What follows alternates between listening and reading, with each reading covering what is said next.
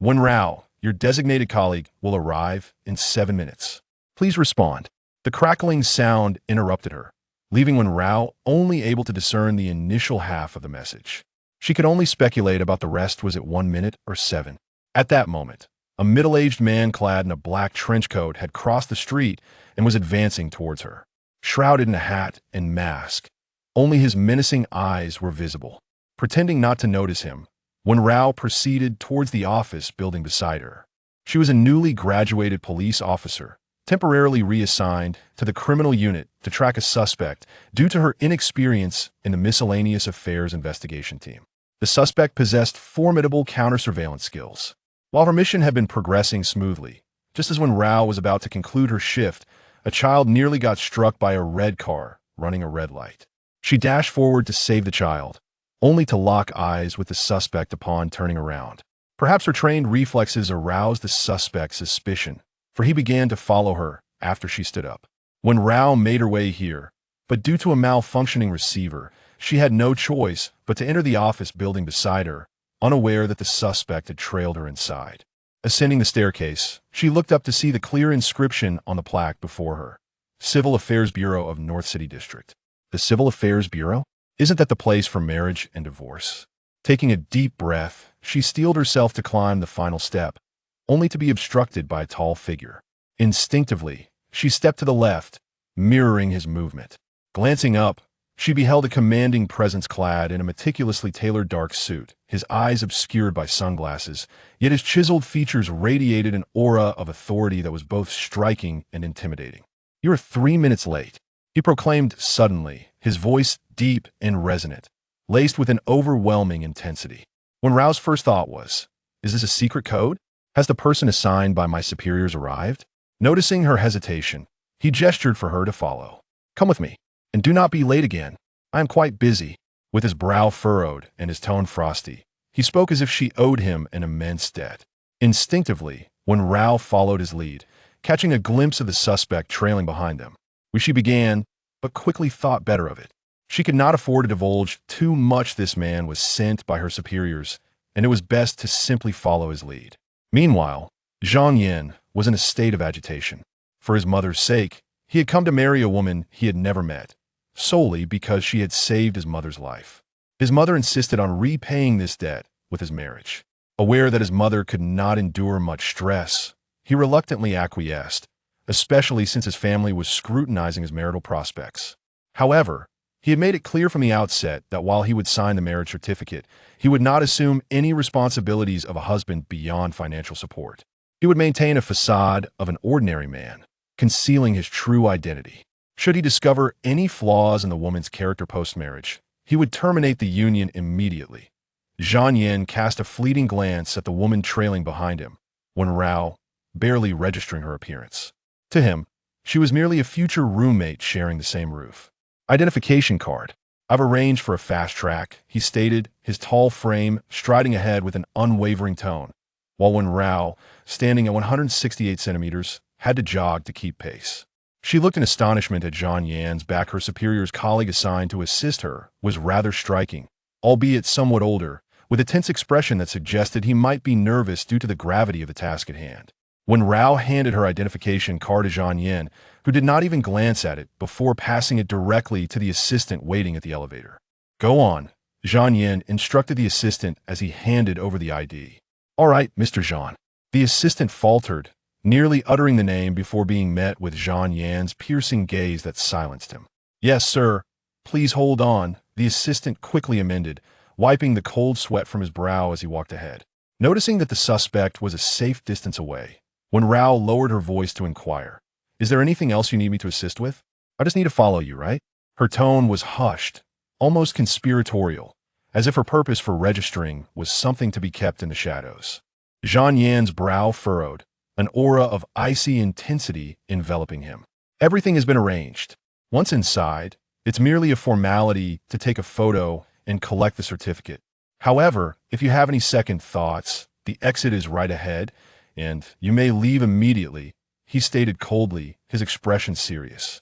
Was this woman truly the perfect daughter-in-law his mother had described? Something fell off about her. She seemed a bit pretentious. If she didn't want to be there, She shouldn't have come, and now she was putting on a facade. Best not to give him any leverage over her. Huh, you certainly have a knack for humor, Wen Rao replied, deliberately lifting her chin and donning a radiant smile. She fancied herself performing for the suspect, hoping to dispel any doubts that she was merely there to register rather than shadowing him. Yet to Zhang Yan, it appeared that a mere scare had unmasked her true nature. Just moments prior, she had been so cautious. Now she wore a facade of feigned friendliness. Wasn't that the epitome of a scheming woman? Such a person might deceive his pious mother, but not him. Mr. Zhang, you may enter now, the assistant announced, emerging with their identification cards. Sensing the palpable tension and awkwardness, he instinctively retreated to the back, only exhaling in relief once Zhang Yan and Wen Rao had entered the VIP room. Inside the VIP room, Wen Rao followed Zhang Yan's instructions to take photos and fill out forms, while Zhang Yan never once glanced at her documents. After all, she was merely a woman he had married to fulfill a task, and he felt no need to delve into her personal details. Today was their first encounter. All he knew was that she would arrive at the entrance of the Civil Affairs Bureau in a beige coat, carrying a brown backpack, and once he obtained the certificate, he would be heading to a meeting. To him, having an additional wife would not disrupt his work or life in any way. Wen Rao, filled with suspicion, completed all the necessary paperwork, believing it to be an arrangement from higher authorities. The other party had indicated that it was merely a formality, aiming for authenticity to deceive the suspect. Otherwise, if the suspect became aware of being followed, it would complicate their efforts to draw him out. As Wen Rao marveled at the commendable efficiency of the criminal investigation team, a red marriage certificate was abruptly tossed in front of her by Zhang Yan. Throughout the encounter, he had maintained a stoic demeanor, causing Wen Rao to feel a twinge of anxiety, fearing that the suspect might discover their ruse and question their marital status. The staff member in charge of registration greeted Wen Rao with a trademark smile. "Congratulations, Miss Wen Rao and Mr. Zhang Yan," she announced. Although she sensed an unusual lack of joy from the newlyweds, she proceeded with her duties. Almost immediately after receiving the marriage certificate, Zhang Yan rose to leave, but upon hearing the staff call out Wen Rao's name, he abruptly turned to her. "Wen Rao? Who is Wen Rao?" Wen Rao responded with a puzzled expression, while the staff looked equally confused. Zhang Yan, receiving no answer, furrowed his brow and opened the red booklet in his hand, where the name Wen Rao was conspicuously inscribed in the bride section. Zhang Yan was taken aback. While he couldn't recall any details about his bride, he distinctly remembered that her name consisted of 3 characters. What was this Wen Rao? At that moment, his mother's call came through, and upon answering, he heard her inquire, "Xiao Yan, have you and Xiao Guo completed the registration?" Zhang Yan replied, "Just finished. He'll explain later." After ending the call, his expression shifted dramatically. Regaining his composure, he strode back, handed the red booklet to the staff, and with a grim countenance declared, "Hello, I wish to file for divorce." Wen Rao was left speechless. Chapter 003. I accidentally got married. The staff regarded Zhang Yan with incredulity, as if he were a fool. Was he truly so flippant about the sanctity of marriage? It was a case of mistaken identity. The intended bride was not her. Zhang Yan's voice grew increasingly somber. Wen Rao, momentarily captivated by his chiseled profile, found herself stifling a laugh. "Sir, are you truly unaware of whom you are marrying?" she retorted, incredulous. His words seemed to mock her. It was evident he was not the colleague sent by her superiors. He was merely anxious to rid himself of a suspect. Zhang Yan inhaled deeply, striving to suppress his anger as he turned his gaze towards Wen Rao. "And what about you?" At that moment, he perceived Wen Rao as a gold-digging opportunist who must surely know his identity.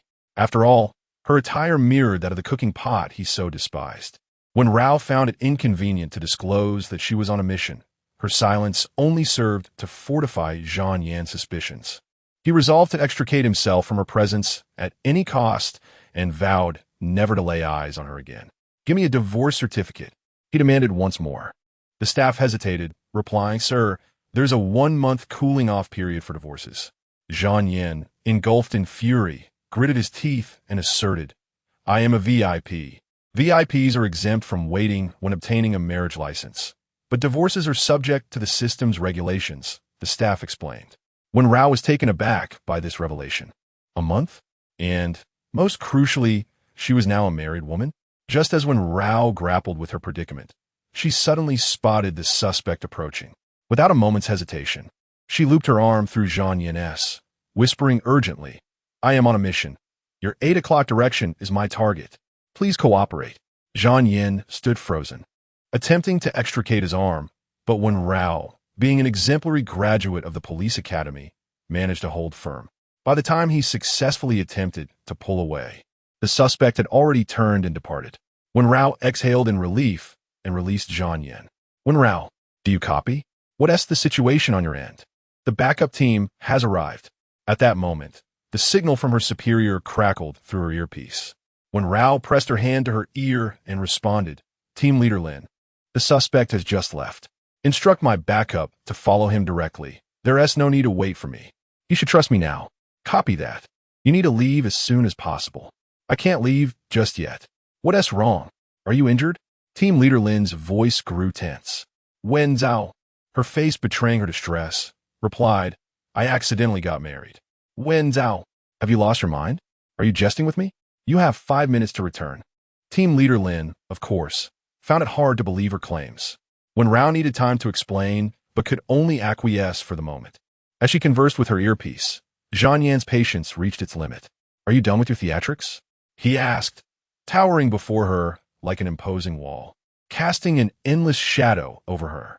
In response, when Rao retrieved her badge from her pocket and presented it to him, "I truly am a police officer."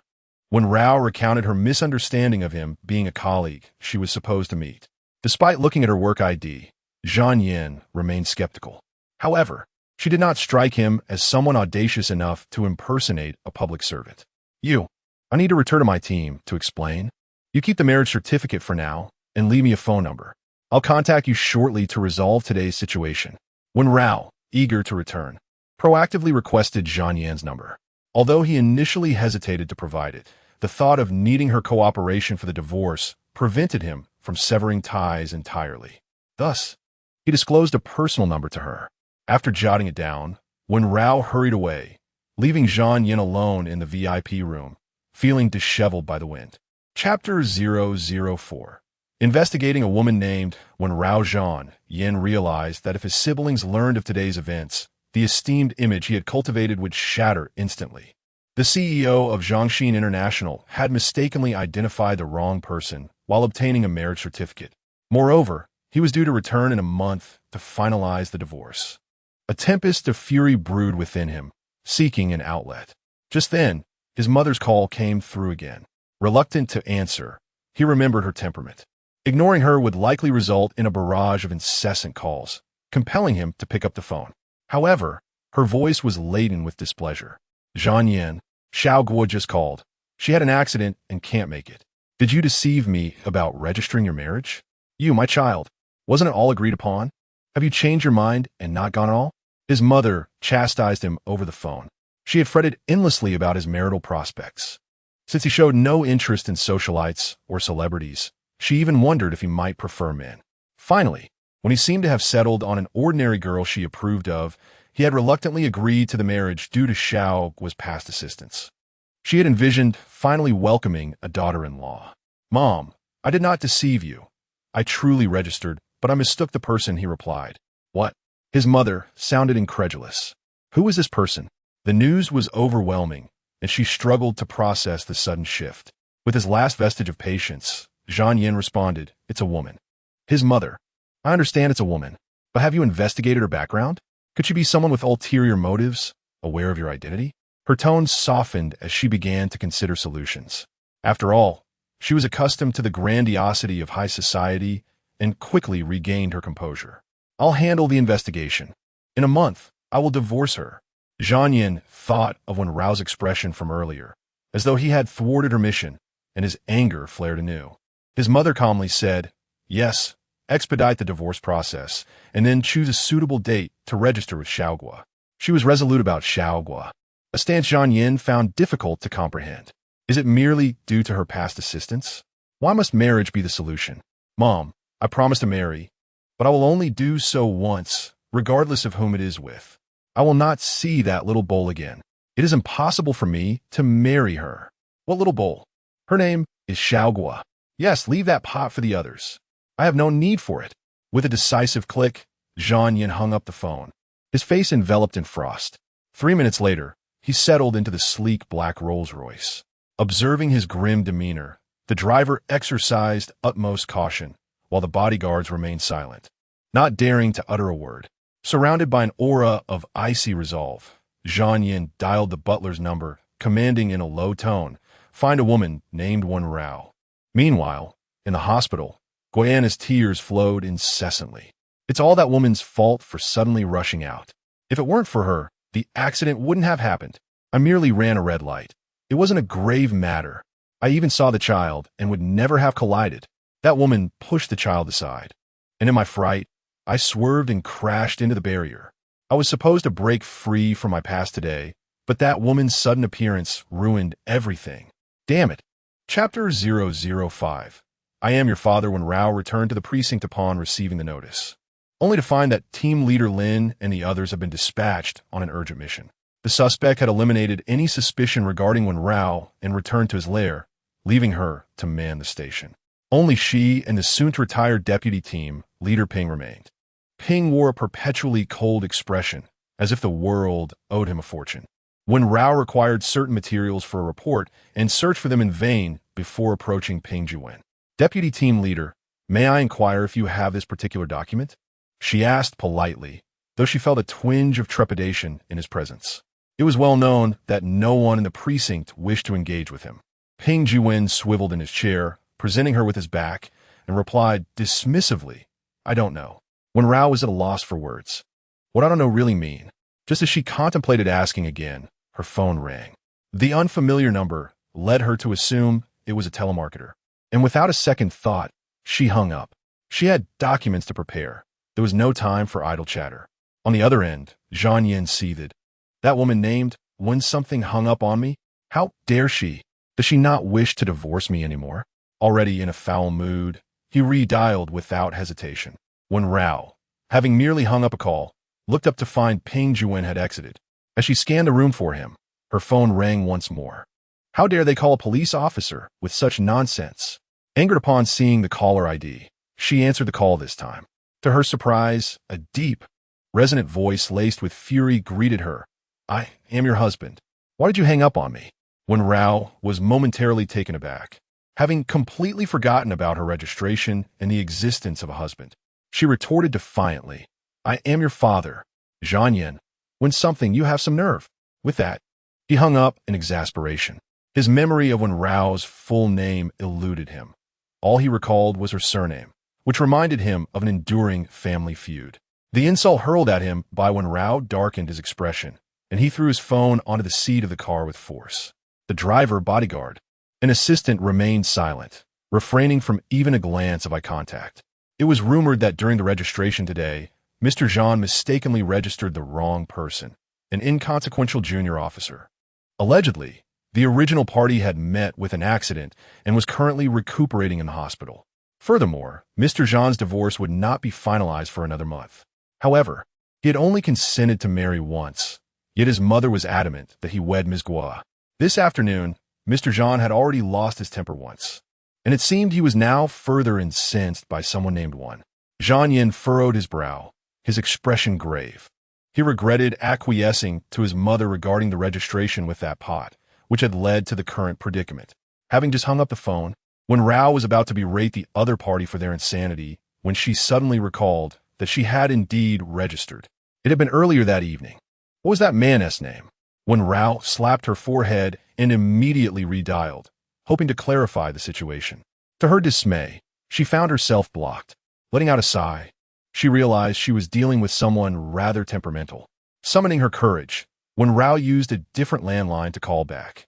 After ringing for what felt like an eternity, the familiar deep voice answered, though it was tinged with an icy coldness.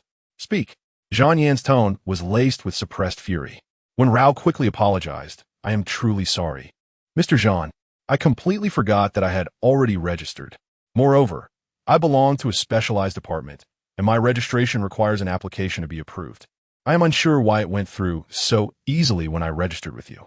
If there is an issue with the process, Can we not apply for the marriage to be declared invalid? Her honesty was evident. Chapter 006. A self-assured woman Zhang Yan, upon hearing Wen Rao's words, maintained a frosty demeanor. Because you are an intern police officer, your information has not undergone formal verification. When I made my VIP reservation, I only provided my name. I have verified this. Your marriage is indeed legitimate. Understanding dawned on Wen Rao, but a sense of unease followed. How do you know I am an intern police officer? Where did you acquire your information? Should you have obtained it through improper means? As a police officer, I could apprehend you. Her tone was serious, provoking a bemused smile from Zhang Yan. Isn't it true that you are an intern in the Miscellaneous Affairs Investigation Unit? He retorted, his voice laced with clear derision. Wen Rao detected his mockery and retorted defiantly, what of being an intern? I'm also an exemplary graduate. I merely joined the Miscellaneous Affairs Investigation Unit to better care for my younger brother. I have no interest in your irrelevant discourse. Let us meet and clarify this matter. Zhang Yan insisted, wishing to meet Wen Rao privately to sign an additional contract, while ensuring his identity remained concealed from her. Wen Rao sensed his unfriendly tone. Under normal circumstances, she would have hung up, but given the gravity of the registration issue, a face-to-face meeting was indeed necessary. Let us meet at the wonton shop across from the police station where I work at 9 this evening. I have other tasks to attend to. I must hang up now. Without waiting for a response, she abruptly ended the call, prompting Zhang Yan to scoff disdainfully. A self-assured woman, lacking in any semblance of courtesy or decorum. Zhang Yan believed that Wen Rao deliberately hung up the phone before he could speak, intending to manipulate and control him as part of her little scheme. Unbeknownst to him, Wen Rao had hurriedly terminated the call upon spotting Ping Jiwen's return, as she was anxious to complete her documents. Deputy Captain Ping, I recall that the files are with you. I take a look? Wen Rao inquired politely of Ping Jiwen. In his 50s, Ping Jiwen bore the marks of time upon his face. Yet his gaze was as sharp as that of a hawk. It was said that in his youth, he was a figure of great repute within the team. But for reasons unknown, he had become a man despised by many. Deputy Captain Ping, all I need is to know whether they are with you. I can find them myself. It would not trouble you, Wen Rao continued, well aware of Ping Jiwen's temperament. She feared that her words might provoke him into a fit of rage, yet she was willing to endure his wrath to fulfill her task. Ping Jiwen scrutinized her for several seconds, making Wen Rao feel quite uncomfortable. Just as she braced herself for an outburst, he begrudgingly uttered, the 5th file on the left side of the 3rd tier of the green filing cabinet. With that, he returned to his seat, seemingly indifferent. Wen Rao exhaled in relief, locating the file as instructed and settling down to examine it. Around 8 o'clock, team leader Lin and his crew returned. Not only had they discovered the hideout of the suspect, but they had also apprehended several accomplices, bringing back 7 or 8 criminals in total. Team leader Lin bore a few bruises, but he dismissed the need for treatment, removing his tattered jacket while giving Wen Rao a thumbs up. You've been quick on your feet, little girl. I'll remember this merit, he exclaimed. Team leader, actually I. Wen Rao began to explain, but Lin had already turned to attend to other matters. His energetic demeanor was a stark contrast to the lethargy of Ping Jiwen. Wen Rao found no opportunity to finish her explanation, having to wait until Lin and his team completed their nocturnal interrogations of the suspects. While they were all occupied, Wen Rao organized the files and assisted with the registrations, remaining busy until after 10 o'clock at night. When team leader Lin instructed her to fetch supper from the wonton shop across the street, it suddenly dawned on her that she had made plans with Zhang Yan. Yet, more than an hour had already passed. Checking her phone, she noted that it was indeed past 10. Zhang Yan had likely left by now. Chapter 007. I am not a wealthy person. As Wen Rao dashed along, she attempted to call Zhang Yan, only to find she was still blocked. Upon arriving at the wonton shop across the street, she spotted Zhang Yan sitting alone at the first table, his expression dark. The shop was rather quiet that evening, with him being the sole patron. Wen Rao let out a sigh of relief as she approached him. I apologized, Mr. Zhang. I got caught up with an urgent matter and completely lost track of time. Allow me to treat you to a meal. Her apology was met with Zhang Yan's disdain. Dressed in a sleek black suit, he sat upright, his cold features exuding an air of aloofness. His unwavering gaze upon her made Wen Rao feel as though she were under the scrutiny of a judge. His imposing presence seemed entirely out of place in the worn wonton shop, which had been in operation for over 20 years. No wonder he wore a scowl. He appeared to be a high-ranking executive or a business professional. In fact, he had intended to leave at precisely 9 o'clock. But a call from his mother had altered his decision. He resolved to remain, determined to await this one something. In the future, please clarify the address. Even navigation cannot locate this place. Finally, Zhang Yin mustered the courage to speak, yet his expression was one of disdain. At that moment, the wonton shop owner emerged. Overhearing Zhang Yan's words, his face tinged with embarrassment. Wen Rao shot Zhang Yin a glare, disapproving of his indiscreet remarks, and turned to greet the owner with a smile. Boss Jiang, as per the usual, 15 servings, and please add 2 separate orders of wontons and 2 of the flaky pastries. Upon her completion, the owner busied himself. This afforded Wen Rao the opportunity to scrutinize Zhang Yin.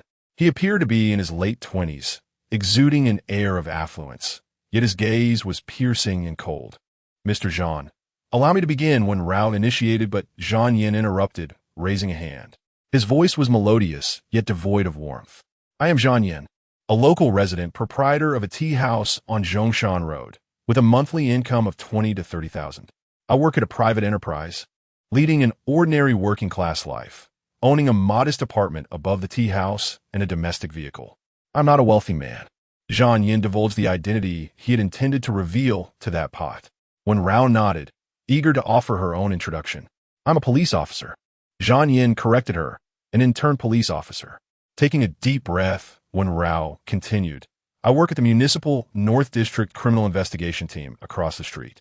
Zhang Yin crossed his arms, his tone serious. You are actually part of the Miscellaneous Affairs Investigation Team behind the office building of the Criminal Investigation Team. Merely seconded to the team.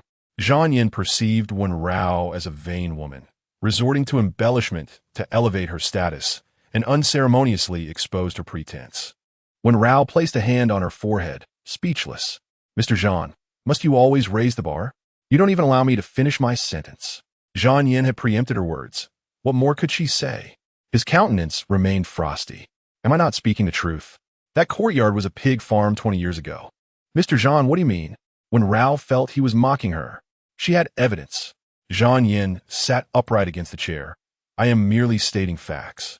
When Rao sensed that communication with him was futile. Let's discuss the matter at hand. I have verified that once registered, the marriage cannot be annulled. One must wait a month for a divorce. Zhang Yan's words left Wen Rao in distress. Yet now, she could only accept this outcome, as it was her misunderstanding. However, I do not wish to divorce. Zhang Yan's abrupt statement startled Wen Rao. She almost thought her ears were deceiving her. This man, despite his handsome exterior, was utterly peculiar, entirely at odds with the life she knew. Chapter 008. Name your price. Seeing Wen Rao's astonishment, Zhang Yan's expression remained as frigid as ever. Do not misunderstand. My reluctance to divorce is not due to you, but rather my aversion to a second marriage. Once I divorce, my mother will compel me to marry another woman. The reason I registered with you today was due to a mistaken belief that you were the marriage partner arranged by my mother. I had never encountered her prior to this. If you agree to forego the divorce, I will endeavor to coexist with you. If after a month, you fail to meet my expectations, we may then proceed with the divorce. You may also assess my suitability. If you have any requests, please present them now, and I will do my utmost to accommodate you. Zhang Yan's words amused Wen Rao, but she was eager to conclude the conversation as she was anxious to return home. Mr. Zhang, I wish to make it abundantly clear that I desire a divorce. I truly do. In fact, if you did not wish to marry, no one would force you into it. Our values are evidently incompatible, not just for a month, but even after a year or 10 years, it remains impossible. When Rao's tone was calm, yet her gaze was resolute. Zhang Yan's expression was cool and serious. Miss Wen, are you dissatisfied with my conditions? Would you like me to add your name to the property deed? Or perhaps you seek a substantial bride price? Or do you desire a car and jewelry? Name your price. Zhang Yan's presumptuous tone only further irritated Wen Rao. Just then, the owner of the wonton shop brought over 2 bowls of wontons. And when Rao stopped him, Sir, please pack everything. We won't be dining here. She couldn't stomach eating in front of such a self-righteous scoundrel. I'll cover the wontons. There's nothing else to discuss. When what? As Wen Rao prepared to leave, Zhang Yin felt a sudden headache. He had anticipated a smooth negotiation, but they seemed worlds apart. This was a far cry from the negotiations in the business world. I am Wen Rao. She reiterated her name. Wen Rao. Then tell me, what is your view on love? Zhang Yin's question momentarily stunned Wen Rao, but she responded without hesitation. It is pure, simple, and complimentary. Ideally, it should last a lifetime. If not, one must accept that with grace. Wen Rao's perspective on love was straightforward and sincere. Yet, to Zhang Yin, it seemed unrealistic. Your concept of love is akin to a fairy tale in today's society. It is not practical. It was not that he was pessimistic about love. Rather, he believed that genuine and simple love was a rarity in the present society. From a young age, he had been groomed to be the successor of the Zhanxin group. Surrounded by numerous younger siblings who all feared him, he adhered to a philosophy of remaining unmarried, intending to select a successor from among his siblings' children in the future. Not having his own children would alleviate many concerns and selfish motives. This time, had it not been for that pot saving his mother, he would have never agreed. Now, with the pot absent and when something appearing, it conveniently dissuaded his mother from her intentions. He had always perceived that pot as having ulterior motives. His plan was to use Wen Rao to placate his mother, preventing her from pressuring him to marry that pot. After some time, when the pot's true character was revealed, he could then divorce Wen something. Miss Wen, here are the keys to a car, the black BYD outside, and a key to an apartment above my tea house. Once you have made up your mind, you may move in at any time. Think it over. After stating this, Zhang Yin tossed the keys aside and departed. Just as Wen Rao was about to pursue him, the owner handed her the packed wontons, compelling her to scan the payment. As Zhang Yin exited the wonton shop, he turned a corner and was about to board the waiting Rolls-Royce, with his bodyguard preparing to open the door for him, when Wen Rao suddenly emerged, laden with bags. Zhang Yin, wait! Upon hearing Wen Rao's voice, Zhang Yin, with an expression devoid of emotion, subtly gestured to his bodyguard and stepped aside to stand next to another black luxury vehicle that was parked by the roadside. The bodyguard, perceptively reading the situation, promptly returned to the car. Wen Rao extended a portion of wontons towards Zhang Yin, stating, "This is for you, please take it. And your keys. If you don't want the keys, just discard them." Zhang Yin accepted the wontons, though a fleeting look of disdain crossed his face. He had never been one to indulge in street food. Wen Rao wished to say more, but a call from Captain Lin interrupted her, compelling her to hastily retreat with the takeout. As she walked away, Zhang Yin's demeanor remained cold and composed. This one, whatever her name was merely a trivial little assistant. Did she truly believe herself to be an elite of the police force?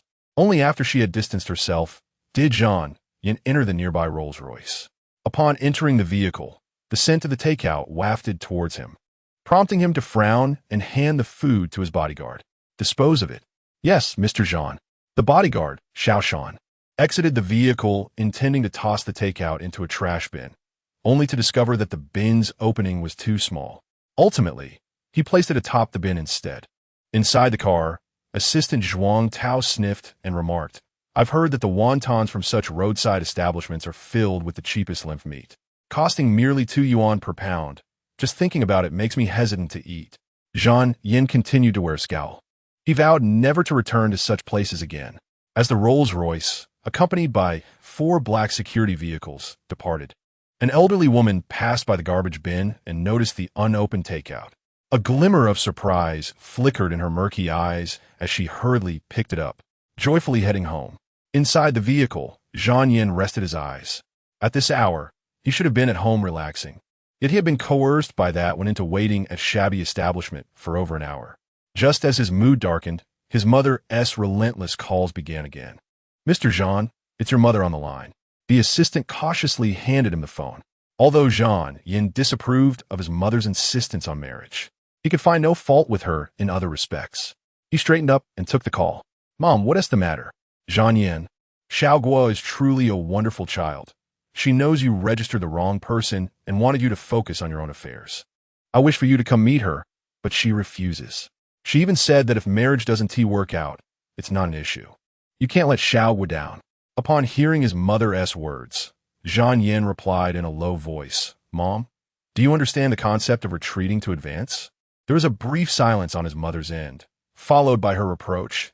You always overthink people's intentions. Actually, I have a new idea. I want to give that one a chance. If it works out, we can be together without the hassle of divorce and remarriage. As for that pot, you can keep it as a sister or a goddaughter. Zhang Yin's words left his mother speechless. Before she could respond, he hung up the phone. This child. Why'd he hang up? I wanted to give you both some time to talk. Regaining her composure, Zhang Yan's mother turned apologetically to Gua Anna. Gua Anna had delicate features, fair skin, and glistening eyes, exuding an air of vulnerability. At first glance, she appeared to be an innocent little rabbit. Auntie, please don't disturb Brother Jean's work. I'm perfectly fine. Gua Anna spoke, yet a frown creased her brow, seemingly tugged by the wound on her leg. You, my dear child, simply dislike being a burden to others. Do not be so stubborn. Though Mrs. Zhang was a woman of affluence, she had been shielded by both the Zhang family and her maternal lineage, leading a life marked by ease during her education, marriage, and motherhood. For the sake of her mother's health, she even adhered to a vegetarian diet, despite having entertained doubts about Gui Anna's intentions in saving her. She had previously tested the waters and found that the young girl was genuinely sincere. Gua Anna smiled, deftly redirecting the conversation to Zhang Yan. Has my brother Zhang resolved matters with that girl he mistakenly engaged with? It should be fine. You need not worry. Let him handle it. Observing Mrs. Zhang's somewhat faltering demeanor, Gua Anna felt an inexplicable sense of urgency. Could that woman be intent on clinging to Zhang Yan? He certainly qualified as a desirable bachelor in the urban landscape, possessing a car and a home without loans, earning an annual income of around $1 million. Although he did not reach the level of a domineering CEO, he was undoubtedly a promising prospect.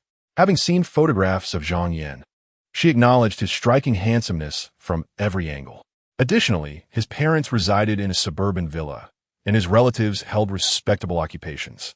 After accompanying Mrs. Zhang to the hospital, she had encountered numerous relatives, all impeccably dressed, clearly thriving in their lives.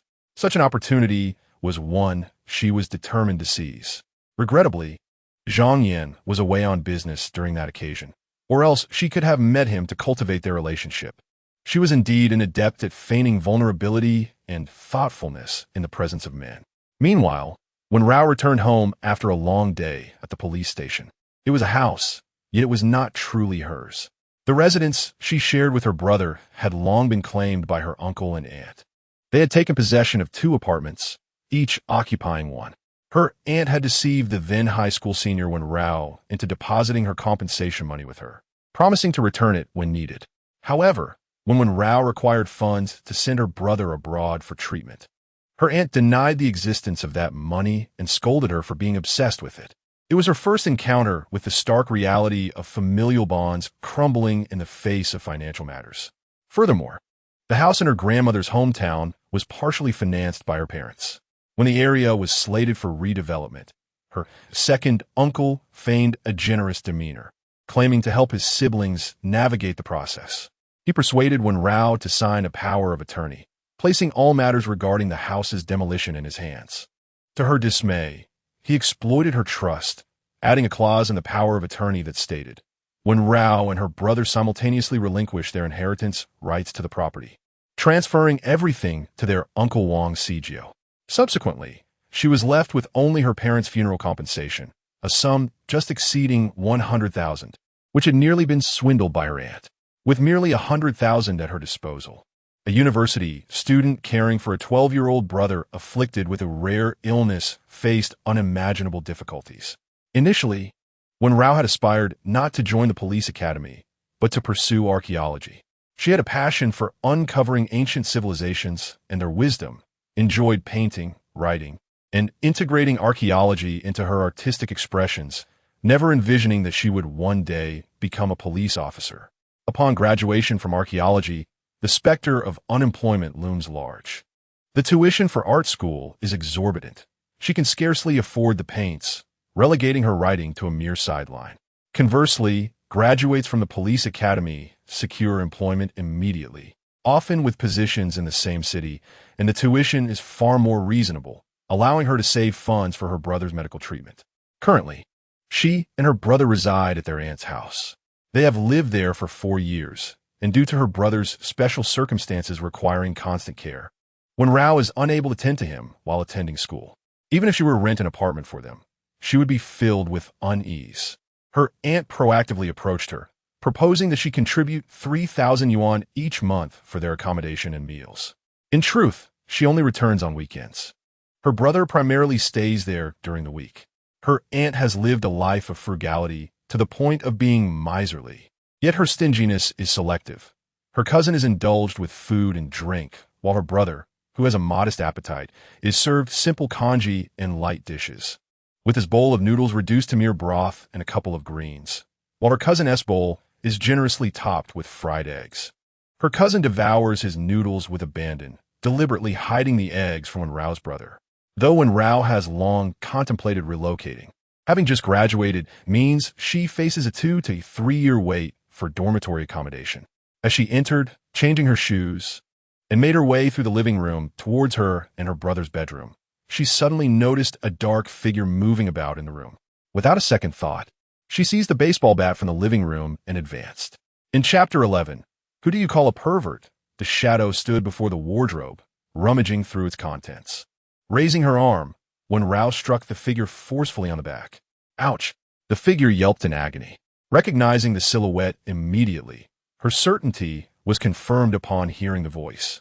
Yet she did not relent. She continued to pummel the intruder from the bedroom into the living room, the cries of her cousin Lu Yibao echoing in protest. "Stop! It's me! It's me!" he shouted. The commotion drew the attention of her aunt and uncle, who rushed to the scene. Her aunt switched on the living room lights, their faces a mixture of horror and confusion. What on earth is happening? Her uncle stammered with trepidation. "A thief has broken into my room at midnight. I'm teaching him a lesson," Wen Rao exclaimed, still brandishing the baseball bat. Lu Yibao, with a bleeding head and multiple bruises on his arms, appeared irate. "What valuable possessions could possibly be in your room? Who would want to steal from you?" he retorted, gasping in pain. "Then why were you sneaking into my room in the dead of night without turning on the lights?" Wen Rao countered, anticipating Lu Yibao's attempts at justification. I heard noises coming from Wen Shao's room and thought he was having an episode, so I went to check." "Why were you ransacking the wardrobe?" Wen Rao inquired, switching on the bedroom light. Wen Shao, having taken his medication, was in a deep slumber, but the wardrobe lay in disarray, particularly the section designated for undergarments. Wen Rao was well aware of her cousin Lu Yibao's peculiarities. Despite possessing a respectable job, he had a penchant for stealing her undergarments and would enter her room without so much as a knock, especially during the summer months when he would attempt to pry open the bathroom door while she was showering. Consequently, she ceased bathing at her aunt's house. However, Lu Yibao presented himself as a clean-cut individual, donning glasses and exuding an air of gentility and honesty. Yet, beneath this facade lay a deeply flawed character. Whenever Wen Rao voiced her concerns about him, her aunt would promptly defend her son, insisting that he viewed her as family and thus did not consider his actions inappropriate. "Wen Rao, how could you suspect your cousin? We are all family here. You have lived in my home for several years, and I regard you as a potential daughter-in-law.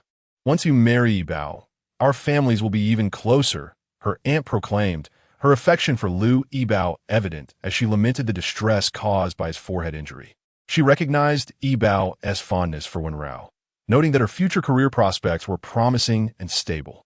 Most significantly, marrying Wen Rao would spare the expense of a bride price and the customary gifts, while allowing her to manage Wen Rao's salary card. As for the burden of Wen Xiao, she would devise a plan to persuade Wen Rao to send him to a care facility where he could fend for himself. Wen Rao's aunt was resolute in her calculations, entirely oblivious to the shock etched on Wen Rao's face. "Aunt, if Xianer's illness cannot be cured, I will not marry. Furthermore, I would never consider a marriage with a close relative, especially not one who steals my undergarments." "Wen Rao, who are you calling a pervert? It is your fortune that I have taken an interest in you. I pity you. There are countless young women in my company vying for my attention," Lu Yibao retorted. his eyes concealed behind his glasses appearing dark and brooding, despite his fair complexion that belied a sinister, calculating demeanor. What is wrong with marrying a relative? It strengthens familial bonds. You struck a bow, and I will not let that go lightly. By the way, remember to transfer next month's living expenses to me. With the recent rise in prices, I can no longer afford to give you 3,000. Henceforth, it will be 4,000. You know how troublesome your brother is, needing constant attention and requiring delicate food. I must be frugal. Chapter 012. Were they cast out? Her aunt was incessantly fixated on money, while her uncle remained silent, rendered nearly invisible, showing indifference as long as his interests were not at stake. Wen Rao had no choice but to place Xiao'er in their care, as it ensured that her aunt could contact her promptly in case of emergencies. However, it was becoming evident that the time to depart had come. Over the past 4 years, she had contributed significantly to her aunt, leaving her with no debts to settle. Yet, she refrained from informing her aunt of her intentions, knowing that with her aunt's penchant for meddling, any advance warning would lead to complications. As Wen Rao turned to her room to tidy up, her silence led her aunt to believe she had been persuaded. Wen Rao, didn't you receive your salary on the 15th? Today is the 16th. Remember to transfer it to me, and don't forget, her aunt reminded her. Wen Rao remained silent, continuing to organize her desk, only to discover that the chocolate she had purchased for Xiao'er just last week had dwindled to a single piece. Every month, she would purchase a month's supply, and Xiao'er was quite well behaved, consuming only one piece a day, ensuring that it would not run out. Noticing her gaze fixed on the chocolate, her aunt felt a pang of guilt and cleared her throat, stating that the chocolate was solely for Xiao'er, who, as you know, has an illness and often forgets even after eating.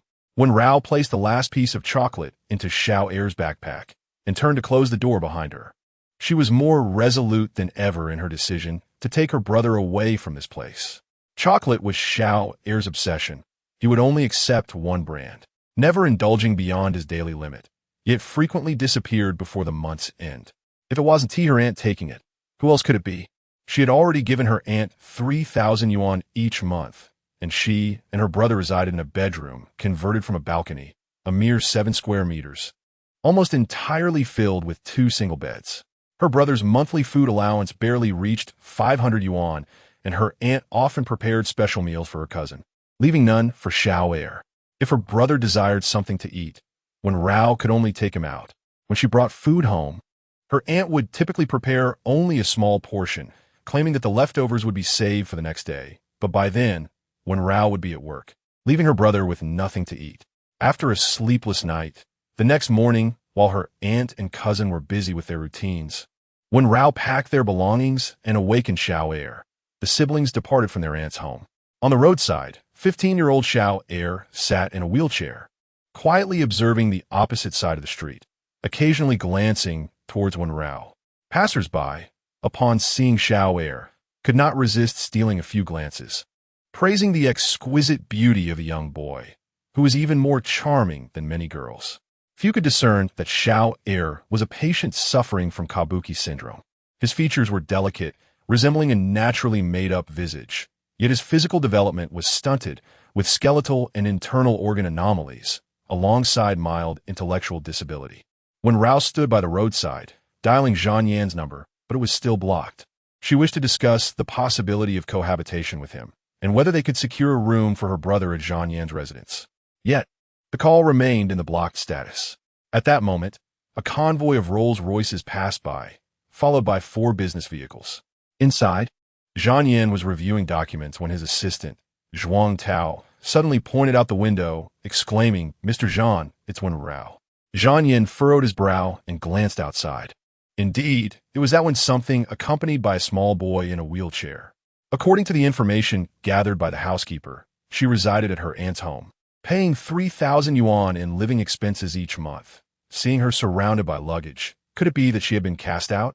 As Zhang Yan observed when Rao repeatedly attempting to make a call, he recalled having blocked her previously. Was she trying to reach him? "Stop the car," he commanded, instructing the driver to come to a steady halt at the corner.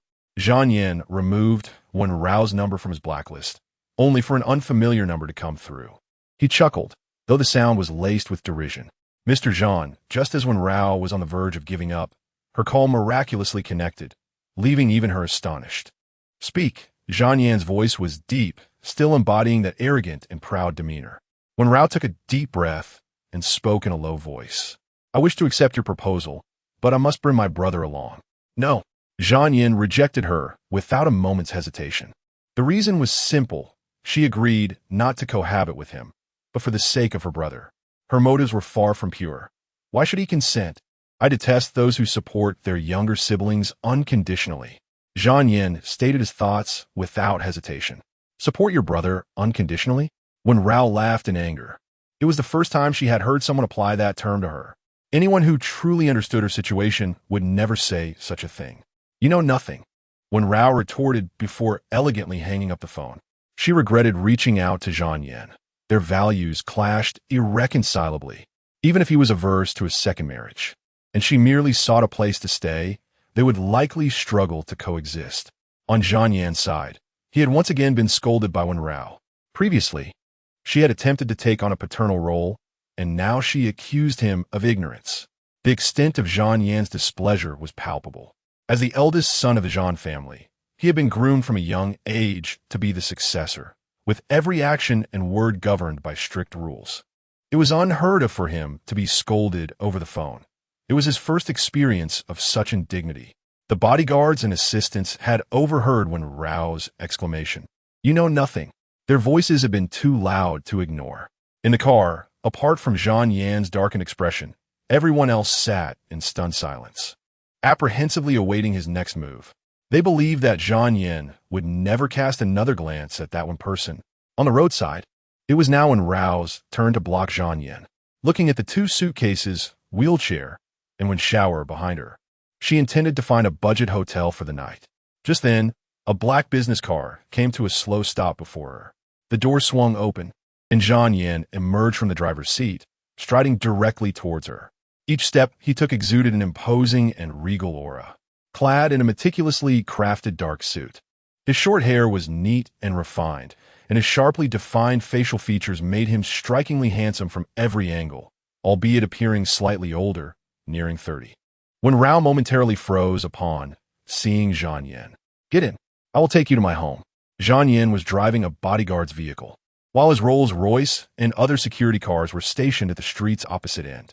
Regaining her composure, Wen Rao began loading her luggage into the car and then turned to push the wheelchair to the side. Help me lift Shower into the car. As soon as her words fell, Wen Shower looked up at Zhang Yan and winked at him. Zhang Yan was taken aback as he gazed at the delicate yet pallid face before him. This was his first close encounter with a patient of such a rare illness. And even he, well-versed in many situations, was momentarily stunned upon seeing Wen Shower. Perceiving Zhang Yan's hesitation, Wen Rao assumed he was unwilling to accept Shower living in his home and turned to unload her luggage. What are you doing? Zhang Yan furrowed his brow, his tone unfriendly. Zhang Yan's demeanor led Wen Rao to believe he would not accept Shower. Thus, she resolved not to ride in his car. This trivial matter is within my capabilities. You should step aside. Zhang Yan believed that he could manage the task of boarding a vehicle while carrying a sick child without assistance, so there was no need for her intervention. However, Wen Rao remained oblivious to his refusal to accept her help. This woman, as ever, was insufferably self-assured, even if he harbored no affection for Wen Rao. Their relationship would not extend beyond the bounds of matrimony. As his wife, there were certain responsibilities that befell him as a husband. Zhang Yan bent down to place Xiao Air in the car, but found himself perplexed when it came to folding the wheelchair. Although he had relatives who had used a wheelchair, he was under the impression that such devices were designed for automatic storage. With a mere push of a button, they should collapse to the size of a briefcase. Allow me, Wen Rao offered, noticing Zhang Yan's discomfort. In a matter of moments, she manually folded the wheelchair and stowed it in the trunk. Observing the impeccably dressed Zhang Yan cradling Xiao Air, Wen Rao felt a flicker of emotion. Provided he bore no disdain for Xiao Air, she was willing to endure a month of this arrangement.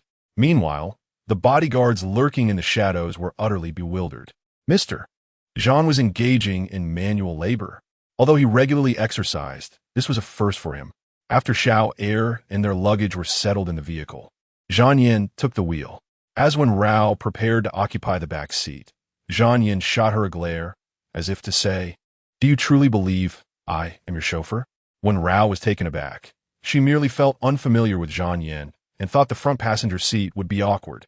As she attempted to switch to the front, Zhang Yin, with an icy demeanor, waved her off, insisting, "Stay there. Changing seats will waste time. I'm very busy." Wen Rao thought to herself, "What a hypocritical man." Zhang Yin maintained an expression as frigid as winter's chill, laced with an inexplicable air of arrogance.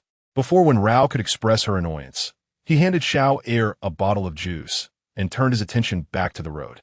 "Thank you," Xiao Air managed to utter, albeit with considerable effort.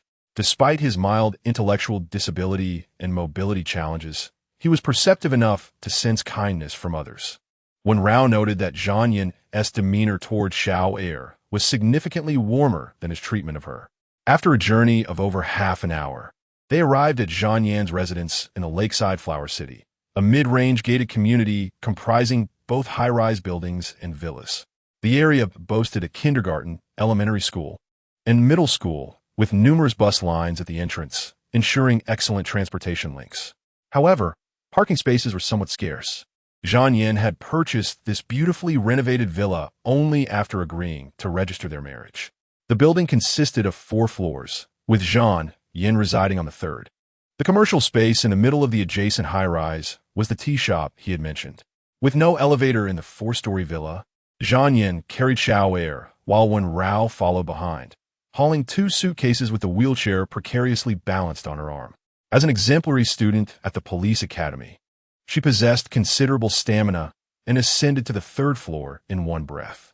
Upon reaching the entrance, Zhang Yin placed Xiao Air in the wheelchair and opened the door. However, he remained at the threshold, his expression one of aloof pride. "This is my home. You are free to choose any bedroom except for the master suite. My personal quarters, including the bathroom, are off limits. If you need anything, call me. If you cannot reach me, seek out Aunt Sun at the tea shop. She is the caretaker of the establishment." After finishing his words, Zhang Yin turned to leave. "Wait a moment, Mr. Zhang. You've spoken, now it's my turn." When Rao gestured for him to pause, she first ushered Xiao Air into one of the bedrooms before stepping back out. Zhang Yin, with an expression of impatience, glanced at his watch. "Mr. Zhang, you have 1 minute. Speak quickly," he replied with an attitude akin to that of a superior addressing an underperforming subordinate. He was still unaccustomed to the role of being someone's husband. Chapter 015. Are you afraid I will take advantage of you? When Rao took a deep breath, reminding herself to remain calm. After all, she needed something from him. "Mr. Zhang, a month can pass swiftly or slowly. In order for us to coexist harmoniously, I have 3 requests while I reside here. First, I wish to bring my brother along. If I am at work, may I take him to the tea shop, where Aunt Sun can assist in watching over him. I can cover the expenses myself. Second, we shall maintain a temporary marriage of convenience, as I have yet to determine how to inform my colleagues and friends. Third, although this is merely a trial period of 1 month, I do not wish to impose on you. Let us share the household expenses equally." As she spoke, Wen Rao prepared to transfer money to Zhang Yin via her phone. "I will send you half of the monthly utility bills. How much do you estimate those to be?" "Your time is up," Zhang Yin coldly interjected. He dealt with multi-billion-dollar projects daily and hardly had the leisure to calculate trivial expenses like water and electricity. Such matters were for his assistants to handle. He had no idea. "I agree to the first 2 points, especially the idea of a marriage of convenience. I have no desire for a wedding. As for your brother staying here, it merely means an extra pair of chopsticks. However, sharing the household expenses is unnecessary. If I wish to try living with you, I can afford to support you. You need anything, just buy it and I will cover the cost. But please keep a record of your purchases." Upon finishing, Zhang Yin slammed a bank card onto the entryway shoe cabinet. His insistence on keeping track of expenses stemmed from a desire to avoid frivolous expenditures. I have work." When Rao protested, "The car I used just now belongs to the company. I must return it.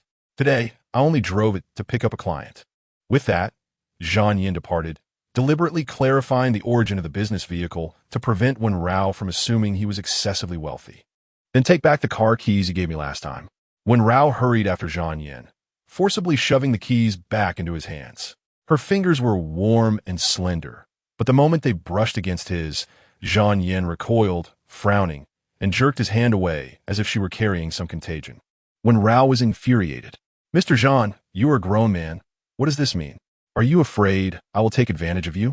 I merely wish to inform you that I have no use for your car. The police station is just a 20-minute walk away, and I have a habit of running, so I do not need it. As for Xiao Air, should need to be taken to the hospital, I have a reliable driver I frequently work with." With that, when Rao turned on her heel and swiftly entered the house, slamming the door behind her, the sound echoed sharply, leaving Zhang Yan's expression twisted in displeasure. This woman was both rude and troublesome. She was even less endearing than her brother by a long shot. He was beginning to regret the arrangement for the month. Had it not been for the desire to spare her mother the opportunity to pressure him into a second marriage, he would have preferred to avoid seeing her altogether. With a scowl etched upon his face, Zhang Yan departed, first driving his business vehicle to the neighboring community before allowing his bodyguard, Xiao Shan, to take the wheel while he settled into the opulent Rolls-Royce. The luxurious convoy glided steadily towards the cross-sea bridge. At Zhang Yan's residence, when Rao had settled Xiao Air and wandered through the various rooms, though she refrained from entering the master bedroom, respecting Zhang Yan's wishes and choosing not to make a fool of herself.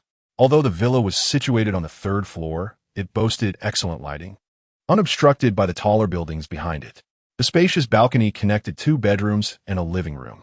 When Rao assigned the southern-facing room to Xiao Air, while she occupied the northern-facing room across the hall.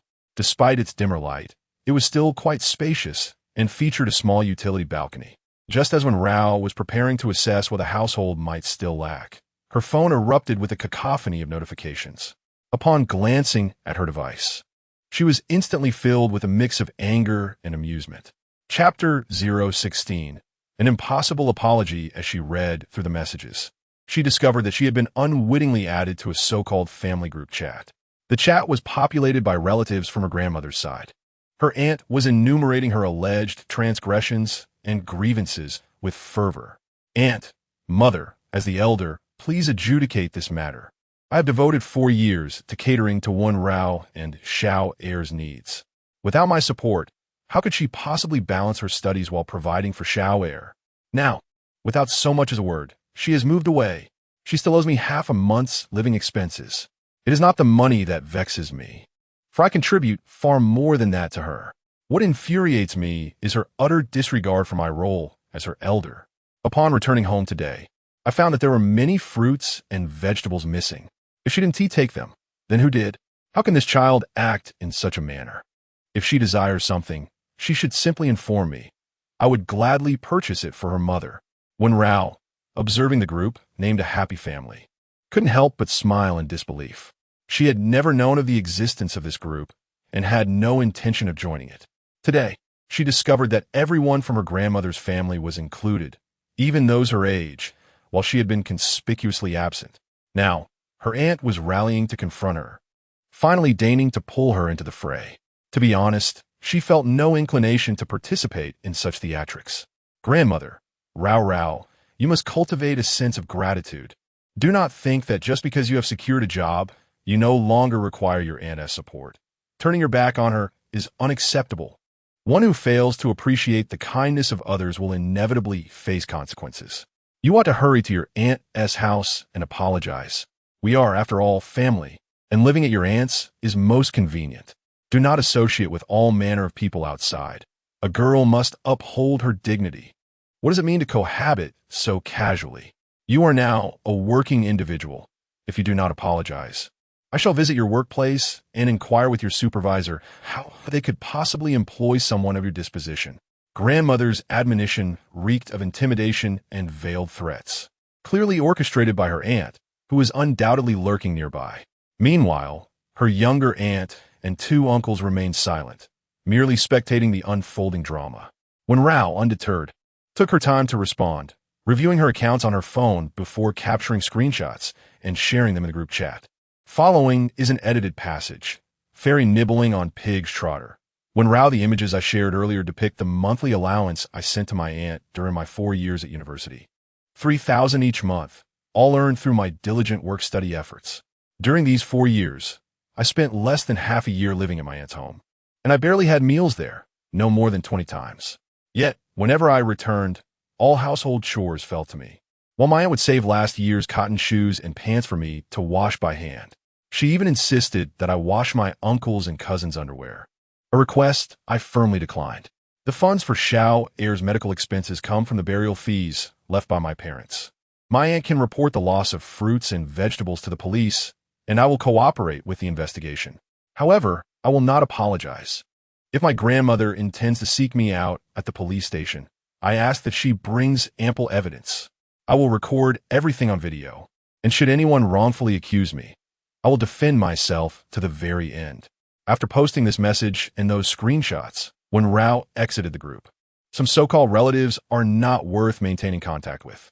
They privately formed a group behind her back, and when they could no longer benefit from her, they drag her into the group to attack her. Although Wen Rao is an orphan, she is not easily swayed. Living in my eldest aunt's house was merely a temporary measure, yet she gained no advantage from it. After Wen Rao left the group, her cousin Wen Minmin sent her a WeChat message. Chapter 017. The only one worthy of attention in the entire team not long after Wen Rao departed from the group. Her cousin Wen Minmin reached out to her via WeChat. Minmin teamer, Wen Minmin cousin, you are absolutely stunning. Finally, someone in our family dares to confront the eldest aunt. She loves to flaunt in the group, constantly ranting about how much you have benefited from her, claiming she has never taken your money, only occasionally accepting a token, some of 1,000 or 800. I told her she was lying. Someone so avaricious could not possibly refrain from accepting money. After you share the transfer screenshots, let us see how she tries to argue her way out of it. Wen Rao couldn't help but chuckle through her tears at Minmin's words. Once she released that transfer record, her aunt would likely be enraged to the point of apoplexy. But now that Wen Rao had moved out, there was no turning back. Apologizing was but a distant dream. Ding dong. Suddenly, her phone chimed. It was a call from team leader Lin, causing Wen Rao's heart to race. Her first thought was that team leader Lin had discovered her accidental acquisition of a marriage certificate. However, upon answering, Lin instructed her that there was a new assignment awaiting her. Wen Rao, return to the team immediately for a meeting. There's a new task for you. Team leader. My secondment has expired. Wen Rao was eager to return to a regular 9-to-5 work environment, particularly because Xiao Heir required care. Although she was currently staying with Zhang Yan, it was only for a month, and given the circumstances, it remained uncertain whether she could endure living with him for that duration. Wen Rao, I have already applied for an extension for your return to the team, and it has been approved from above. You have no objections, do you? Wen Rao hesitated. Wen Rao, the last time I sought you out, it was because we were truly short on fresh faces, and it was a gamble to approach you. Your beauty leave a lasting impression. You are not suited for surveillance, but this time it is a high-end gala. And you're the only one in our entire team who fits the bill. You say that if I don a suit and tie, I would merely resemble a bodyguard. I hardly look like one of the socialites attending the gala. Lin, Wen Rao intended to express that she still needed to care for her younger brother. But Lin had other matters to attend to and hung up the phone. Wen Rao rubbed her forehead. It was her first time following someone, and she had mistaken the identity and misread the credentials. During her second endeavor at a soiree, she remained oblivious to what might transpire. However, since it was an assignment from her superiors, she was determined to execute it to the best of her abilities. Even though she was temporarily seconded from the miscellaneous investigation team, she could not disgrace her police academy. Wen Rao quickly arranged her luggage and then wheeled Xiao Heir downstairs. Along the way, she called Zhang Yan, but he abruptly ended the call.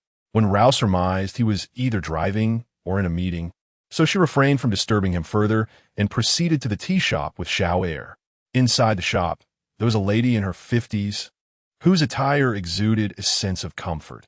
Simple yet elegant, crafted from fine materials, though her demeanor was somewhat aloof. Hello, Aunt Sun, I am Wen Rao, and this is my brother Xiao Heir. Zhang Yan mentioned that I could leave him here for you to look after while I am at work. Wen Rao politely conveyed her purpose to Aunt Sunday Aunt Sun's expression remained indifferent as she gestured for Wen Rao to position Xiao Air in a corner. I understand. You may go about your business. Aunt Sun was an elder of the Zhan family, previously assigned to monitor Guyana, and now her role had shifted to overseeing Wen Rao. Thank you, Aunt Sunday. Here are my brother's care instructions. I will leave them here. Wen Rao always carried printed instructions for Xiao Air's care. Aunt Sun's demeanor remained unchanged, and once Wen Rao departed, she poured Xiao Air a glass of water and resumed her solitary drawing. Suddenly, Xiao Air emitted an odd sound, prompting Aunt Sun to frown in his direction. Chapter 018, Warmth. As Xiao Air made another peculiar sound, Aunt Sun glanced at him with a furrowed brow. Her attitude toward Wen Rao was neutral, and she was not overly warm toward Xiao Air either. She simply ensured he was not neglected or mistreated. I require tranquility while I draw. Please refrain from making any further noise, Aunt Sun admonished Xiao Air. No, that is not how you draw. Xiao Air mustered the courage to speak, his voice intermittent yet relatively clear. Aunt Sun looked at him in surprise, then with a hint of disdain. This is traditional Chinese painting. I have been practicing for decades. Do you think you know better than I? Xiao Air blinked, his exquisite features almost too perfect to be real. At the police station, Wen Rao hurriedly rushed to meet with Lin. Wen Rao, consider this a new task, though not entirely so. Last time, when you followed that suspect, your quick thinking helped us uncover the theft ring behind him, which specifically targeted the affluent. We managed to dismantle their lair, but the mastermind remains at large, evading capture. This shadowy figure never reveals himself, only orchestrating events from the darkness. I suspect he has infiltrated the upper echelons of Qing City society. He is currently fixated on the safes of the wealthy, receiving immediate intelligence on any valuable jewels present. This individual is audacious and meticulous, potentially poised for a significant heist. We must apprehend him swiftly. There is a charity auction taking place in Qing City tonight, showcasing treasures of immense value, and he is likely to make an appearance. Our investigation has been narrowed down to 3 individuals. The Bureau will assign you identities and partners, and you must respond with agility. Team leader Lin is determined not to miss this opportunity, fearing that the mastermind might slip away. Who is my partner? Team leader Lin. Wen Rao inquired with curiosity. Zhu Hexiu. Is it him? A faint smile appeared on Wen Rao's lips. It was that mischievous boy. No, she mustn't refer to him as that anymore. He is now an elite member of the police force. You two should be quite familiar with each other. He specifically requested you as his partner. Upon completing the task briefing, Team leader Lin couldn't resist indulging in a bit of gossip. Wen Rao, too, was forthcoming. Team leader Lin. He is the younger brother of a college classmate of mine, although he is 2 years my junior. He graduated a year earlier due to skipping grades in elementary and middle school. I've heard he possesses remarkable abilities, an exceptional memory, and is even a sharpshooter. You wouldn't believe how rebellious he was during college. When Wen Rao spoke of Zhu Hexiu, it was as if she were discussing family. She had always regarded him as her own younger brother. Since you're familiar, we await your good news. Team leader Lin patted her shoulder before departing to prepare. Once he left, Wen Rao's phone chimed, and a bright, cheerful male voice resonated from the speaker. Sister Wen Rao, I'm here to pick you up, right at the police station entrance. Okay, I'll be right there. After ending the call, Wen Rao exited the police station's main door to find a discreet white Audi A4 parked at the side entrance.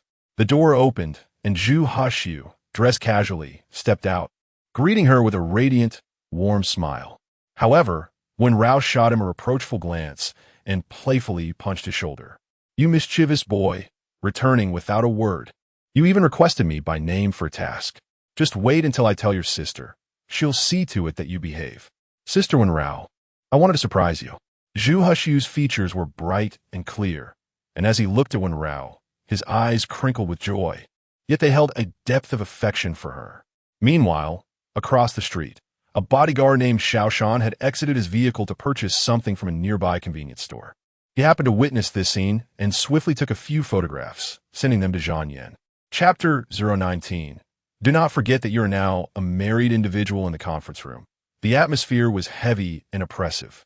Zhang Yan's phone buzzed once more. This time, it was not a call, but a message on WeChat.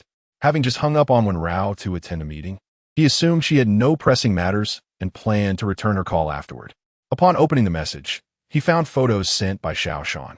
In the images, Wen Rao was smiling radiantly, a young man, playfully punching his shoulder, engaged in a flirtatious exchange. The man had his back to the camera, obscuring his face, but his sunny attire and tall stature suggested he was of similar age to her. Zhang Yin sneered inwardly. Wen Rao, you truly are a master of theatrics, acting all aloof with me, slamming doors, yet beaming so brightly at another man. Stop, Zhang Yin suddenly exclaimed, rising with his phone in hand and exiting the conference room, leaving the executives bewildered. He made his way to the corridor and dialed Wen Rao's number. At this moment, Wen Rao had already settled into Zhu Hexu's car. Upon seeing the incoming call display, she gestured for him to remain silent. Zhu Hexu cast a glance at Wen Rao's phone screen, where the contact was saved as proud and fastidious. The sight stirred an inexplicable emotion within him. Zhang Yin, what is it? Wen Rao's voice took on a professional tone as the call connected. Where are you? I need to return tonight. Hearing her voice and recalling the radiant smile she had bestowed upon that man in the photo earlier, Zhang Yin felt a pang of irony. How skilled is this woman at playing her part? I have a task at hand. My return time tonight is uncertain. Upon hearing her words, Zhang Yin scoffed coldly. A task? Huh. Don't forget you are a married woman now. With that, he hung up the phone without hesitation. She was being truthful, and he saw no reason to expose her lies. After all, in a month, if she did not meet his expectations, he would let her go. Wen Rao was left bewildered by Zhang Yan's abrupt call. Sensing the tension, Zhu Hexu softly asked, Sister Wen Rao, what's wrong? Who is this proud and fastidious?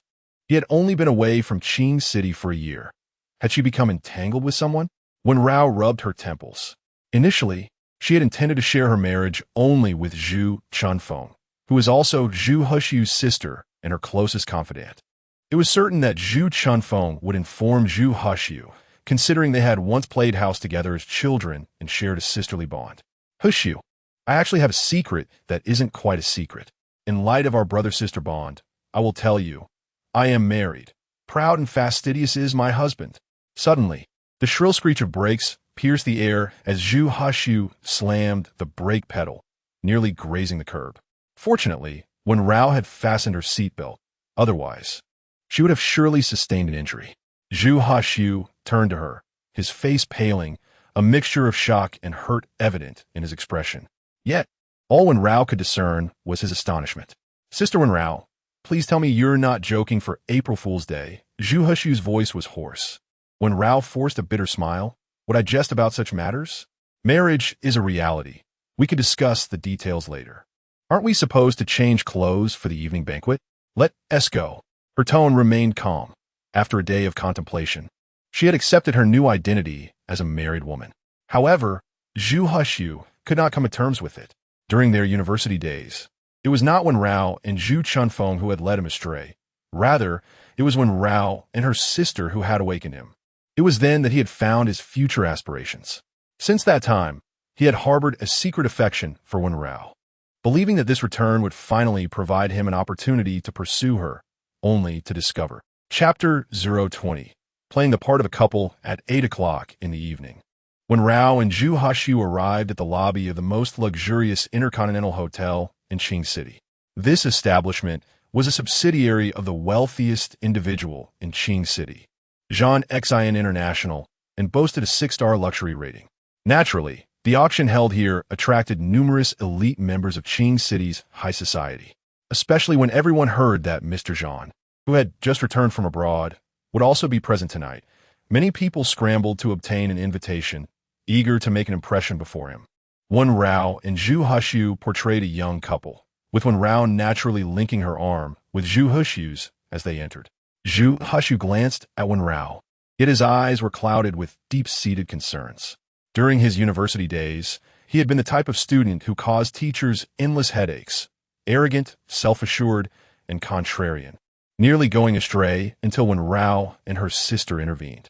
Particularly, Wen Rao's compassion and assistance during his most rebellious phase left an indelible mark on his life. He had harbored a secret affection for Wen Rao for 4 years, but in the year they had been apart, she had unexpectedly married. A sense of melancholy enveloped him. Yet he mustered the resolve to stay focused on his task. Sister Wen Rao, you look stunning in that lake blue dress. Zhu Hushu genuinely complimented her. Wen Rao, nervously tugging at her skirt, repeatedly checked her appearance. I borrowed this dress from my sister. Please don't get it dirty, she exclaimed. Oh no, what did I step on it? Wen Rao fretted, feeling she had been cautious enough to avoid such mishaps. Zhu Chunfeng's evening gown was worth no less than 10,000 yuan. Though they shared a sisterly bond, she knew that if anything were to be soiled or damaged, she would have to compensate. It's all right if it gets dirty or damaged, the team will cover it, Zhu Hushu reassured her. Wen Rao sighed, thinking it best not to trouble Captain Lin with such matters. She would be careful, and that footprint should wash out. Subsequently, Wen Rao focused solely on observing their target and did not perceive her attire as particularly striking. At the tender age of 22, her porcelain skin and delicate features were captivating, her figure perfectly proportioned. With her hair simply styled in a bun and devoid of any jewelry, she exuded an unparalleled allure. Yet, she bore the weight of life's responsibilities early on, seldom affording time or energy to attend to her appearance.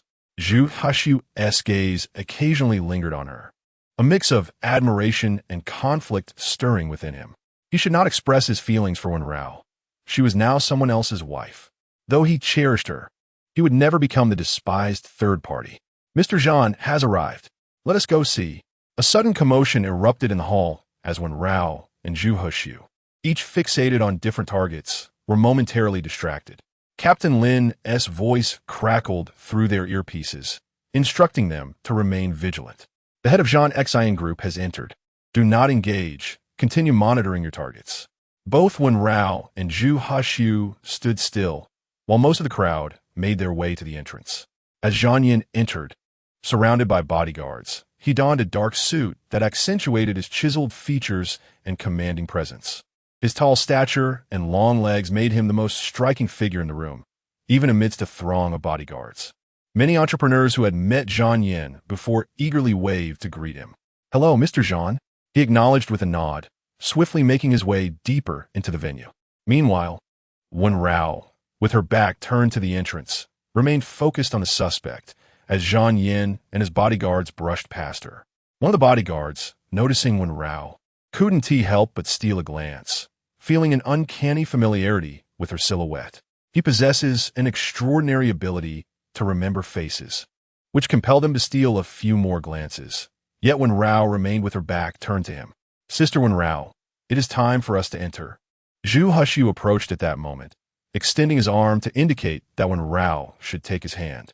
Just then, Xiaoshan glanced back and caught sight of Wen Rao, who had turned around and was now walking towards them, linking her arm with Zhu Hushu's. Upon seeing Wen Rao, Xiaoshan's first instinct was to swiftly turn and depart. Mr. Zhang and Wen Rao were in a clandestine marriage, unknown to outsiders, particularly considering Mr. Zhang's status, which must remain concealed from Wen Rao. She did not see Xiaoshan. Even if she had, she would not recognize him. She accompanied Zhu Hushu and others into the auction hall, settling in his seats towards the back, right behind the suspects. It was unexpected that Zhang Xian would attend. He had just returned to Qing City and wasted no time in attending the banquet, living up to the rumors of being a workaholic. Zhu Hushu glanced at Zhang Yin, who was being ushered into the hall, and remarked softly. Zhu Hushu came from a well-to-do family. Both of his parents were highly educated, and years ago they had purchased 4 apartments in the city center, along with a villa and a townhouse in the suburbs, thus amassing a fortune in excess of 10 million. Yet, in the presence of the Zhang Xian Group, it paled in comparison. It was not mere gossip on Zhu Hushu's part. His mother was dissatisfied with their current middle-class status and aspired to ascend the social ladder, frequently discussing the wealth of the Zhang family in Qing City, which had led Zhu Hushu to acquire a fair amount of knowledge on the matter. Zhang Xian? Wen Rao furrowed her brow at the mention of the name. It was just one letter off from that arrogant and particular man. Isn't Mr. Zhang in his 40s or 50s? Wen Rao inquired nonchalantly. He isn't even 30 yet. A remarkable young talent. He has been groomed for the role of heir to the Zhang Xian Group since childhood. Well, that's still quite youthful, Wen Rao mused. entirely disconnected the Zhang Xian that Zhu Huxiu spoke of with her husband, whom she had mistakenly identified. After all, what affluent heir would reside in a mid-range community and drive a modestly priced vehicle? This was no novel or idle drama. Meanwhile, Zhang Yin was in the lounge attending to some documents as the auction had yet to commence. After exchanging a few words with Xiao Shan, Zhuang Tao entered briskly. Mr.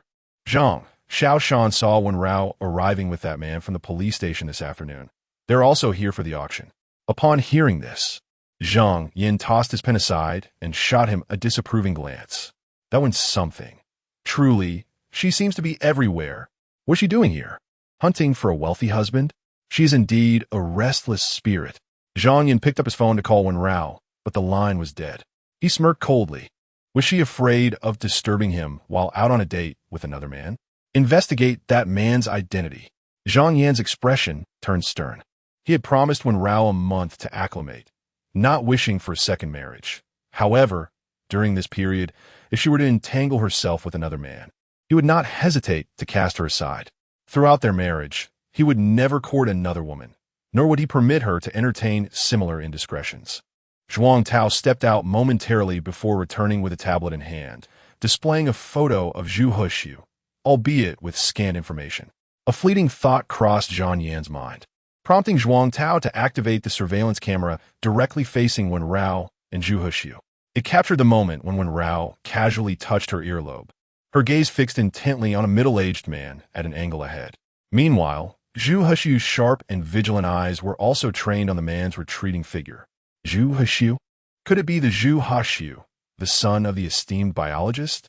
Zhang Yin recalled some details about the Zhu family. Zhu Huxiu's father was a renowned biologist in Qing City and served as a special consultant for a project of the Zhangqing Group. Zhuang Tao nodded affirmatively. Indeed, the memory of Zhang always served him well. However, it was peculiar that there was no information available on Zhu Huxiu for the past year. No need to investigate further. I comprehend the situation now. Zhang Yin waved his hand, observing that Wen Rao's expression remained indifferent and composed. Chapter 022. Such audacity. Zhang Yin, representing high intelligence, deduced from Wen Rao and Zhu Huxiu's current reactions, coupled with the absence of her professional background and Zhu Huxiu's information, that they were likely engaged in a mission. Yet, when he witnessed Zhu Huxiu placing his hand on Wen Rao's shoulder, despite knowing they were on duty, Zhang Yin felt a surge of displeasure. In hindsight, he recognized his prior oversight. He should have considered Wen Rao's professional history and opted for a swift resolution instead of a month-long agreement. A divorce should have been executed immediately after 1 month. As for his mother, he could delay matters for a few days. This way, he would not have to attend a charity gala while evading her. He would simply inform the organizers that he had an urgent matter to attend to and that Zhuang Tao would represent him. Rising from his seat, Zhang Yin departed, leaving Zhuang Tao to navigate the awkward situation. Once outside the venue, Zhang Yin settled into the luxurious confines of his Rolls-Royce, a sardonic smile creeping upon his lips. That one, what her name, certainly had a lot of audacity. Even he felt the need to avoid her. Lowering his gaze, he perused the photographs Zhuang Tao had sent him, one of which featured Zhu Huxiu and Wen Rao during their university days. In the image, although accompanied by others, Wen Rao stood out prominently, a striking presence devoid of makeup yet radiating youthful beauty. In the group photo, Zhu Huxiu's gaze was clearly directed at Wen Rao, despite the presence of another woman between them, his eyes betraying the innocent affection of a first crush. Zhang Yin locked his phone and pinched the bridge of his nose. Was it possible that this self-important and vexatious woman had admirers? Mr. Zhang, we have arrived at Hushan Huadu, the driver, old Liu, announced as they halted at the intersection opposite the venue. Zhang Yin had intended to stay at Hushan Huadu starting tonight, as he needed to maintain appearances for his mother. However, the thought of the evening's gala being marred by Wen Rao's presence left him in a foul mood. He planned to make a brief visit to the tea shop to greet Aunt Sun before returning to the villa, considering he was already in the vicinity. Yet, upon entering the tea shop, he was met with the sight of Wen Shower approaching him in a wheelchair. "Brother, would you like some chocolate?" Wen Shower, recognizing him, extended his only piece of chocolate towards Zhang Yin. The chocolate, having been in his pocket for some time, had melted slightly, bearing the warmth of Wen Shao's palm. How sweet. Zhang Yin found it impossible to maintain a stern demeanor with a 15-year-old boy who suffered from a rare illness. He gently patted his head and accepted the chocolate, tucking it into his pocket. Seeing him accept the treat, Wen Shao beamed a pale, yet radiant smile. Aunt Sun, I appreciate your assistance. Zhang Yin greeted Aunt Sun, who had been his mentor since childhood, teaching him both art and etiquette. Upon reaching retirement age, he wished to purchase a villa for her to enjoy her golden years, but Aunt Sun declined, opting instead to open a tea shop nearby. In agreement, Zhang Yin decided to buy a residence in the same community, allowing Aunt Sun to keep a watchful eye over him. As she emerged, her demeanor was not the cold detachment he had observed when she encountered Wen Rao, but rather a gentle warmth graced her smile. Young master has arrived, Aunt Sun began. Zhang Yin subtly gestured for her not to address him as young master. She smiled apologetically, accustomed to the title, and finding it difficult to alter her habit. Have you had dinner yet? Zhang Yin inquired, glancing at Wen Shao, who was gazing longingly at the house, clearly eager to return. I've eaten, and so has he. Aunt Sun replied, her gaze toward Shao markedly different from before. I will take him back. You should close up early and rest. Zhang Yin bid farewell to Aunt Sun and gently pushed Shao's wheelchair in the direction of home. Shao exhaled deeply, seemingly relieved at the prospect of returning. Zhang Yin did not dwell on it. Upon reaching the ground floor, he first carried Shao upstairs, settling him in the living room before returning downstairs to retrieve the wheelchair himself. With Shao present, he could not call upon the bodyguards for assistance, so he managed the task alone. After completing this, Shao tugged at his sleeve, voicing a request, revealing the urgency behind his desire to return. Zhang Yin felt an inexplicable sense of gratitude for having come back. Chapter 023. His sister is his everything brother. I need to use the restroom. Shao announced, maneuvering his wheelchair toward the bathroom. Upon reaching the door, he steadied himself and slowly stood up. I'll assist you. Zhang Yin stepped forward to support him, but Shao waved him off. I can manage. Don't worry, brother, I will be fine. With that, Wen Shao offered a smile, albeit a sickly pale one, as if adorned in exquisite makeup. Zhang Yin nodded, refraining from insisting further, yet lingered by the bathroom door, waiting. He inadvertently noticed a smudge on his suit, likely from the wheelchair's tires during the move. Frowning, he removed the stained jacket and retrieved a fresh outfit from his bedroom. Having previously instructed the butler to prepare several changes of clothing, which proved useful at this moment, he temporarily placed the soiled jacket on the sofa. Bang! Crash! Just as Zhang Yin finished changing, he heard a peculiar noise emanating from the bathroom. He called out to Shao, only to realize he had forgotten his name, just as he had with Wen Rao's. Click! The bathroom door swung open, revealing Wen Shao, pale and leaning against the door frame, struggling to stand. You can stand by yourself? Zhang Yan's expression transformed to one of astonishment as he gazed at Shao propped against the frame, his mind racing. He was clearly capable of walking. Why had that one person insisted he use a wheelchair? One cannot help but recall a news story encountered a few days ago. A mother, in a bid to elicit sympathy and financial gain, deliberately feigned her healthy daughter's illness and subjected the child to torment. Could it be that, brother, I am not entirely incapable of walking or standing. I merely tend to fall and injure myself more easily than others. My sister assists me with my walking exercises at home, but during our stay at Annie's house, she lacked the time to care for me, leaving me confined to a wheelchair. This arrangement relieved her of the burden of practicing walking with me or taking me outside. Just now, while at Annie's son's, I held back from using the restroom, fearing I might lose my balance and fall, as Annie's son's support was limited. I accidentally knocked over the storage cabinet by the toilet. I will tidy it up shortly. Shao spoke clearly and softly.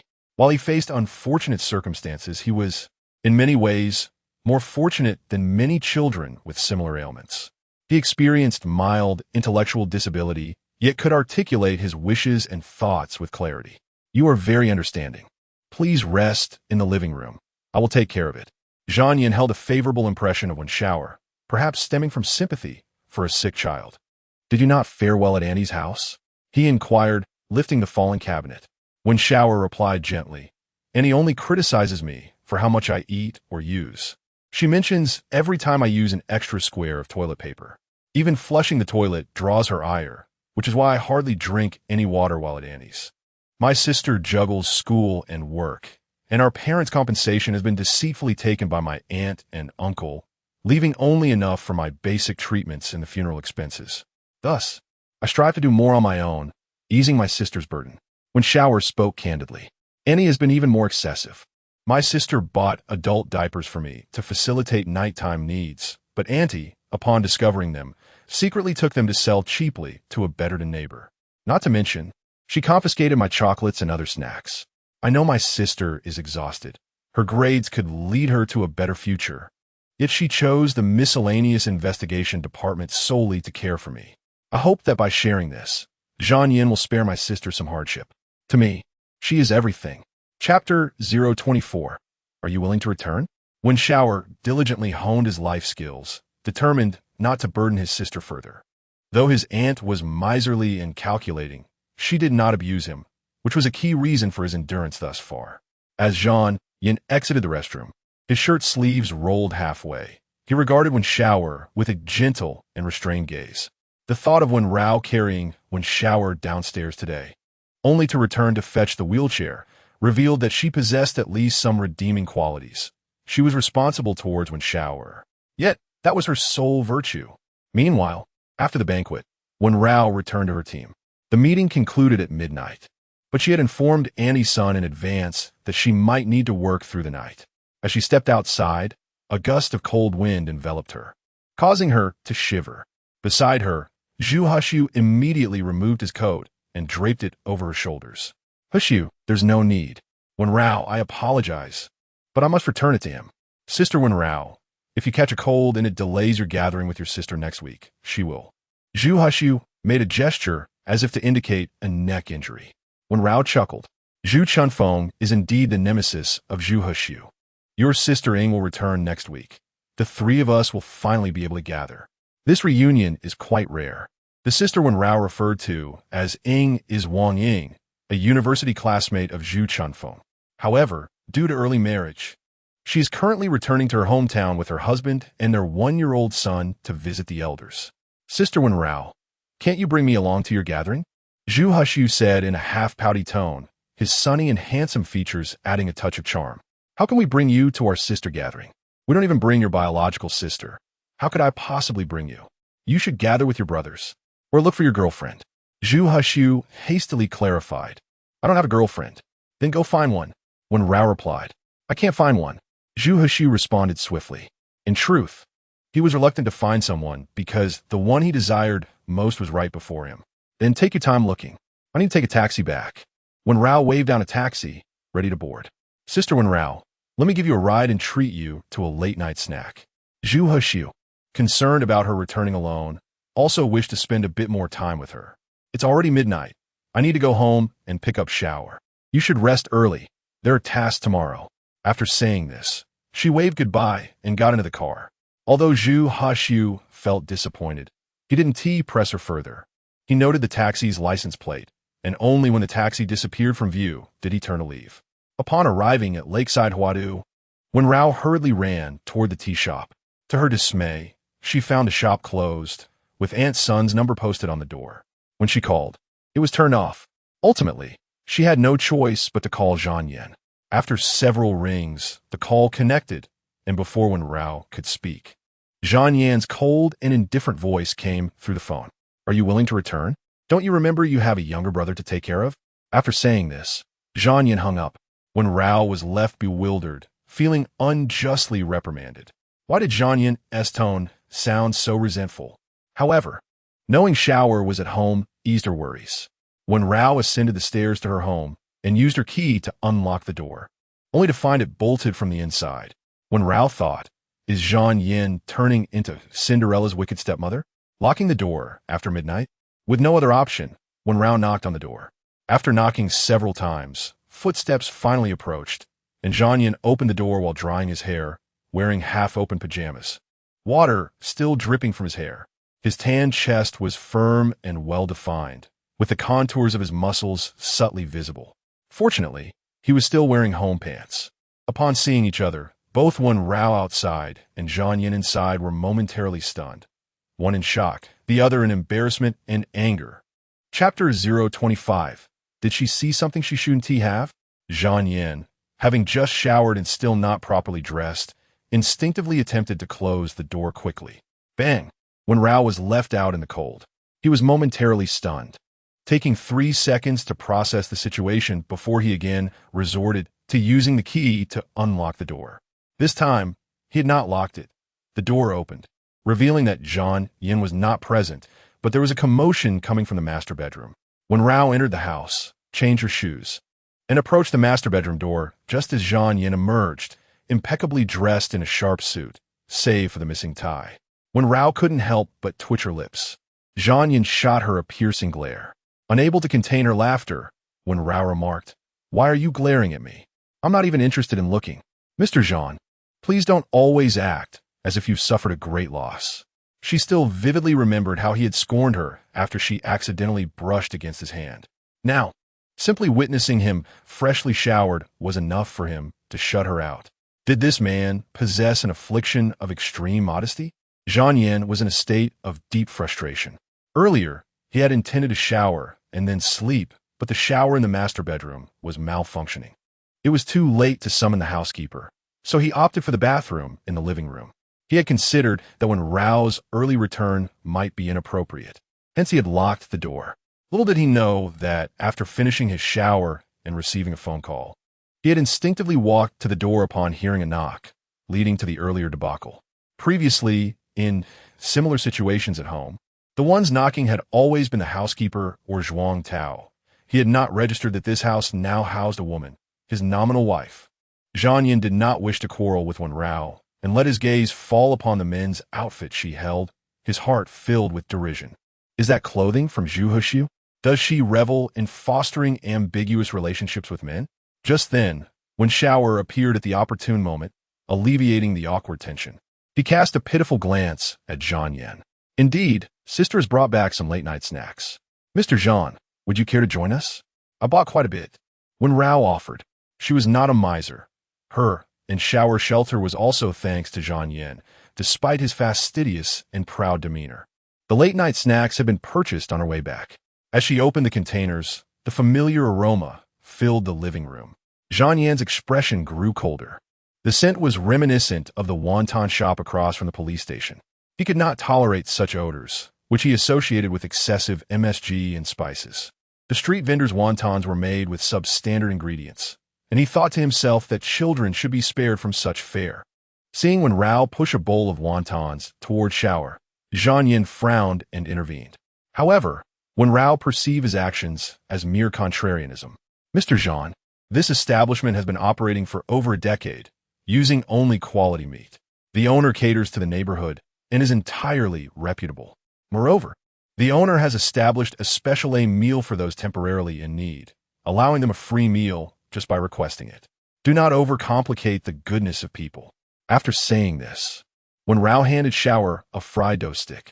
To Zhang Yin, this dough stick appeared drenched in grease.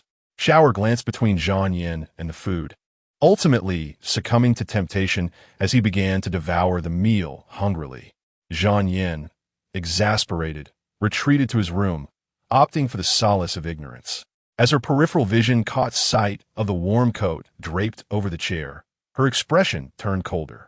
If she could not remain composed during this month, she should not blame him for expelling her prematurely.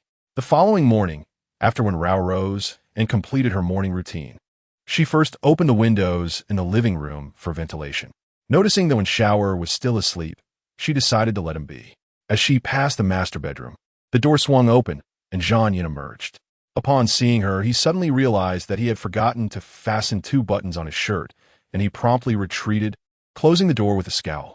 Wen Rao thought to herself, had she seen something she shouldn't have? Chapter 026. Do not touch my belongings. Zhang Yin, returning to his room, felt quite vexed. He anticipated that Wen Rao would stay up so late the previous night, yet still managed to rise early. Swiftly, he secured the buttons on his shirt, as he was unaccustomed to presenting himself disheveled in front of strangers. When Zhang Yin emerged, he found Wen Rao waiting for him in the living room. Mr. Zhang, May I place a drawing board and a telescope on the balcony for Xiao? Wen Rao inquired. Without pausing, Zhang Yin walked to the shoe cabinet to put on his shoes. Do you have any idea how much a decent telescope costs? He asked, not out of reluctance to spend money. He had plenty, but because Wen Rao's financial situation necessitated a shared burden. Not even a fraction of the cost would she be able to afford. We previously purchased one for over 800 yuan, although it cannot compare to professional models. Xiao claimed the view was quite clear. However, it was misplaced after it broke in my aunt's house, Wen Rao explained, fully aware that the damage was merely an excuse her aunt concocted. She had later spotted an identical telescope at the neighbor's house, with matching scratches on the tripod. She suspected her aunt had secretly sold it to them. At that time, she was preoccupied with her graduation preparations and had neither the energy nor the inclination to pursue the matter further. Less than 1,000? What can you see with that? Zhang Yin raised an eyebrow. Are you certain that a telescope priced under 1,000 yuan can reveal the stars? The amount you invest dictates the extent of your endeavors. 1,000 yuan will suffice. There's no need to share the cost. I shall cover it, he declared. Wen Rao believed Zhang Yin's reaction stemmed from a fear that she would request half of the funds. I'm not concerned about the money. I simply think that such items should be of good quality. I know a store that sells them and offers discounts. Consider it a gift for. Zhang Yin halted mid-sentence. What was his younger brother's name again? The names of his sibling duo were quite convoluted. My brother's name is Wen Xiao, and I am Wen Rao. Mr. Zhang, Wen Rao replied calmly. She had not expected Zhang Yin to remember her at all. After all, it was merely a temporary arrangement for a month. Once the time was up, she and Xiao would vacate, not wishing to impose on Zhang Yin. I said I would buy it, so I shall. It will be useful for me as well. It's settled then, Zhang Yin proclaimed before rising to leave. Wen Rao turned to tidy the living room and noticed Zhang Yin's suit jacket carelessly tossed on the sofa. Though she initially refrained from touching it, since he had explicitly stated that his belongings were not to be disturbed, she could not resist picking it up when she spotted a tire mark on it. It's from when my brother helped lift the wheelchair upstairs yesterday, she noted. Unbeknownst to her, Xiao had awakened and slid out of the wheelchair. Sister, please help wash it for Brother Zhang, he suggested. Wen Rao pondered, did she really wash Zhang Yan's coat?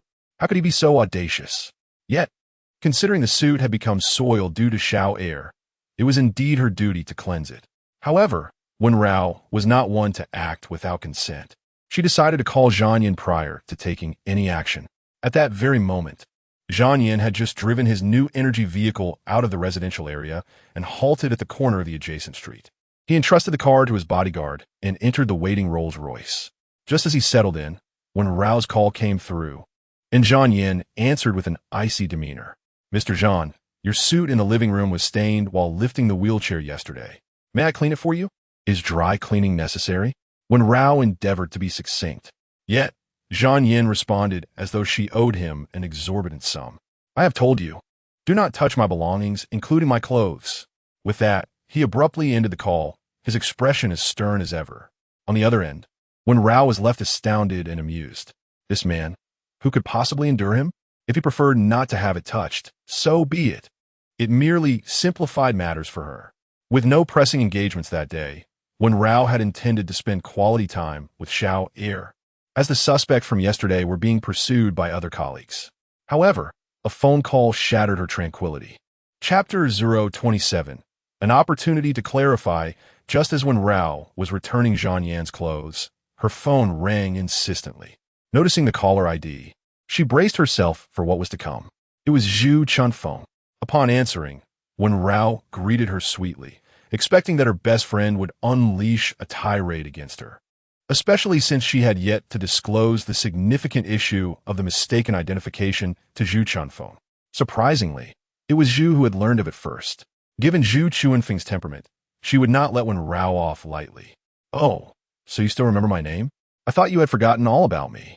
I'm giving you a chance to explain yourself. Zhu Chuanfeng's sharpness was as ever. Let us discuss this in person, Wen Rao replied amiably. Very well. 1 hour from now, at Peninsula CAF in Mingzhu Plaza, Zhu Chunfeng declared before abruptly hanging up, leaving Wen Rao momentarily stunned. She had anticipated a lengthy admonishment before the call ended, which was uncharacteristic of her friend. though sensing something unusual about Zhu Chunfeng that day. Wen Rao entrusted Xiao heir to Aunt Sun and set out. Aunt Sun maintained her usual cool demeanor, yet Xiao heir seemed unperturbed by her presence, suggesting that Aunt Sun, despite her aloofness, treated him kindly. Zhu Chunfeng had chosen a location in the city center, which necessitated an hour's bus ride. Fearing she might be late, Wen Rao resolutely opted for a taxi. Upon entering the vehicle, the courteous driver greeted her, while a middle-aged man in business attire occupying the front passenger seat glanced at Wen Rao before returning his focus to his phone. Wen Rao instinctively chose the leftmost seat in the back. The driver took a slight detour to pick up another passenger. On the phone, the woman requested the driver to navigate into a narrow alley, despite his caution that it would be difficult to reverse back out. He suggested she step out, as it was merely a 20-meter distance, but she declined, stating that she was carrying numerous items and it was inconvenient. The driver said nothing as he cautiously maneuvered the vehicle onto the narrow lane, flanked on both sides by an array of parked private cars. He reduced the speed significantly, his mind preoccupied with the thought of having to reverse out shortly, which filled him with trepidation. Upon reaching the destination, a young woman dressed in a flowing white dress and carrying a backpack stood by the roadside, her long hair cascading gracefully. She held nothing in her hands. The woman waved to get in, glancing at the back seat, and though she did not utter a word, she shot a quick glance at Wen Rao. Then, she turned her attention to the middle-aged man in the passenger seat. "Sir, may I switch seats with you? I tend to get motion sickness and cannot sit in the back." "Thank you so much." Anna sweetly chimed in, her delicate features complemented by a melodious voice, fully aware of how to leverage her charms. Wen Rao, engrossed in texting Zhu Huxiu, couldn't help but look up at Anna's words. Truth be told, despite sharing a ride, she had hoped to sit beside a fellow woman. After all, being next to an unfamiliar man felt rather awkward. However, since she had opted for a rideshare, she had to abide by that choice. Thus, she remained silent. Wen Rao had anticipated that the middle-aged man would readily concede to Anna's request, but to her surprise, he coldly declined. "I also suffer from motion sickness. No switch." The driver glanced at Anna, seemingly hesitant to speak. Wen Rao kept her head down, quiet. Anna had prepared her expressions of gratitude, but they became lodged in her throat, her eyes betraying a flicker of disbelief. In the past, her requests had never been met with refusal from any man. "Sir, it's only a half-hour ride. Could you please accommodate me? My motion sickness is quite severe, and I fear I might be ill in the car." "Thank you so much." Anna persisted, unwilling to let go of her belief in her own allure. "Indeed, you mentioned half an hour. Just hold on, and we'll be there. If your motion sickness is that debilitating, why opt for a rideshare? Wouldn't it be more pleasant to take a taxi?" The middle-aged man retorted, leaving Anna momentarily speechless. "This lady, if you find it inconvenient to ride, you may cancel your order," the driver said apologetically, clearly in a hurry. Miss, you seem like a reasonable person. Please help me assess whether my request is excessive." Anna, unwilling to concede defeat, sought validation for her stance. She was determined to switch seats. Ideally, she wished to find someone to champion her cause, so she could simply enjoy the spectacle. Wen Rao did not expect to be called upon for judgment. Blinking, she softly replied, "Your request is not unreasonable." Her gentle tone elicited a satisfied smile from Anna. The driver and the middle-aged man exchanged glances, their expressions darkening. Wen Rao continued, "However, this gentleman is entitled to refuse your request. His decision not to switch seats is also perfectly reasonable. You're trying to engage me in a moral dilemma, which feels a bit like emotional coercion." After her words, both the driver and the middle-aged man internally commended her with a thumbs up, appreciating her clear sense of ethics. How commendable her values were. While both are beautiful, the disparity in their character is striking. Anna's moment of triumph was short-lived, as Wen Rao's words drained the color from her face. "Dear lady, as we are both women, should we not support one another when venturing into the world?" Anna's perspective amused Wen Rao. Just moments ago, she had cast her a disdainful glance, and now she was advocating for mutual assistance? Has this woman lost her mind? Should you find yourself in a predicament, or face harassment or harm, I would certainly lend my aid. However, since we are sharing a ride, we must abide by the rules of carpooling. First come, first served. Demands cannot be made, Wen Rao stated with unwavering conviction. Guiana's features twisted in frustration, her hand gripping the car door, veins protruding from her knuckles. I cannot contend with you, nor can I compete with the three of you. I shall simply hail another vehicle. Enraged, Guiana slammed the car door and stormed off. Inside the vehicle, Wen Rao shrugged at the driver and the middle-aged man. Can we depart now? The driver nodded and started the engine. The middle-aged man turned to her and said in a low voice, Young lady, do you truly believe my refusal to give up my seat makes me a scoundrel? Wen Rao found his words amusing. There are countless scoundrels, yet none quite like you. She chuckled. The middle-aged man and the driver both laughed in response. And I understand your reasons for not relinquishing your seat, Wen Rao continued, gesturing toward the folded cane resting beside him. He must have injured his leg, making movement inconvenient. And the driver's earlier hesitance had provided her with a clue. Having graduated from a police academy, her powers of observation were keen. The middle-aged man gave her a thumbs up. Truth be told, I am not one to engage in arguments. When you first spoke, I considered offering my seat. But then I noticed the unmistakable disdain in your gaze directed at my phone. The screen of his phone had been cracked before their journey, and he suspected she perceived him as a well-dressed individual who was, in reality, merely a struggling laborer. Since you look down upon me, why should I offer you my seat? His revelations sparked enlightenment in Wen Rao. She had not scrutinized her surroundings closely while replying to messages. So, are you the Warren Buffett of the construction world, or merely a janitor in finance? She teased, eliciting laughter from the driver and the middle-aged man once more. He realized she had noticed the words Zhanshin Financial on the folder he was holding. My name is Zhan Xiuqing. Here is my business card. Should you need assistance in the future, feel free to reach out. Zhan Xiuqing had a favorable impression of Wen Rao and willingly offered his card. Chapter 029, Blind Date. A Lifeline. Wen Rao politely accepted Zhan Xiuqing's business card, glanced at it, and placed it in her bag. I am Wen Rao, an intern, and I do not possess a business card, she stated candidly. No matter, perhaps we shall meet again by fate. Zhan Xiuqing was unperturbed, recognizing that human connections are based on serendipity. If it is meant to be, it will flourish. If not, it will fade without need for force. Upon arriving at Mingzhu Square, Wen Rao exited the vehicle, bidding farewell to the driver and Zhan Xiuqing before stepping into the mall. Zhan Xiuqing never anticipated that a simple taxi ride would turn into a shared ride, leading to such amusing incidents. He could not wait to share the story with Zhan Yan. Meanwhile, Guiana, having failed to impose moral pressure, decided to hail another cab. During the ride, she received a phone call from Zhan Yan's mother, and after just a few words, she found herself in tears, feeling aggrieved. Zhan Yan's mother quickly inquired about her distress. Guiana recounted the previous events, embellishing the story while conveniently omitting her own faults, portraying herself as a victim. Andy, it's all my fault. I was feeling car sick and want to change seats. However, that man wouldn't budge, and I didn't say anything further. Who would have thought those three would band together to berate me? Especially that girl. So young, yet her words were so hurtful. Had I known, I would have taken the bus to see you instead. Guiana's own car was still being repaired, and in an attempt to present herself as frugal and virtuous in front of Zhan Yan's mother, she had been taking the bus lately.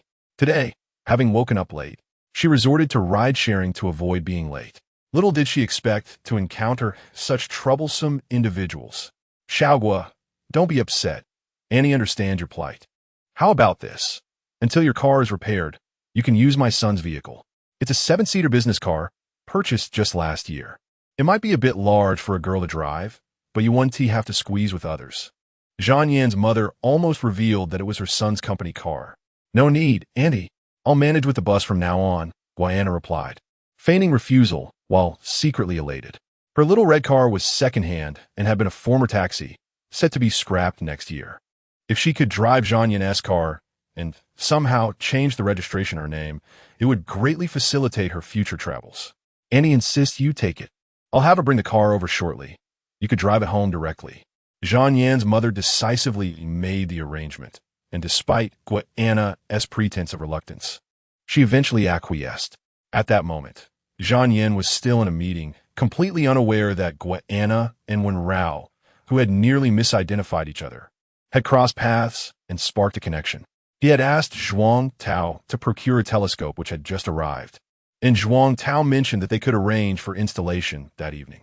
Zhang Yin instructed Zhuang Tao to first visit the tea shop to inquire if Wen Xiao'er liked that particular model. If she did, they would proceed with the purchase. He admitted that he felt a sense of sympathy towards Wen Xiao'er. Her innocent and pure gaze was disarming, making it difficult to refuse her. Zhuang Tao took Wen Xiao'er back home after visiting the tea shop, allowing her to oversee the installation. Upon seeing Wen Xiao'er for the first time, Zhuang Tao was momentarily taken aback. This boy was even more handsome than many girls. His sickly pale complexion was strikingly evident. On Wen Rao's side, upon entering the CAF, she realized that two young men in their 20s were seated across from Zhu Chunfeng. In a surprising departure from her usual polished appearance, Zhu Chunfeng had opted for a casual hoodie and sweatpants, looking as though she had just finished a run. "Wen Rao, over here," Zhu Chunfeng exclaimed, quickly rising to approach her. Grasping her arm, she lowered her voice. "Help me. It's a blind date. Save me." Wen Rao, upon hearing the term blind date, felt overwhelmed.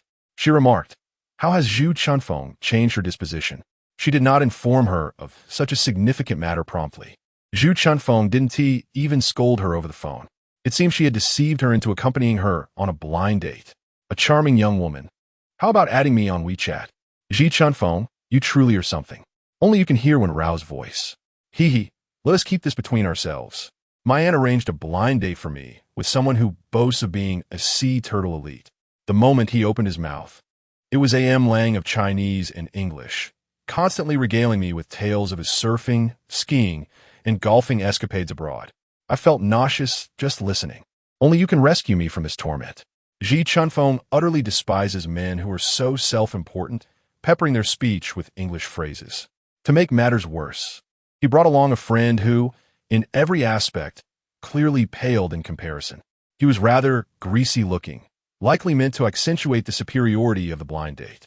What should I do? Wen Rao was both amused and exasperated, yet she understood Zhi Chunfeng's aversion to blind dates. Just sit down, say a few words, and then pretend to take a call. You can say there's a fire at home. Just concoct any excuse so we can leave. Wen Rao. Zhi Chunfeng had many more inquiries to make of Wen Rao, leaving little time to deal with that blind date. Wen Rao gave an okay gesture as she was pulled back to her seat. The young man, dressed in high-end fashion, scrutinized Wen Rao from head to toe, seemingly unconsciously placing his wrist adorned with an expensive watch on the table. The man beside him stared at Wen Rao with gleaming eyes. His old classmate had mentioned that the blind date came from a well-off family, and if he could get her to introduce a friend, it would be even better. He never expected to meet such a stunning woman. However, he wondered about her job, her family's financial status, and whether she could help elevate his career further. Did she own property in the city center? No sooner had Wen Rao taken her seat than the man across from her initiated a barrage of questions. "What is your surname, miss? Are you a university classmate of Xi? Are your families well acquainted? So, you two must share a close bond since childhood?" The presumptuous man launched into a trifecta of inquiries. Wen Rao glanced at Zhi Chunfeng, who seemed to convey the message. "Now you understand why I needed you to save me." Wen Rao silently nodded in agreement. Indeed, it was quite off-putting. "I am here to accompany Chunfeng for coffee, not for a blind date," Wen Rao retorted sharply. Yet the greasy man persisted, assuming that a girl from a somewhat privileged background would put on airs. Observing Wen Rao's rather ordinary attire, he speculated whether she hailed from a less fortunate family, perhaps hoping to snag a wealthy husband. He reasoned that there was no need to expend much energy on her. She was merely a passing amusement. After all, "Yes, my friend is here to accompany me. Aren't you tired of all these questions?" Zhi Chunfeng had no affinity for a blind date, let alone his greasy companion. Earlier, in front of the waiter, he had exuded arrogance, even mispronouncing his order in English. "Miss Zhi, please don't take offense. My friend is studying abroad," which is why his personality is so open and he is quite sunny. When Rao sipped her lemonade, nearly choking on it, she felt an overwhelming sense of sympathy for Zhi Chunfeng. Zhi Chunfeng rolled her eyes dramatically. Had it not been for her mother's threats about sending her abroad, she would never have agreed to this blind date. I need to take a call. Wen Rao initially believed she could linger for a few more minutes. But at that moment, she could no longer endure the situation. Grasping her phone, she made her way towards the restroom. Upon exiting, she intended to adhere to the previously agreed-upon excuse to escort Zhu Chunfeng away. However, she unexpectedly encountered the lecherous man at the restroom's entrance. "Beautiful lady, let us connect on WeChat. In a few days, my friend is hosting an opening at a club, and I'd love for you to join me for tea and a performance," he said, extending his phone towards her, having already prepared the QR code. When Rao waved her hand dismissively, "I don't have WeChat. Even if I did, I wouldn't add you. I can help you create an account. We can name it Sunda's girlfriend. How does that sound?" "I am Sunda," he insisted, stepping closer, propping one hand against the wall and waving his phone in front of her, convinced of his own charm. When Rao felt an overwhelming urge to retch.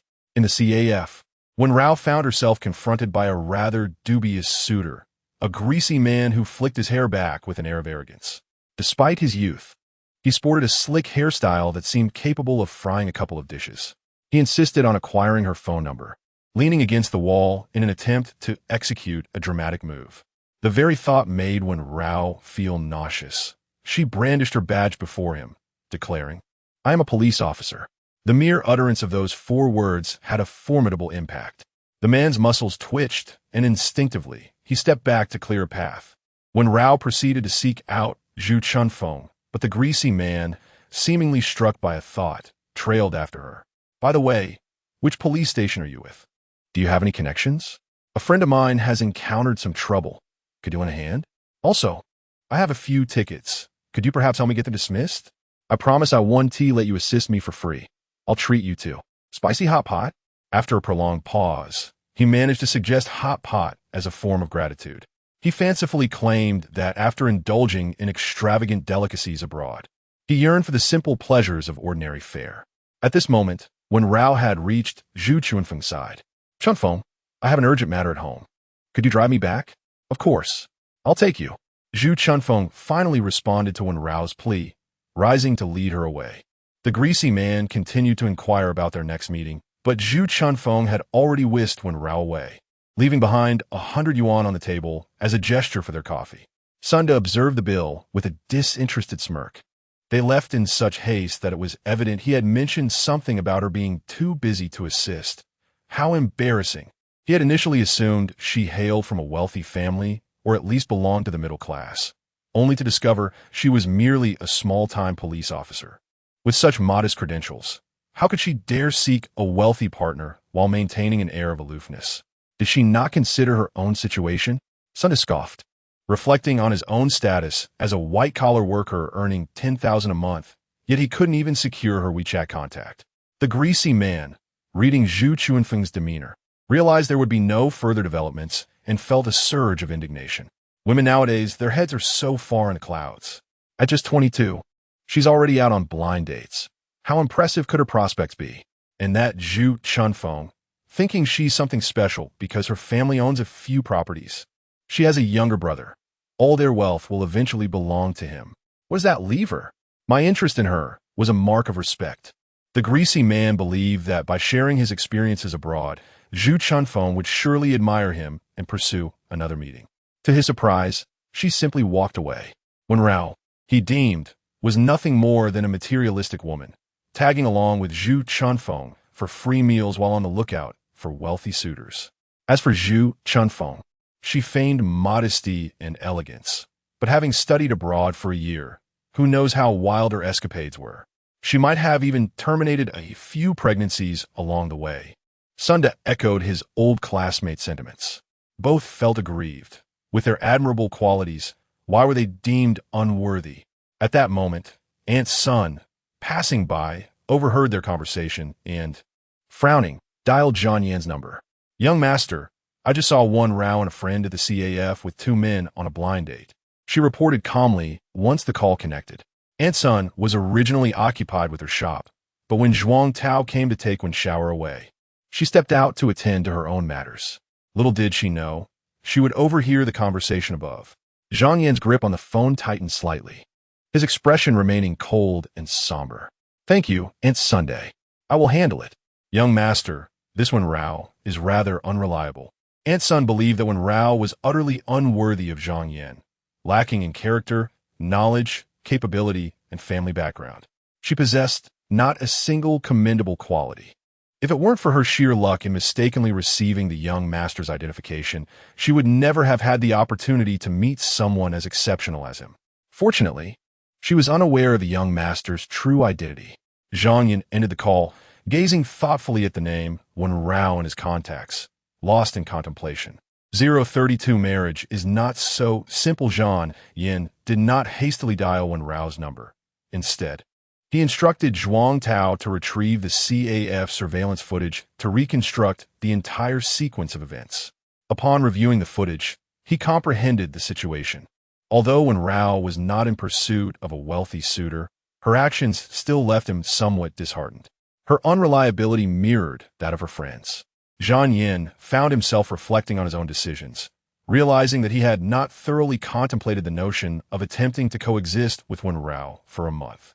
He had naively believed that his capabilities would allow him to navigate this month effortlessly. He had underestimated the complexities of a concealed marriage, assuming that as long as Wen Rao remained compliant, his provision of an identity would not disrupt his life, and that their paths would not cross in other realms. However, marriage is far from straightforward. He was averse to complications. His daily work commitments were already quite demanding. Yet Wen Rao's peculiar relatives and the unique nature of her job destined her life to be anything but tranquil.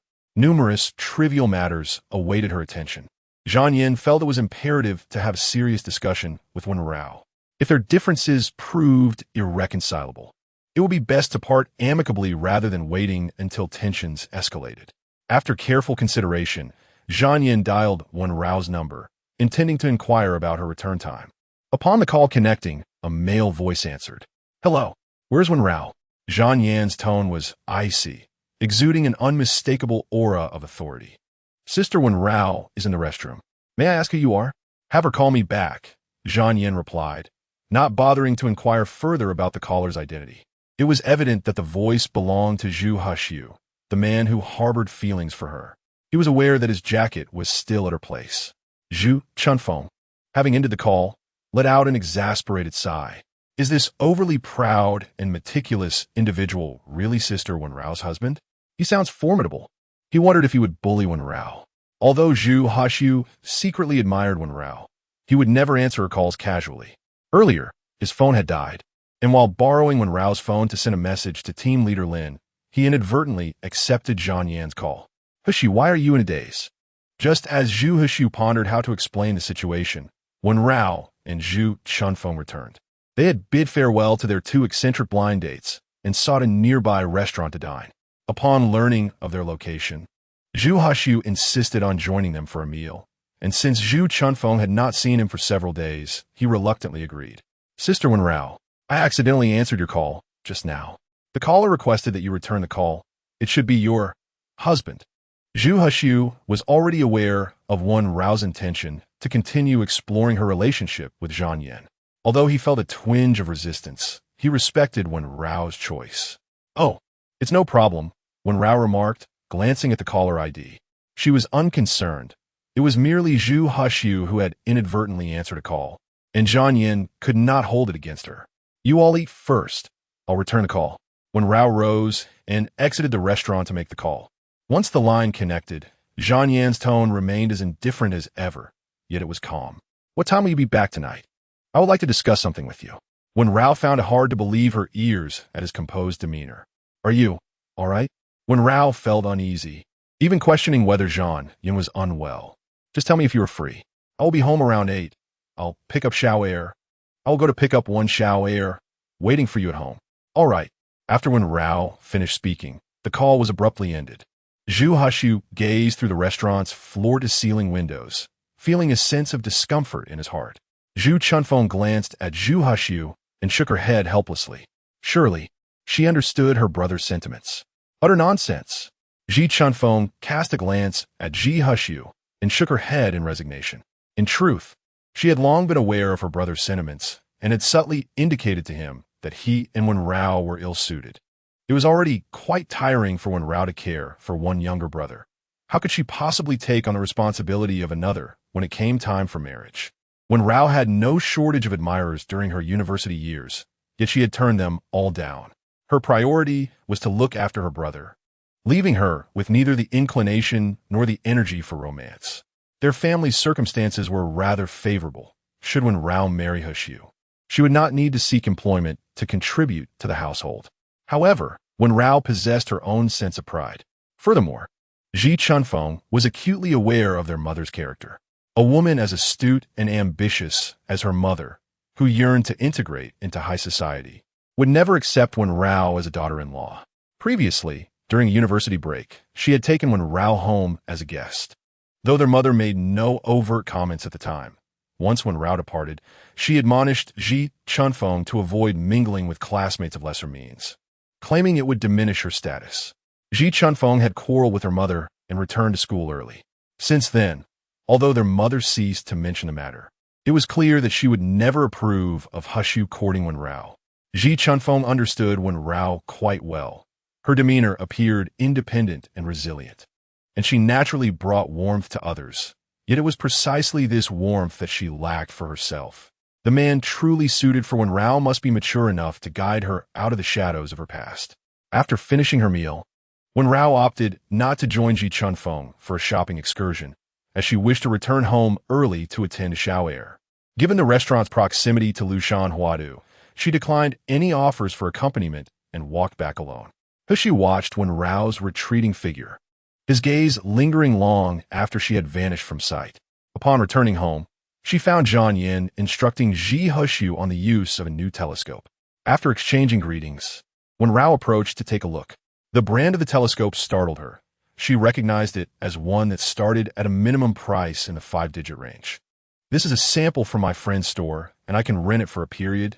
The monthly rate amounts to just a few dollars a day," Zhang Yin explained, sensing Wen Rao's apprehension and providing a pre-rehearsed excuse. Wen Rao nodded in understanding, acknowledging it as a sample, though it appeared practically brand new. Zhang Yin retorted, "Nonsense. This is brand new. The monthly rental was reasonable, considering it would not be needed for long. By the way, how much is it? I'll transfer the money to you." Wen Rao had no intention of extending her time with Zhang Yin beyond a month, so she wished to avoid incurring any debts. "Come with me to the study. I need to discuss something," Zhang Yin said, sidestepping Wen Rao's offer to transfer money. He typically had a dedicated financial officer to manage his private accounts, thus requiring no effort on his part. "All right," Wen Rao replied, thinking he intended to provide her with his transfer details, and she followed him into the study. "My mother wishes to meet you. She doesn't believe we can coexist harmoniously for a month. Tomorrow, I hope you will play along with me in a little charade. Please purchase an outfit and shoes appropriate for meeting parents. I will cover the expenses." Zhang Yan's tone was commanding, as if assigning Wen Rao a task. Initially, she intended to decline, but recalling how Zhang Yan had just rented a telescope for Shao'er and his kindness towards him, she swallowed her refusal. "I shall purchase my own clothing, and there is no need for you to reimburse me, for I shall wear them myself in the future, and I assure you, I will not bring you any embarrassment." "Very well, I have a few conditions to express. With me around, even if my family harbors discontent towards you, they shall not make things difficult for you, nor shall they utter any unkind words. You need not worry about this. However, I hope you can exercise some patience and refrain from rushing into blind dates, engaging in flirtations, or hastily seeking wealthy suitors." With a resounding clap, Zhang Yan's words echoed as Wen Rao struck the table. "Are you sulking with me?" With a sharp slap on the table, Wen Rao felt a jolt of pain resonate through her palm. If she could, she would have relished the opportunity to strike Zhang Yan across the face. "Zhang Yan, you are a man. Speak plainly. No need for your roundabout insinuations." Wen Rao was acutely aware of Zhang Yan's disdain for her, and she had made every effort to avoid provoking him. However, his accusations demanded a factual basis. What did he mean by implying she was flirting with men? Zhang Yan regarded her with a cold stare, his thin lips parting as he spoke with frigid detachment. "Very well, I shall be direct. Today you went on a blind date with a friend. While you were merely assisting him, the fact remains that you're married now. and such encounters ought to be avoided. You have yet to meet my family, should they witness this scenario. Zhang Yan, you need not concern yourself so much. Since you understand that I was merely helping, I shall not offer further explanations. I will move out immediately. There is no need for you to worry about me causing misunderstandings with your family. With that, Wen Rao swiftly returned from her room with 500 yuan, slamming the money down before Zhang Yan.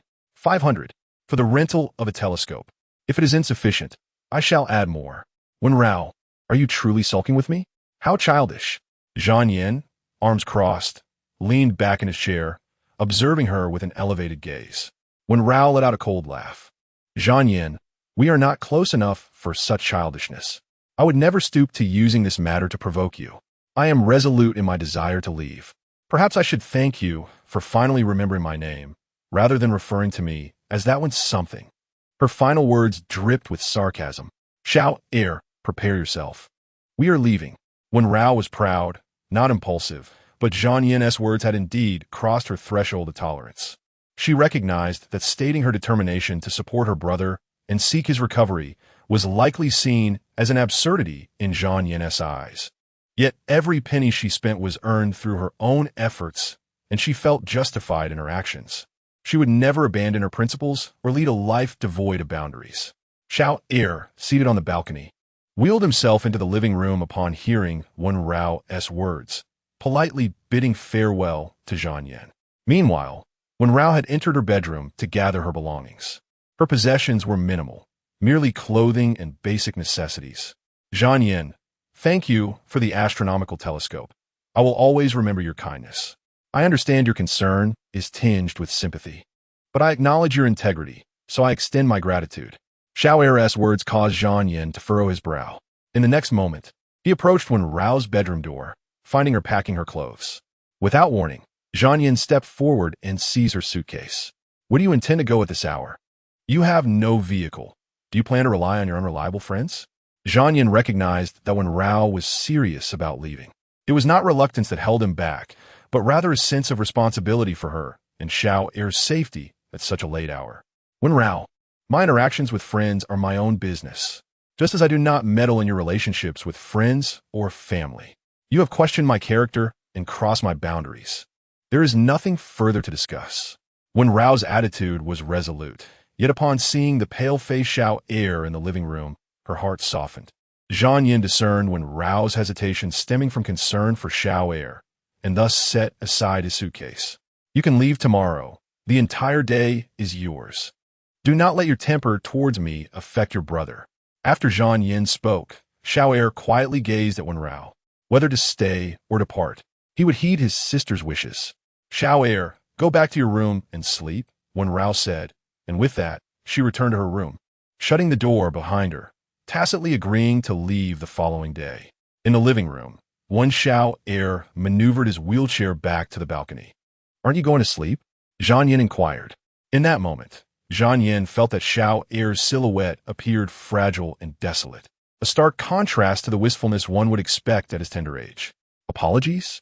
Absolutely inconceivable. Wen Xiao, upon hearing the sound, turned to Zhang Yan with a smile and softly remarked, Brother Zhang Yan, please do not mock me. I merely wish to gaze a little longer through the telescope, to savor the experience just once more, for such opportunities may be scarce in the future. However, do not pity me. My condition is far less dire than that of many others. Some have departed this world by the tender age of 7 or 8, and I consider myself fortunate. While I am reluctant to part with such a splendid telescope, my sister remains my utmost priority. If I indulge myself tonight, I shall have no regrets come tomorrow morning. Wen Xiao's words struck a chord within Zhang Yan at that fleeting moment. The more composed and smiling he appeared, the greater the impact on Zhang Yan's heart.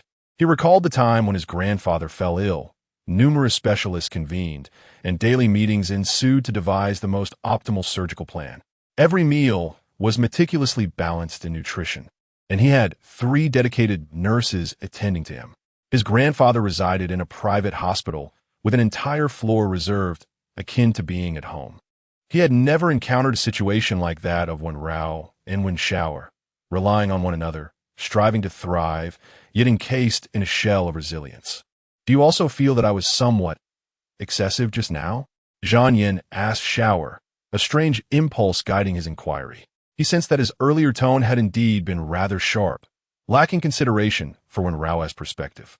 When Shower shrugged, "In truth, if my sister were as you described, she would have cast me into a nursing home long ago, allowing me to fend for myself. She is vehemently opposed to romantic entanglements and would never depend on anyone. She once worked part-time crafting goods to support me, her fingers nearly worn to the bone, yet she persisted, wrapping them in tape to continue her work, to the point where she could barely leave fingerprints in class. She burned the midnight oil studying for scholarships, consuming 5 packets of strong coffee a day to stay alert. Eventually, even that proved ineffective, and she resorted to swallowing coffee ground with water. I share this not to portray my sister as a paragon of virtue, but to convey that you are profoundly mistaken. Every human error, and you are no saint, a mere apology suffices." With that, Wen Shower turned back to the telescope. Zhang Yin retorted, "Apology? Absolutely impossible." He was filled with frustration and decided he did not wish to linger any longer. As he donned his shoes and prepared to leave, he noticed a gentleman's coat hanging on the hook by the door. In a fit of inexplicable anger, he seized it and flung it out the door. This coat belonged to Zhu Hisu. She had kept it without returning it. Was that not an ambiguous sign of affection? And she had the audacity to be indignant. As Zhang Yin exited, Zhu Hisu's coat lay quietly on the ground. On the balcony, Wen Shower appeared at the moon through the telescope. The lunar surface was uneven. If extraterrestrial beings resided there, could they not cure his ailment? Then his sister would not have to endure such hardships. The following morning, after Wen Rao awoke, Shower was still asleep. She contemplated waiting for him to rise before departing, intending to request a leave of absence from Team Leader Lin. Yet, before she could make the call, Team Leader Lin's voice rang through on the line. "Wen Rao, your grandmother has arrived, insisting on seeing you at the police station entrance. Even after I informed her of your transfer, she refuses to leave and continues to cause a scene." Lin's tone was grave. Wen Rao felt as if her mind had been struck by a thunderous blow, and in the next moment, she trembled with fury.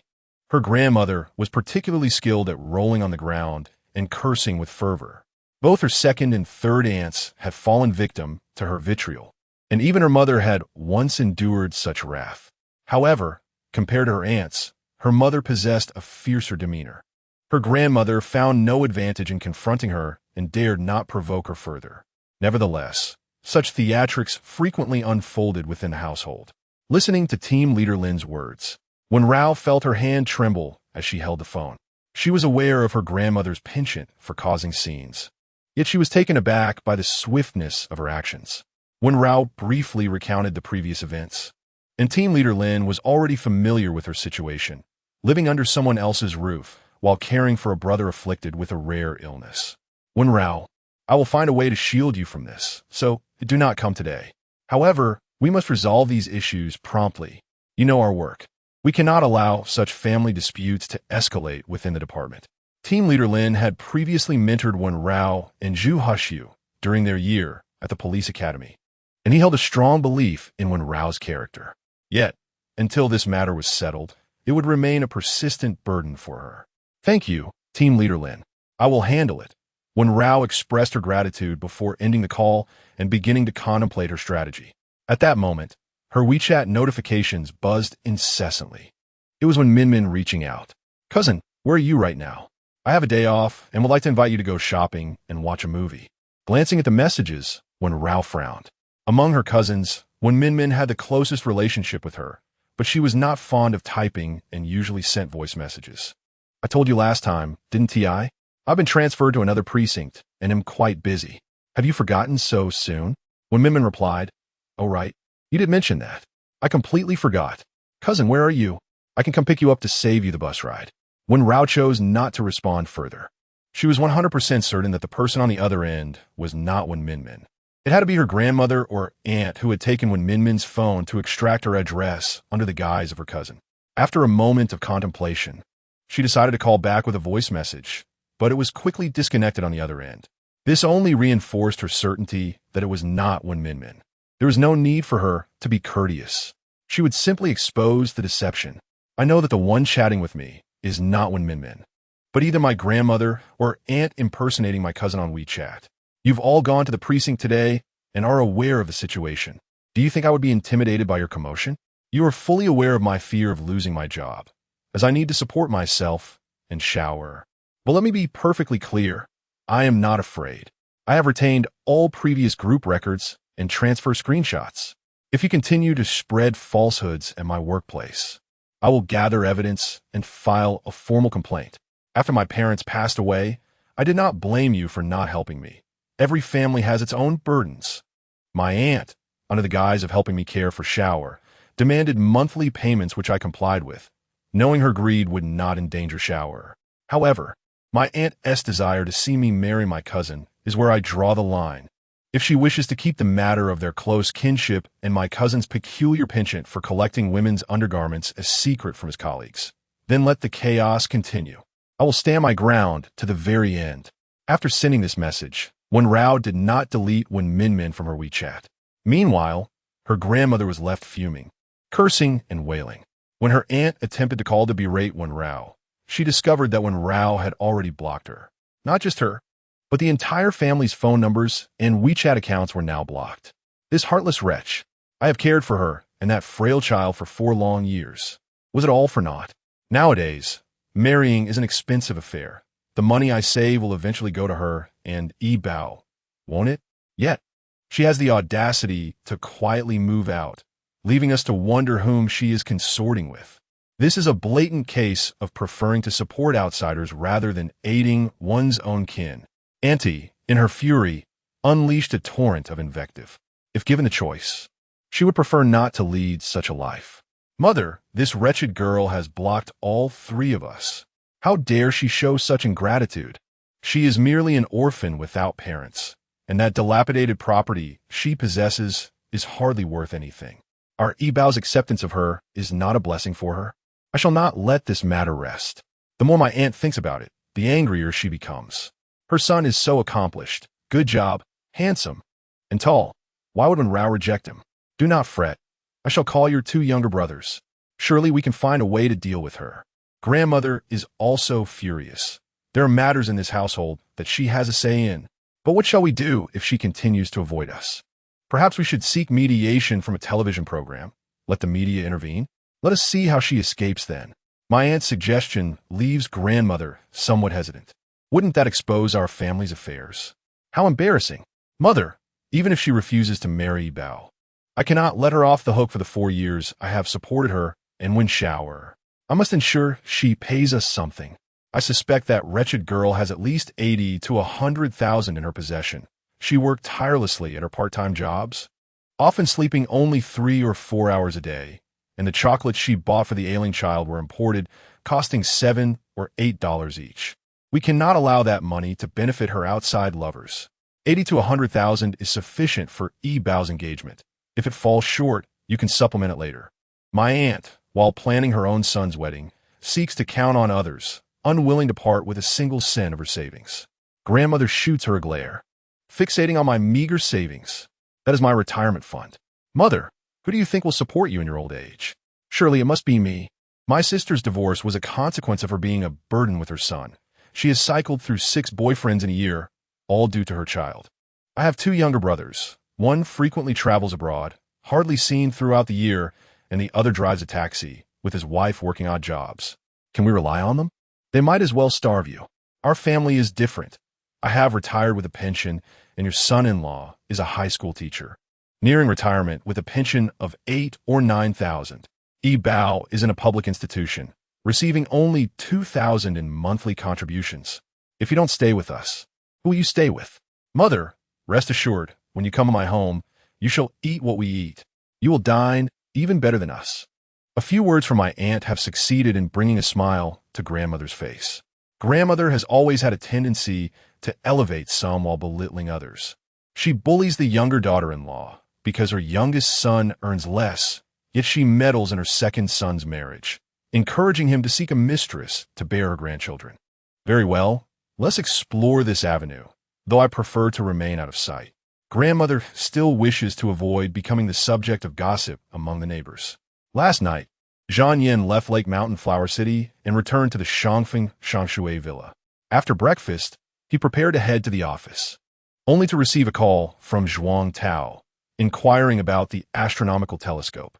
Zhang Yin could not help but recall Wen Shao's frail silhouette on the balcony, along with Wen Rao's defiant gaze and the powerful aura she exuded when she sent him $500. One might mistakenly believe she had captured $5 million for herself. Regarding last night's events, he seemed to have somewhat overstepped. Yet, was Wen Rao entirely blameless? The butler. Zhang Yin called upon the butler, for he was a man of experience and perhaps could offer him some counsel. Zhang Yin succinctly recounted the conflict of the previous night to the butler. The butler listened and smiled, saying, "Mr. Zhang, in our era, few truly understood romance. Most marriages were merely arrangements. People believed that mere coexistence was a blessing. This notion is not entirely accurate. Your situation is indeed unique. Yet your counterpart is also a novice in matters of the heart, having just graduated a year ago without prior romantic engagements. She, too, struggles with the transition of roles, especially considering she has an ailing younger brother and a plethora of eccentric relatives. If given a choice, she would likely prefer a different existence. He is merely a tool." The butler's words struck a chord within Zhang Yin. He truly overlooked the fact that Wen Rao was experiencing her first marriage and first love. If given the choice, who would willingly live under someone else's roof? Who would wish to witness their sibling's illness without being able to provide the best care? Must he truly apologize? Zhang Yin rubbed his temples. He realized he had never apologized to a woman before, as there had been no opportunity for conflict with the female elders in his family. His two younger cousins were still quite young, adept at reading the room, and somewhat intimidated by him, behaving obediently in his presence and avoiding conversation. Thus, he genuinely did not know how to apologize to a woman. "Butler, what should I do to apologize without uttering the words face to face?" The butler was taken aback, not expecting Zhang Yin to present such a formidable dilemma. After some contemplation, he mustered the courage to suggest, "Perhaps, Mr. Zhang, you could attempt to convey your sentiments through another's words." The butler was uncertain of the efficacy of this approach. Suddenly, Zhang Yin thought of Wen Shao. Am I merely a tool? Am I not a patient? As noon approached, Zhang Yin returned to Lake Mountain Huadu. As he ascended the stairs, he noticed the coat of Zhu Hashu that he had discarded before still lay on the floor, indicating that Wen Rao had not yet left. The neighboring apartment was vacant, leaving only them on this floor. Upon entering the house, he found Wen Rao in the bedroom, engaged in a phone call. Upon seeing him, she hesitated, rose to close the bedroom door, and continued her conversation. Wen Shao was sunbathing on the balcony. Upon spotting him, she whispered, "Brother Zhang Yin, it's my grandmother and aunt causing a ruckus at the police station, insisting on seeing my sister, but her superior turned them away. However, my sister is concerned they might cause further disturbances, so she is consulting with a lawyer friend." Wen Shao's words made Zhang Yin frown. Her peculiar relatives were indeed incessantly troublesome. "I know a few lawyers who could assist you." Zhang Yin spoke matter-of-factly. If it were not Wen Rao's fault, he would certainly lend a helping hand. Wen Shao shook her head. "No need. My sister wouldn't want to take advantage of you, especially not now when she isn't angry." Zhang Yin was left speechless. He then opened his phone and presented it to Wen Shao. "Shao, do you like this drawing board? It's the latest multi-functional model, adjustable from various angles." He showed her a picture of a drawing board. Wen Shao's eyes lit up with excitement. Zhang Yin continued, "Then, could you persuade your sister?" Wen Shao responded, "Brother Zhang Yin, are you trying to bribe me? I have evidence." Zhang Yin, caught in the act, maintained his composure. After all, he handled projects worth billions daily. If he lacked such self-control, he would have long been exposed by his adversaries. "Shao, I simply wish for you not to end up on the streets due to a fit of anger." Zhang Yin leaned down, patting Wen Shao's shoulder with a calm and collected tone. However, Wen Shao was not playing by the rules. "Brother Zhang Yin, does that mean you acknowledge your mistake from last night?" Zhang Yin replied, "And what about Wen Rao? Is she not at fault?" He countered. Wen Shao sighed, conceding, "All right, I shall not argue with you any further. I will provide you with an opportunity to retreat." Just as Zhang Yin intended to say more, Wen Rao ended the call and exited the room. Upon seeing Zhang Yin, Wen Rao was about to express her intention to leave immediately when Wen Shower approached in his wheelchair and spoke first. Sister, Zhan Yin has something he wishes to convey to you. Zhan Yin, taken aback, thought, has he been outmaneuvered by Wen Shower? Are you apologizing? Wen Shower gazed innocently at Zhan Yin, his eyes encouraging him. Zhan Yin felt an urge to scoff. Yet to him, Wen Shower was merely a child. He could hardly stoop to the level of a child. Zhan Yin straightened his posture and addressed Wen Rao. What would you like to say? Wen Rao replied in a calm tone. Regarding yesterday's matter that I should not have uttered that remark. You may choose to stay or leave. The decision is yours. Zhan Yin had managed to control his emotions quite well, yet he still found himself faltering. After all, it was his first time. He hoped there would not be a second. Wen Rao observed him and said softly, Are you apologizing? Zhan Yin furrowed his brows, looking as if he could crush a fly with his expression. It is not an apology. I merely wish to express my stance. Wen Rao rolled her eyes in exasperation. Was this person truly so stubborn as to deny his own mistake? Sister, can Zhan Yin brother give me a multifunctional drawing board? I will only use it for a few days, and when we move, I want to take it with me. Despite being more mature than his peers, Wen Shower was still a teenager, and his desires were clearly written across his face. Wen Rao looked at Shower, who was basking in the warm midday sun, enveloped in a gentle golden glow that radiated warmth and serenity. Previously, when living at their aunt's house, the siblings had occupied a west-facing balcony, where clothes were hung to dry and miscellaneous items were stored. They had never seen sunlight before noon. When she lived with her parents, they resided in a small house in the city center, awaiting demolition. It was a mere 20 square meters for their family of 4. Thanks to her father's craftsmanship, they had built a loft bed, with her brother sleeping above, and during the sweltering summer, it felt like a steam room, forcing them to spread bedding on the floor below. She had her own room, but the window was small, making it stifling in summer and frigid in winter. Her parents slept on the sofa bed in the living room, which was hardly a better situation. The small house had been allocated by her father's workplace, but after the factory's closure, it fell into neglect. Although a developer had taken over, disputes over compensation had halted the demolition halfway through. It had been 4 years since then. Otherwise, Wen Rao and her brother would at least have had a place to call home. The site was not even a half-finished building. A half-finished structure at least has a foundation and a few stories. This place lacked even that. The current environment was indeed more suitable for Shower, sunny and spacious. Shower's wheelchair would not clash with any furniture. Even if it were only for a month, it would be a cherished memory. Both Zhan Yin and Shower awaited Wen Rao's decision. All right, we will stay. Upon hearing this, Wen Shower beamed with pure happiness. Zhan Yin displayed little outward reaction, yet inwardly he felt an uncharacteristic sense of relief. Zhan Yin, I wish to cook for myself at home. Today I want to buy some groceries. Could you give me a ride? There is nothing at home, and I cannot carry it all by myself. Wen Rao had ordered takeout for Shower that morning, sacrificing her own breakfast to save money, only ordering a single portion. However, Shower, being considerate, saved half for her. The siblings shared a portion of rice rolls. Sure, I am free today. Upon returning home for lunch, I shall prepare a meal. You may join me. Wen Rao is not a miserly person. Even though the ingredients are all purchased by her, she would still cook for Zhan Yin. Do you possess culinary skills? Zhan Yin's expression revealed a hint of hesitation, filled with skepticism regarding her abilities. We shall discover the truth during lunch. With her head held high, Wen Rao exhibited a natural talent for preparing home-cooked dishes. Her invitation to Zhan Yin implied confidence, ensuring he would not have the opportunity to ridicule her efforts. May I bring Xiao Er along? Wen Rao wished to allow Xiao Er to experience the invigorating outdoor air, even if it meant merely sitting in a wheelchair, as it was far superior to being cooped up indoors. Certainly, he is far more charming and polite than you. Zhan Yin nodded in agreement, yet couldn't resist teasing Wen Rao once more. Enraged, she made a playful fist gesture behind him, and as fate would have it, Zhan Yin turned just in time to inadvertently collide with her. His instinctive reaction was to reach out and steady her, yet he inadvertently wrapped his arms around her waist. Are you still looking? Have you had enough? Wen Rao was nearly thrown off balance when she collided with Zhan Yin, instinctively gripping his shirt. In the next moment, she heard a tearing sound.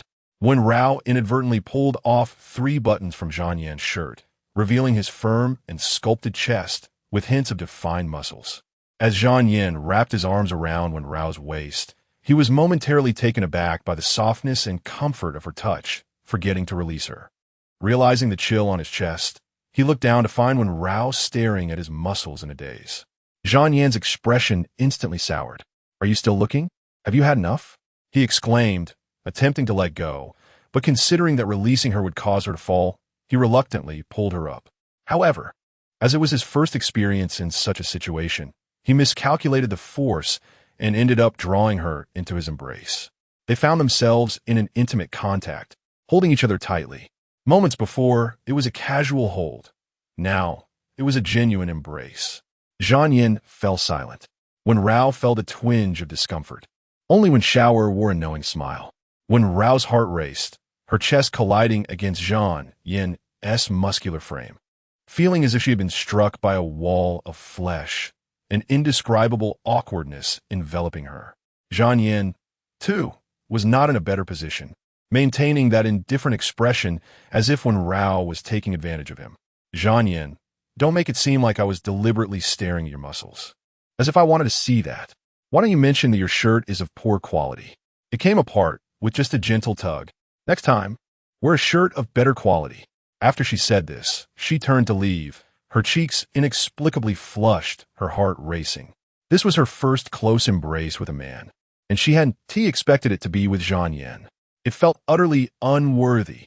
Although she had never considered dating, she certainly did not wish for her first intimate embrace with a male to be with this arrogant and particular Zhang Yan. Zhang Yan, too, was experiencing this for the first time, and she had the audacity to criticize the quality of his shirt. One of his shirts could cover her living expenses for an entire year. Why didn't she reflect on her own rudeness? Had he known, he would have just let go and let her fall. 10 minutes later, the 3 of them stepped outside. As the doors swung open, Wen Rao spotted a familiar piece of clothing lying on the ground. Bewildered, she exclaimed, "Isn't this Zhu Hexu's jacket?" Zhang Yan turned his head away, feigning ignorance.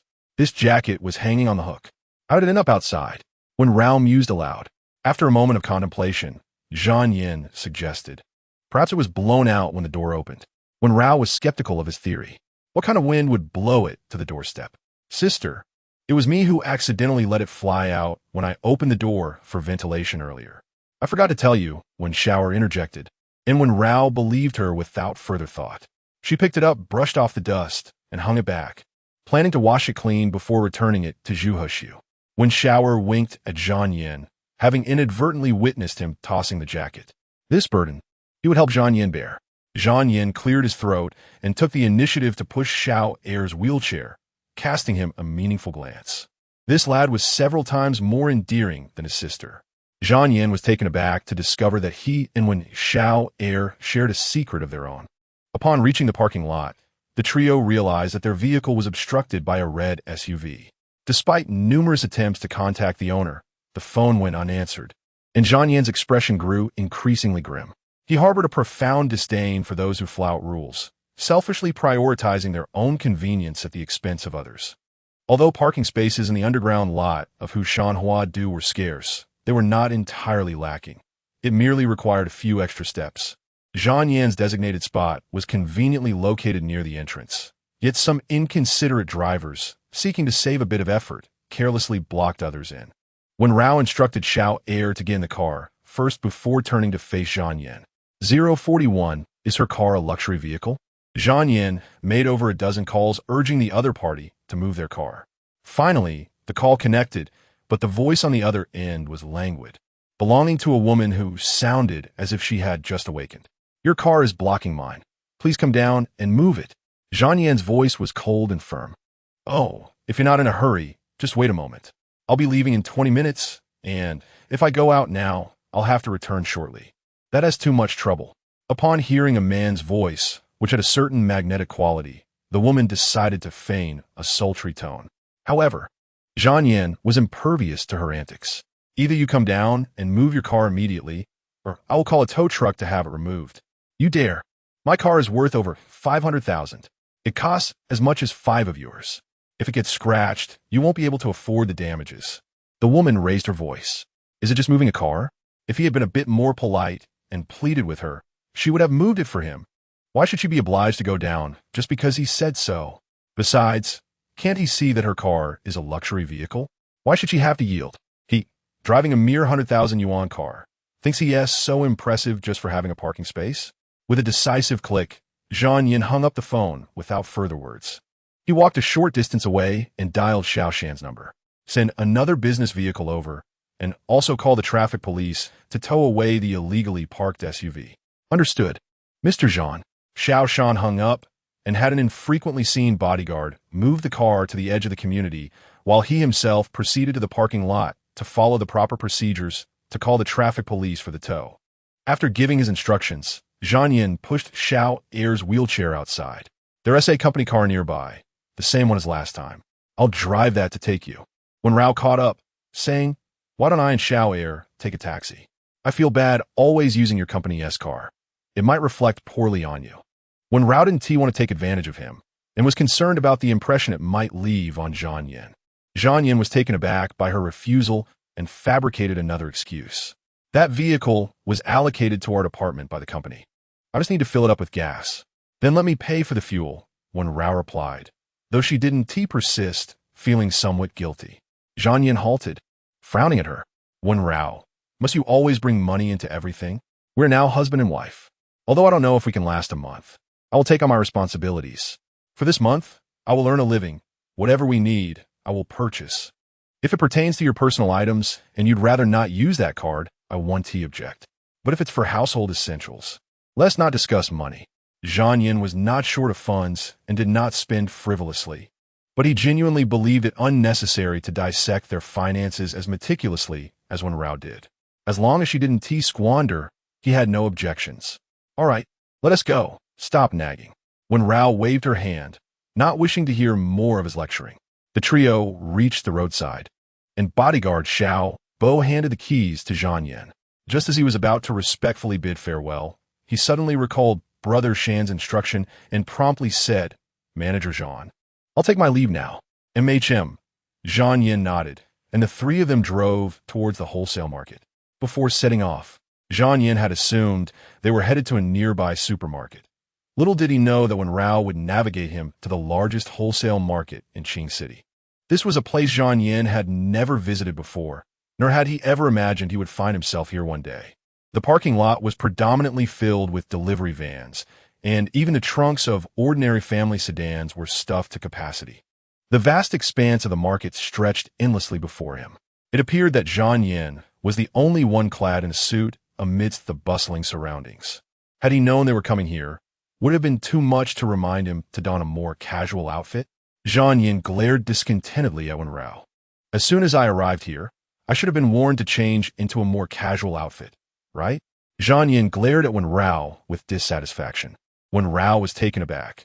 She had never anticipated that failing to remind him about his attire would provoke his ire. Mr. Zhang, do you harbor some misconception about yourself? Even if you donned casual clothing, would your frosty demeanor truly alter your aura? Wen Rao believed she was merely speaking the truth. Zhang Yin raised his hand to touch his face. Was it truly as cold as ice? Then why had he come here? The supermarket would have been far more convenient, with ample parking and no chaotic vehicles. He pointed at the disarrayed parking lot. Observing his genuine confusion, Wen Rao patiently elaborated. In fact, many vegetables at the supermarket are also sourced from here. This place wholesales in the morning and retails from noon until 2 in the afternoon, offering stationery and daily necessities at incredibly reasonable prices. If you only need a few items for immediate consumption, the small supermarket downstairs suffices, but for bulk purchases, this is decidedly more economical. After her explanation, Wen Rao instructed Zhang Yin to push Xiao Air's wheelchair while she retrieved her pre-prepared shopping list. With a folding cart in hand, she led the way, and Zhang Yin glanced at the list, which contained over 20 items, all related to Xiao Air, save for one that pertained to her own needs. Wen Rao had procured 20 sketchbooks for Xiao Air, who adored drawing. I'm going over there to buy some seafood. The ground is too filthy for you to enter. Please wait for me here. Wen Rao indicated towards the seafood section ahead. where the pungent odor wafted even from a distance. Zhang Yin, who particularly detested that smell, pushed Xiao Wei air further away. Once when Rao vanished from sight, Zhang Yin took a few steps back and dialed Zhuang Tao. Zhuang, investigate the recent activities of Wen Rao's aunt and grandmother. If they are plotting something surreptitiously, I wish to thwart it. Understood. I will look into it immediately.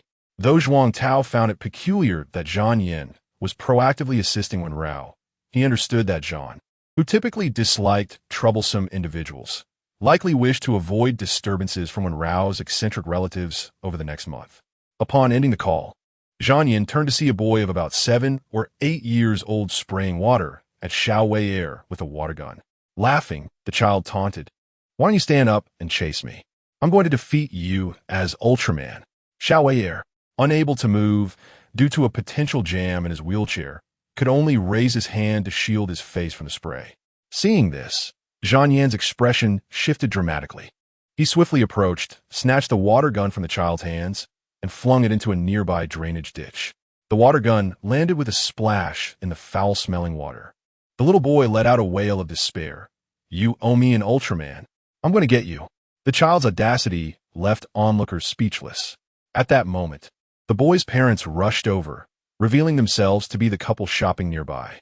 It became evident that they had ignored their child's bullying of Xiao Wei air, only to rush to their son's side upon hearing his cries. "What on earth is wrong with you? How can one of such maturity still bully children? Indeed, my son is so adorable and well-behaved. Are you perhaps psychologically disturbed, targeting innocent children? You must have some peculiar inclinations." The parents of unruly children possess an extraordinary ability to retaliate. They truly deserve the title of parents who can raise such misbehaved offspring. "You shall not intervene. I shall take it upon myself." Zhang Yin pushed Wen Shao's wheelchair backward, positioning it protectively in front of him. In that fleeting moment, Wen Shao experienced an illusion of having an additional guardian. Besides his sister, there was Zhang Yin. There are surveillance cameras. You cannot simply say whatever you please. Your son is wielding a water gun and spraying indiscriminately. He even deliberately aimed at my brother, and you stand idly by without intervening. If you will not take action, I shall. Zhang Yin, known for his decisive demeanor at the company, was far from courteous when faced with the unruly parents. Upon hearing Zhang Yin refer to him as his brother, a subtle smile tugged at the corners of Wen Shao's lips, forming a delicate arc. At this juncture, the unruly child wailed, demanding Zhang Yin compensate him for his toy water gun. "You're talking nonsense. My son was playing perfectly well on his own. It was your brother who insisted on joining us. At his age, he should not be snatching our toys. Our spraying him was entirely his own doing. Look at how you're dressed. Surely you wouldn't deny your brother even a water gun. Let him take my son's." The mother of the unruly child began to spout her irrationalities. The father, emboldened, assumed a confrontational stance against Zhang Yin. "Madam, are you aware that adults set the precedent for children's behavior?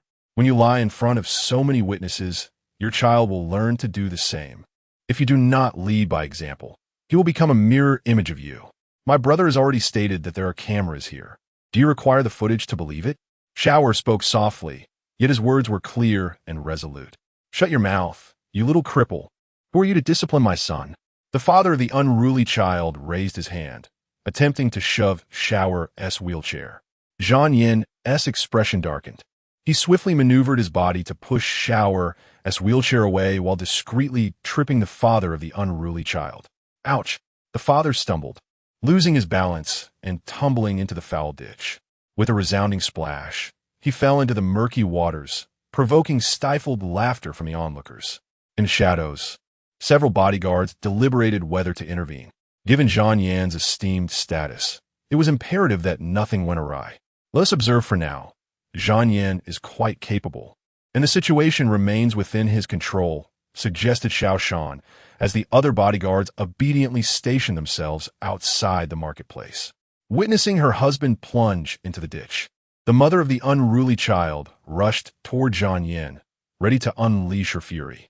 The crowd, unable to endure her antics any longer, began to voice their disapproval. I was right beside them. The child in the wheelchair said nothing at all. It was your son who... noticing his limited mobility, sprayed water at him. Indeed, he soaked me as well. I had bent down to purchase groceries when I felt my back suddenly drenched. I turn around to find your son sticking his tongue out and making faces behind me. Exactly. He even sprayed my vegetables.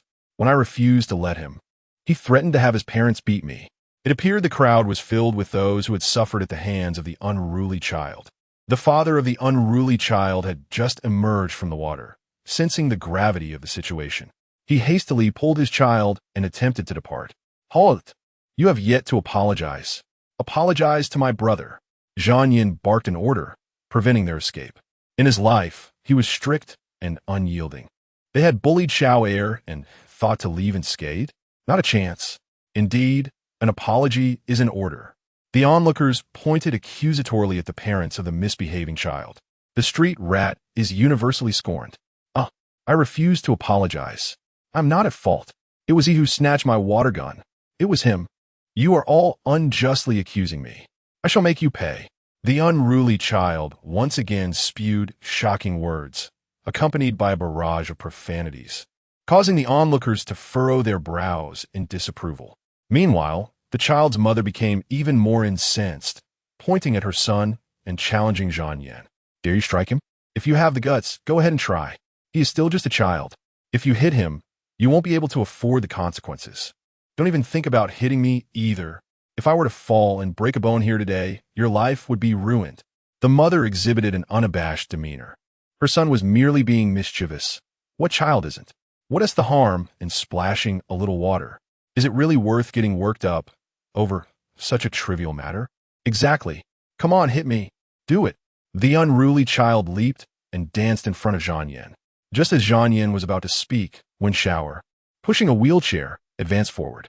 Annie, I'm also a child, not yet 18. I can hit him. Wen Rao recalled her sister's advice not to be intimidated by rogues, nor to compromise. As long as she could ensure her safety, she should not fear and should speak her mind. With Zhang Yan by her side, she felt secure. The parents of the unruly child were momentarily silenced by Wen Rao's bold words. They understood the repercussions of harming a person with disabilities, especially since the opposing party was also an underage child. Truly unfortunate. They must have neglected to consult their fortune before stepping out. The child's father spat vehemently, then yanked at his son's collar, urging, apologize now. I have plenty of matters to attend to.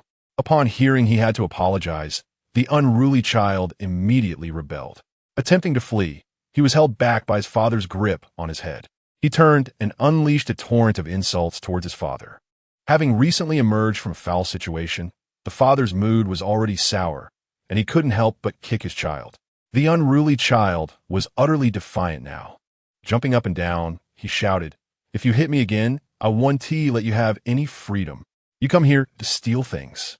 You think no one will suspect you if you bring me along? If it weren't for you, I wouldn't even be here. Shut up, the father interrupted, slapping his son across the face before he could finish.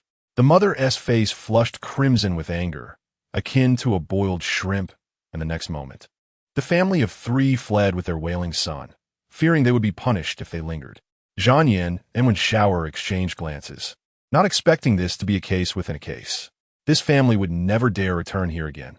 They would surely be treated like a street rat, scorned by all. Brother Zhang Yan, please don't tell my sister about what just happened, Wen Rao whispered earnestly.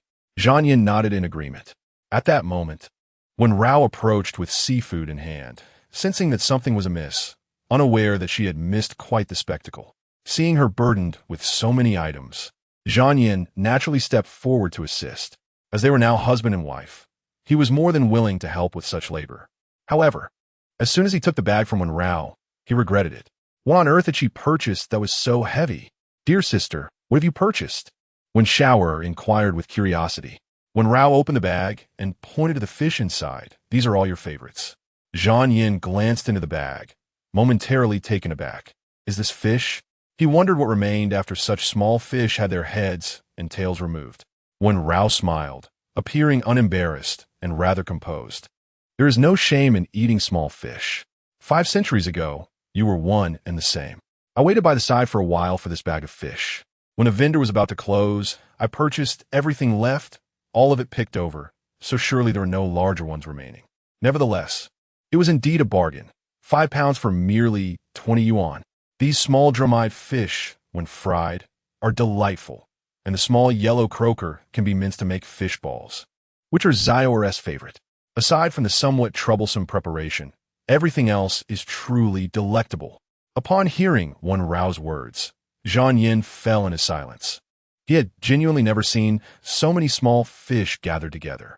It seemed that 1 pound could hold a dozen or more. Are you certain they are edible? Subsequently, Wen Rao completed the shopping list for daily necessities, and the three of them exited the wholesale market. At the entrance, Wen Rao noticed a convoy of Rolls-Royce vehicles across the street and regarded it with thoughtful curiosity. Seeing her gaze fixed on the convoy, Zhang Yin casually inquired, "Do you know them?" Wen Rao shook her head, certainly unfamiliar, but she had heard that it belonged to the wealthiest family in Qing City, sharing your surname. "You were one and the same 5 centuries ago," Zhang Yin replied, "and still are." As Zhang Yin drove back, upon reaching the roadside of the community, Wen Rao pushed shower while Zhang Yin carried several bags. Observing the sight of him dragging the small cart was somewhat amusing to Wen Rao. She took the cart and secured it to Shower's wheelchair. "Is it permissible to leave the car here? The temporary parking limit is 3 minutes." When Rao glanced back at the business vehicle parked by the roadside, Xiaoshan would arrive shortly. He would drive it away. Almost as soon as Zhang Yin finished speaking, Xiaoshan emerged from a place out of Wen Rao's sight and drove off in the business vehicle. They entered the community through the pedestrian street, passing by a tea shop. Just then, Shower's drawing board also arrived, but Zhuang Tao had no keys, so it was left in the tea shop. Zhang Yin went inside to greet them, and Aunt Sun's eyes sparkled with genuine affection upon seeing Zhang Yin, yet her expression turned indifferent when she looked at Wen Rao. However, she would not utter any harsh words. Wen Rao sensed Aunt Sun's aversion towards her, but felt there was no intention to cause her distress. While Zhang Yin conversed with Aunt Sun, Wen Rao chose not to linger and took Shower home first. "Zhang Yin, could you help me carry the things upstairs later?" "Aunt Sun, I'll take my leave now. You continue with your tasks." After exchanging pleasantries, Wen Rao pushed Shower away. Aunt Sun watched the black bag at the entrance, for which a lingering, fishy odor wafted. "Where did you purchase these? You usually select your food with great care. The market offerings might not agree with your stomach." Aunt Sun expressed concern that Wen Rao might prepare something unsavory for Zhang Yin. "Aunt Sun, rest assured, if it does not suit my palate, I shall not partake." "That is good. Just do not upset your stomach." "Aunt Sun, I have clarified the matter from last time. It was a misunderstanding." Zhang Yin briefly recounted the previous incident to Aunt Sunday. She nodded in response. "As long as it is a misunderstanding, that is well. I do not wish to see her cause you unnecessary trouble. Fortunately, she is unaware of your identity. Otherwise, her relatives and friends might come knocking to take advantage." "Aunt Sun, I shall not grant them that opportunity. I will return now. If you have no further matters, kindly close the door early." Zhang Yin cherishes the trust of Aunt Sun, for she has been his steadfast companion since childhood, second only to his mother. "Are you not aware? I find solace in remaining here, for there is little to occupy my time at home." Aunt Sun smiled, though her expression bore a hint of bitterness. She wished to avoid returning home to confront her son and daughter-in-law. Indeed, every family has its own struggles. Upon leaving the tea shop and descending the stairs, Zhang Yin noticed that Wen Rao and Wen Shower were still present. "Why have you not gone upstairs? What has transpired?" Zhang Yan's immediate concern was whether the driver of the towed car had traced their address to seek retribution. In a flurry of trivialities, supported as she glanced back at him, yearned to attempt walking independently, previously at his aunt's house. He had no opportunity and had to wait for my vacations to train with him. Observing the splendid sunshine today, he desired to take a few steps.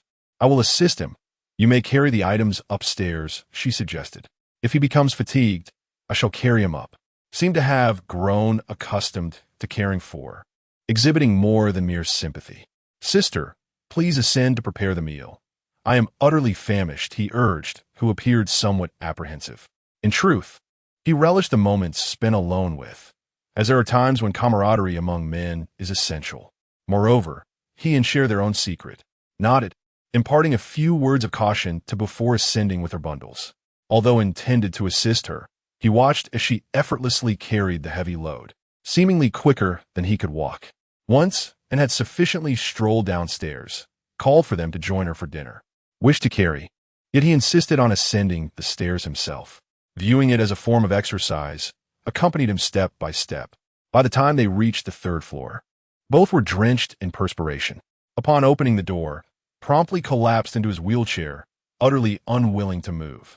Presented each of them with a freshly purchased towel. Instinctively shook his towel, while, unfamiliar with the practice, simply rubbed it against his face. However, this towel felt distinctly different from what he was accustomed to, lacking softness and thickness. Removing the towel, he felt discomfort on his face, oblivious to the white fluff adorning it and his nose, rendering him a comical sight. Together, and erupted in laughter, choosing not to inform him of his appearance as he meandered around the living room, their amusement causing them physical pain. "What are you laughing at?" questioned, remaining unaware of the cause of their mirth, yet sensing it pertained to him. He had never before used such a cheap towel. Unbeknownst to him, the towel required shaking to dislodge the loose fibers before use, or else one would be left questioning their existence amidst the shedding. Unable to contain herself, pointed at his face, exclaiming, "Go look in the mirror, and you will understand."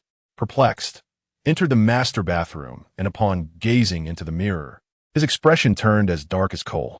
"What sort of towel have you purchased? Are you certain it is not meant for cleaning floors?" He bellowed in indignation, feeling that even the mops in the house were of superior quality, as he picked off the fluff in front of the mirror, and once again burst into fits of laughter. Hearing their joyous sounds, his initial scowl softened, and inexplicably, he too succumbed to a bout of self-deprecating laughter. This ordinary life, for him, was indeed a chaotic whirlwind of trivialities. No, rather, it was a face full of white fluff. As when Rao was ladling the soup in the kitchen, Zhang Yin received a phone call. It was from Xiao Shan. "Mr. Zhang, we have thoroughly investigated the family of that troublesome child. They are habitual offenders, persistently engaging in petty thefts." Zhang Yin pondered for a moment and replied, "If we gather sufficient evidence, we shall report them." "Understood. Also, the vehicle obstructing the parking lot has been towed away. However, the woman who exited the car kicked your vehicle a few times and, upon realizing it was a blind spot for the cameras, scratched your car with her key." Upon hearing that his car had been scratched, Zhang Yan's expression turned grim. The vehicle was equipped with 4 surveillance cameras to gather evidence, and he promptly contacted the authorities. "Understood. I will gather the evidence immediately," he stated before ending the call. At that moment, when Rao had just finished bringing the last dish to the table, Zhang Yin assisted by pulling out a chair for Xiao Air to sit down. "Wow. Handmade fish balls, crispy fried fish, sweet and sour shrimp, locust flour cakes, and spare ribs," Xiao Air exclaimed, drooling at the sight. To Zhang Yin, these dishes appeared to be the most ordinary home-cooked meals, yet after tasting a few bites alongside Xiao Air, he found them surprisingly delightful. Aside from the commonality of the ingredients, he could hardly point out any significant flaws. "Are these fish balls made from those small fish?" Zhang Yin inquired as he savored one, noting its firm and smooth texture, clearly a result of considerable effort. "Indeed, filleting the fish made me question my life choices, given their diminutive size, but it merely required some time. The price of larger fish is evident, yet small fish possess their own unique flavor." When Rao served Zhang Yin a bowl of spare rib soup, a simple mushroom broth that locked in both the essence of freshness and meatiness, an exquisite flavor indeed. Observing Xiao Air devour several pieces of fried fish, Zhang Yin could not resist joining in, telling himself that his hunger justified his indulgence. Normally, he would only take a few bites from a large fish. "I will give you 5,000 yuan for household expenses this month. You and Xiao Air can buy whatever you want without waiting until the end of the month. I will return for dinner even if I have no social engagements," Zhang Yin proposed. When Rao smiled but remained silent, Zhang Yin advised her not to constantly bring up finances, while she could refrain from discussing it. Some habits were hard to alter, as she understood the adage, "It is easy to fall from simplicity to extravagance, but difficult to descend from luxury to frugality." "By the way, my mother wishes to meet you next week. As you know, I'm trying to avoid a second marriage. She doubts we can make it through this month." Zhang Yin elaborated on the situation. No worries, I will prepare food in advance for next week, Wen Rao replied.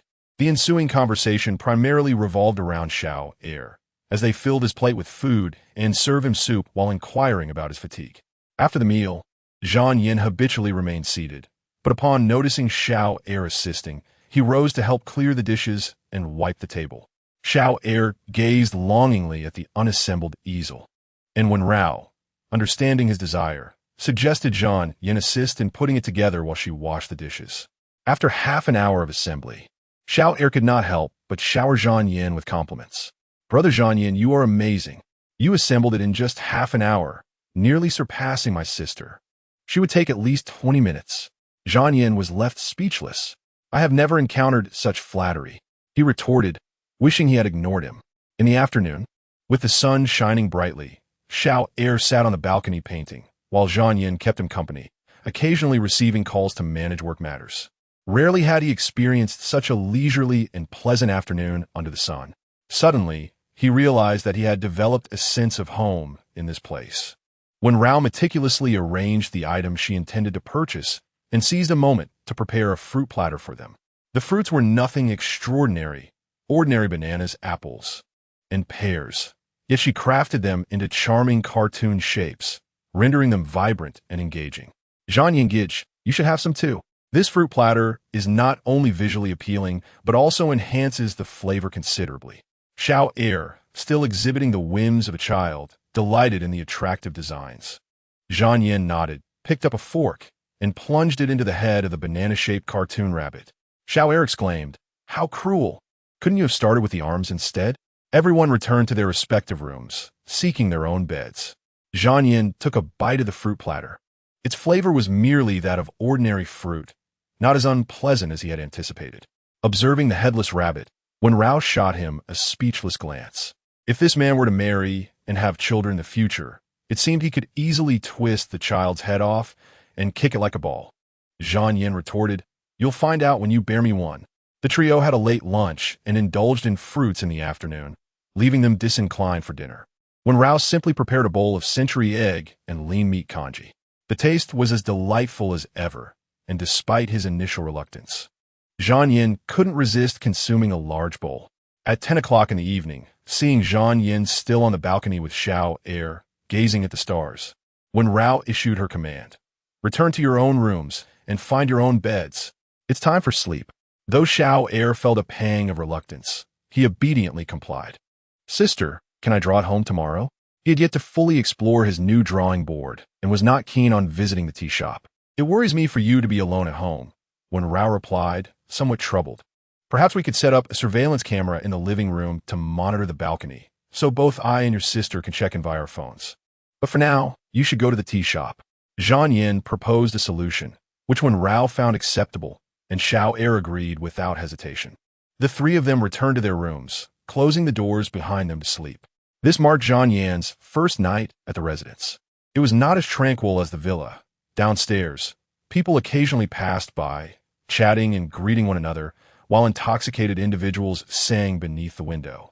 Other floors echoed, with couples arguing and children being reprimanded by their mothers for unfinished homework, leading to tears. The bed was also less comfortable than in the villa. Zhang Yan, feeling drowsy, finally drifted into slumber around 2 or 3 in the morning. Awakening the next morning around 7, he discovered that Wen Rao had already left. On the table, he found a note addressed to him. "Mr. Zhang, if you awaken, please assist in escorting Xiao Er downstairs. I departed at 6, wanting Xiao Er to enjoy a bit more sleep, so I didn't wake him. My apologies for the trouble. The dumplings I made this morning are on the mat, with the seasonings prepared in the bowl. Just boil water, add the dumplings, and they will be ready in 4 minutes.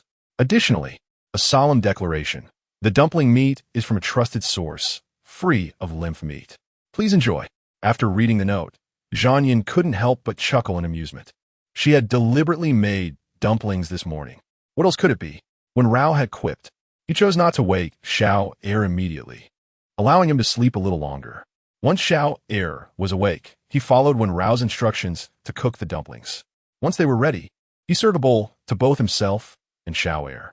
Observing the 2 bowls soaking in the basin, Zhang Yin found them bothersome and rolled up his sleeves to wash them clean before guiding Xiao Air downstairs. At that moment, Guan Xiaoya on the first floor of the opposite villa was roused from her slumber by her phone ringing. Upon seeing that it was Guana calling, she immediately answered.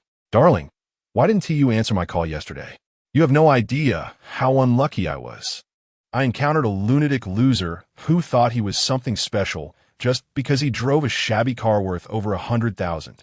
I merely blocked his vehicle, and he had the audacity to call the police, resulting in my car being towed. That blind fool. He wouldn't let me have peace. So I certainly didn't let him off easily." Guan Xiaoya vented her frustrations for quite some time. On the other end of the line, Guana remained silent for an extended period. "Anna, what is the matter?" "Xiaoya, I recall that your brother possesses some skills. Could he assist me in investigating a person? I wish to ascertain with whom he is registered." "Who is that woman?" Guana's voice was lethargic, exuding a palpable lack of energy. Guan Xiaoya was the very woman who had obstructed Zhang Yan's vehicle the day before. 049, it's on me, Anna. The person you're investigating wouldn't happen to be your prospective partner, would it? What? That coveted opportunity has been snatched away? Guan Xiaoya is somewhat aware of Guana's circumstances. However, Guana had previously refrained from introducing Guan Xiaoya to Zhang Yan's mother.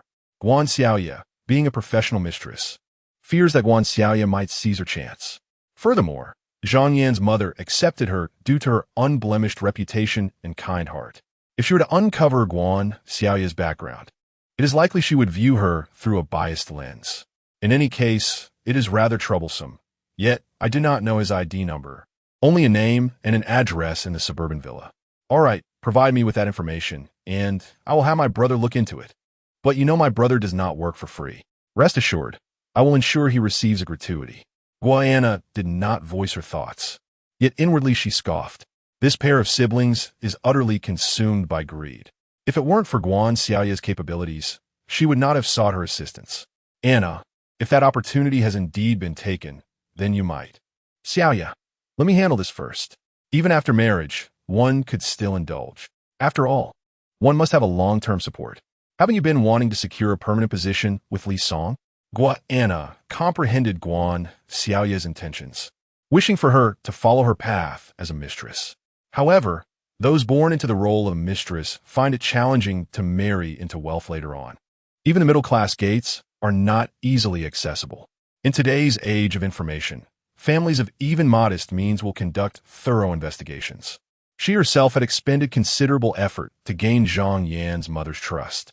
Upon hearing Li Song's name, Guan Xiaoya perked up.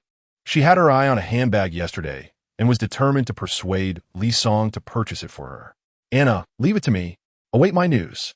Just as Guan Xiaoya hung up the phone and was about to seek out Li Song, she suddenly heard a knock at the door.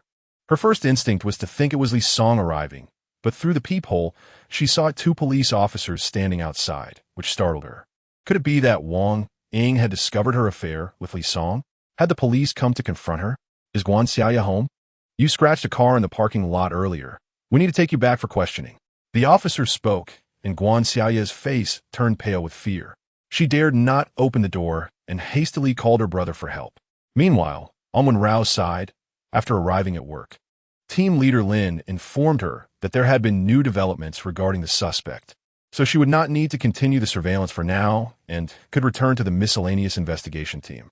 Wen Rao breathed a sigh of relief and was about to bid farewell to Team Leader Lin, when suddenly a quarrel erupted in the main office. Wen Rao and Team Leader Lin rushed back to find Zhu Hushu glaring angrily at Ping Juwen, who appeared utterly indifferent. What is going on? Why are you arguing here? Team Leader Lin asked coldly.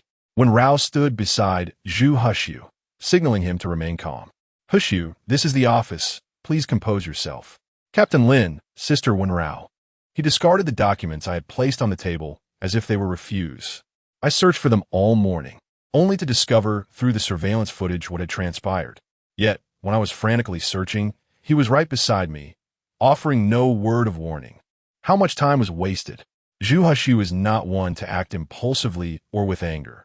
It is simply that the documents were of utmost importance. However, Ping Juwen's indifferent demeanor, as if the matter did not concern him, only served to infuriate Zhu. If those documents were indeed so crucial, why did you not secure them within a drawer? I mistook them for trash and disposed of them. What is the issue? Ping Jiwen remains nonchalant. Even in the presence of Captain Lin, Zhou Huxiu felt a surge of anger at the unreasonable words of Ping Jiwen, her face darkening with frustration. How can someone be so unreasonable? Vice Captain Ping, I left the documents on my desk. How can you deem them as trash? There are tea stains on them. You must have knocked over the teacup and soaked the papers. Instead of confronting the situation, you simply discarded them. A word of acknowledgement would have sufficed. Zhou Huxiu awaited the opportunity to submit these documents, now dampened and requiring a complete redo. Are you going to arrest me? Ping Jiwen's words elicited a bitter laugh from Zhou Huxiu. Lin, the team leader, observed the exchange with a grave expression. We are all part of the same team. Let's resolve this calmly. He interjected. Vice Captain Ping, you are indeed at fault here. The surveillance footage will reveal whether you spilled the water. Zhou Huxiu, lower your voice. Lin added. Following his remark, Ping Jiwen waved his hand dismissively, grabbed his coat, and departed without a word. The prospect of him apologizing to Zhou Huxiu was utterly implausible. Huxiu, don't let this interfere with your work. I will speak with him privately about this matter, Lin reassured her. Wen Rao returned Zhou Huxiu's coat, and by now, her mood had considerably improved, though many questions lingered. Wen Rao, do you think I might have unknowingly offended Ping Jiwen? Wen Rao shook her head. We are all in the same boat. His attitude towards me is hardly commendable either. However, I have looked into his past records, which are undeniably impressive. Zhou Huxiu was aware of this, and found it even more perplexing to discern what had transpired to transform a once prominent individual into someone so disheartened and disagreeable. After returning to the Miscellaneous Affairs Investigation Unit, Wen Rao spent the day attending to various cases. The individuals who came forth presented a myriad of trivial complaints. One woman sobbed about her lost son, only to clarify that her son was, in fact, a pet dog. Another complained about losing her keys in a drain and demanded compensation for emotional distress and lost wages from the water department. There were also reports from runaways wishing to file charges against their parents for corporal punishment and seeking to sever familial ties. By the end of her shift, after completing her handover, Wen Rao was about to take a breather when a call from Zhu Chunfeng interrupted her. Wen Rao, something has happened to Wang Ying. What? Wen Rao's grip tightened around the phone, her fingers turning pale. Wang Ying and Zhu Chunfeng were her closest friends. Zhu Chunfeng, though seemingly aloof, had a warm heart beneath her exterior. Wang Ying, with her stubborn and rebellious nature, had married young without her family's blessing, yet she embraced a bare-bones marriage for love. She has been a victim of domestic violence. That damned Li Song. I want to tear him apart. Upon hearing the words domestic violence, Wen Rao's expression darkened. How is she now? We must go see her. She's at home. I'm on my way to pick you up, Zhu Chunfeng replied. Okay, I'll wait for you. After changing her clothes, Wen Rao headed to the police station nearby to meet Zhu Chunfeng. Suddenly, a loud crash resonated as a black sedan reversed forcefully into a silver sports car, causing the hood of the latter to buckle dramatically. The driver of the unlicensed taxi stepped out, not only failing to offer an apology, but also forcefully striking the window of the sports car. How did you drive? Didn't you see that you rear-ended me? The unlicensed driver was menacing, and several burly men emerged from the front and back seats. In contrast, the driver of the sports car was a petite young woman who, upon witnessing the situation, dared not exit her vehicle and merely lowered her window. I have not moved from my position. It was you who reversed and collided with me, she said in a soft, gentle voice. Are you tired of living? Which of your eyes saw me reversing? Do you think just because you drive a sports car, you're impressive? It's obvious you're being supported by someone. Otherwise, how could someone so young afford such a luxurious vehicle? As the black car driver disembarked, he began to spew vile language. The young girl, furrowing her brow, chose to disregard them and reached for her phone to seek assistance from her family. What are you doing? Planning to call for help? Let me inform you. I have no time for your nonsense. This matter will be settled privately for 50,000. The driver snatched the girl's phone away. Observing this, Wen Rao crossed the street and approached. Return her phone. Otherwise, I shall take you directly to the police station. As she spoke, Wen Rao displayed her badge. Initially, The lead driver regarded her with disdain, but upon seeing her identification, his expression shifted dramatically. What, the police? Can they intimidate anyone at will? The driver retorted defiantly, boasting that he drove a luxury car worth over $1 million, no less impressive than the sports car before him, and that he had numerous connections, rendering him unafraid of repercussions. I do not need to intimidate you. I have already captured the incident on camera, and there are surveillance recordings from her vehicle that will attest to the fact that your reckless reversing caused this accident. Wen Rao declared, swiftly retrieving the girl's phone from the driver's grasp and returning it to her. Call your insurance company and your family. Let them come to your aid. Wen Rao gently reassured the young girl. Gratefully, the girl gazed at her and softly introduced herself. Thank you, miss. My name is Yin Pei. It is a pleasure to meet you. With that, Yin Pei extended her hand. She maintained her composure, undaunted by the circumstances. Wen Rao shook her hand and nodded in acknowledgement. The black car driver, realizing the police had arrived, not only stood to lose any money but might also face compensation claims, felt his anger boil over. He pointed at Yin Pei, demanding, who do you think you are? Who's backing you? Perhaps when he sees me, he will even address me as Big Brother. What are you doing? Threatening a victim in front of the police? Wen Rao admonished sharply. The driver sneered at her badge, mocking, a miscellaneous affairs investigation team? Huh, you catch stray cats and dogs and return lost elderly and children home. You consider yourself a police officer? His cohorts erupted in laughter, their arrogance boundless. Just as Wen Rao was about to respond, Yin Pei opened the car door and stepped out, her princess dress giving her a delicate appearance. Yet she approached the driver without fear. How do you not consider her a police officer? Try provoking her once more, and you will see. My lawyer is on the way. Just wait and witness who cannot withstand the consequences. Yin Pei's voice remained soft and refined, yet it carried an undeniable authority. The driver blinked, sensing an ominous premonition. The Yi family? The prominent Yi family of Qing City? He stammered, glancing uncertainly at Yin Pei. Who I am is not for you to know. Just remember, you have now entangled yourself with the Yi family, Yin Pei declared. Upon her words, several black sedans arrived almost simultaneously. Miss, my lawyer and family have arrived. Thank you immensely. Yin Pei expressed her gratitude to Wen Rao. Otherwise, she would have had no opportunity to make a call. Upon seeing her family arrive, Wen Rao felt a sense of relief. Noticing Zhu Chuanfeng's car had reached the opposite side of the road, she bid farewell to Yin Pei. My friend has come to pick me up. If you require a witness, please visit the Miscellaneous Affairs Investigation Unit at the corner police station to find Wen Rao. Wen Rao? What a lovely name, Yin Pei said with a sweet smile toward Wen Rao. Wen Rao waved her hand and got into Zhu Chunfeng's car. Inside the vehicle, Zhu Chunfeng glanced at Yin Pei, who was waving goodbye to Wen Rao, and thoughtfully inquired, how do you know her? As Wen Rao settled into the car and fastened her seatbelt, she was momentarily taken aback by Zhu Chunfeng's words.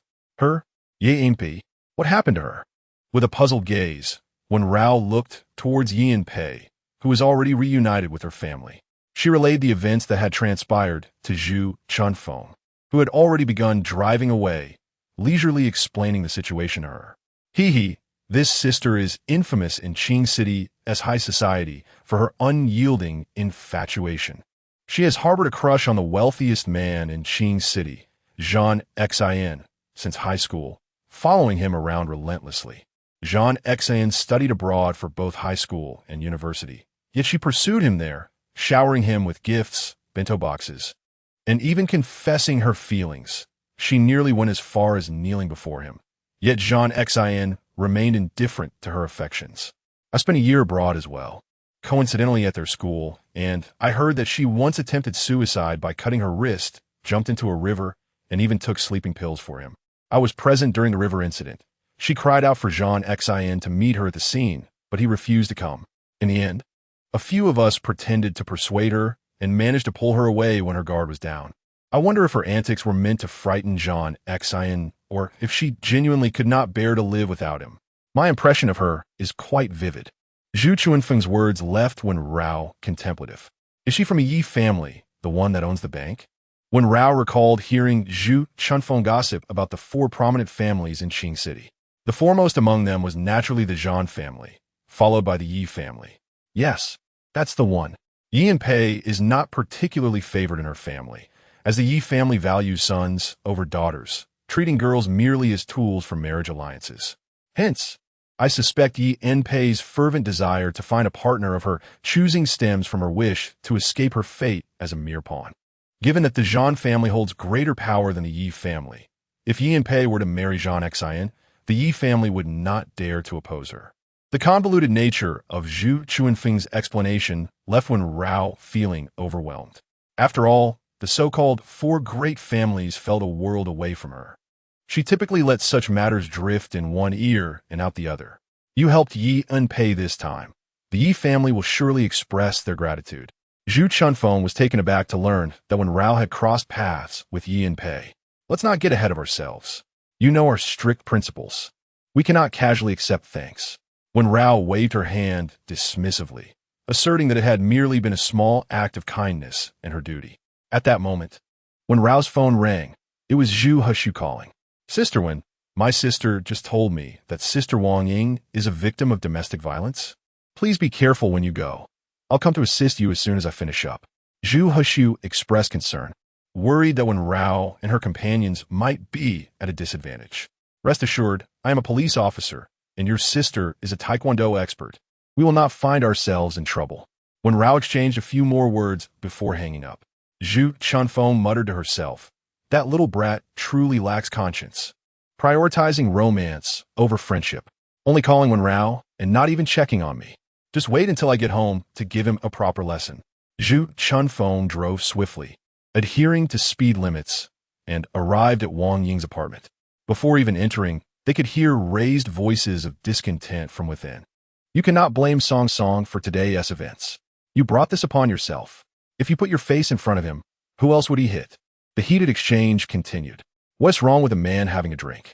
What's wrong with smoking a bit? Isn't it quite common to treat others to a meal? You indulge in his hospitality. It's not as if my son is solely responsible for your sustenance. With your meager monthly income of just over 2,000, you would have perished long ago. His finances are essentially yours. How can you be so calculative with your own partner? From the tone, it seems to be Wang Ying's mother-in-law. Wen Rao and Zhu Chuanfeng's expressions shifted simultaneously as they pushed the door open. The door was unlocked, revealing a scene of utter chaos within. In the disarray of the living room, with the coffee table and chairs askew, Wang Ying sat on the floor, her hair disheveled. Her child wailed on the sofa, seemingly ignored by her. Her in-laws stood before her, fingers wagging, incessantly berating her. Witnessing this scene, Wen Rao and Zhu Chunfeng were on the verge of exploding with indignation. Wang Ying, should we call the police? Zhu Chunfeng shouted, kicking the door open. Wen Rao followed suit, rushing to Wang Ying's side and pulling her up from the cold floor to sit on the sofa. Do not sit on the ground. It is too chilly. Outsiders may disregard your well-being, but as your sisters, we care. You must care for yourself as well. Wen Rao's words were laden with double meanings, stinging Wang Ying's in-laws deeply. Indeed, Yingzi, you still have family.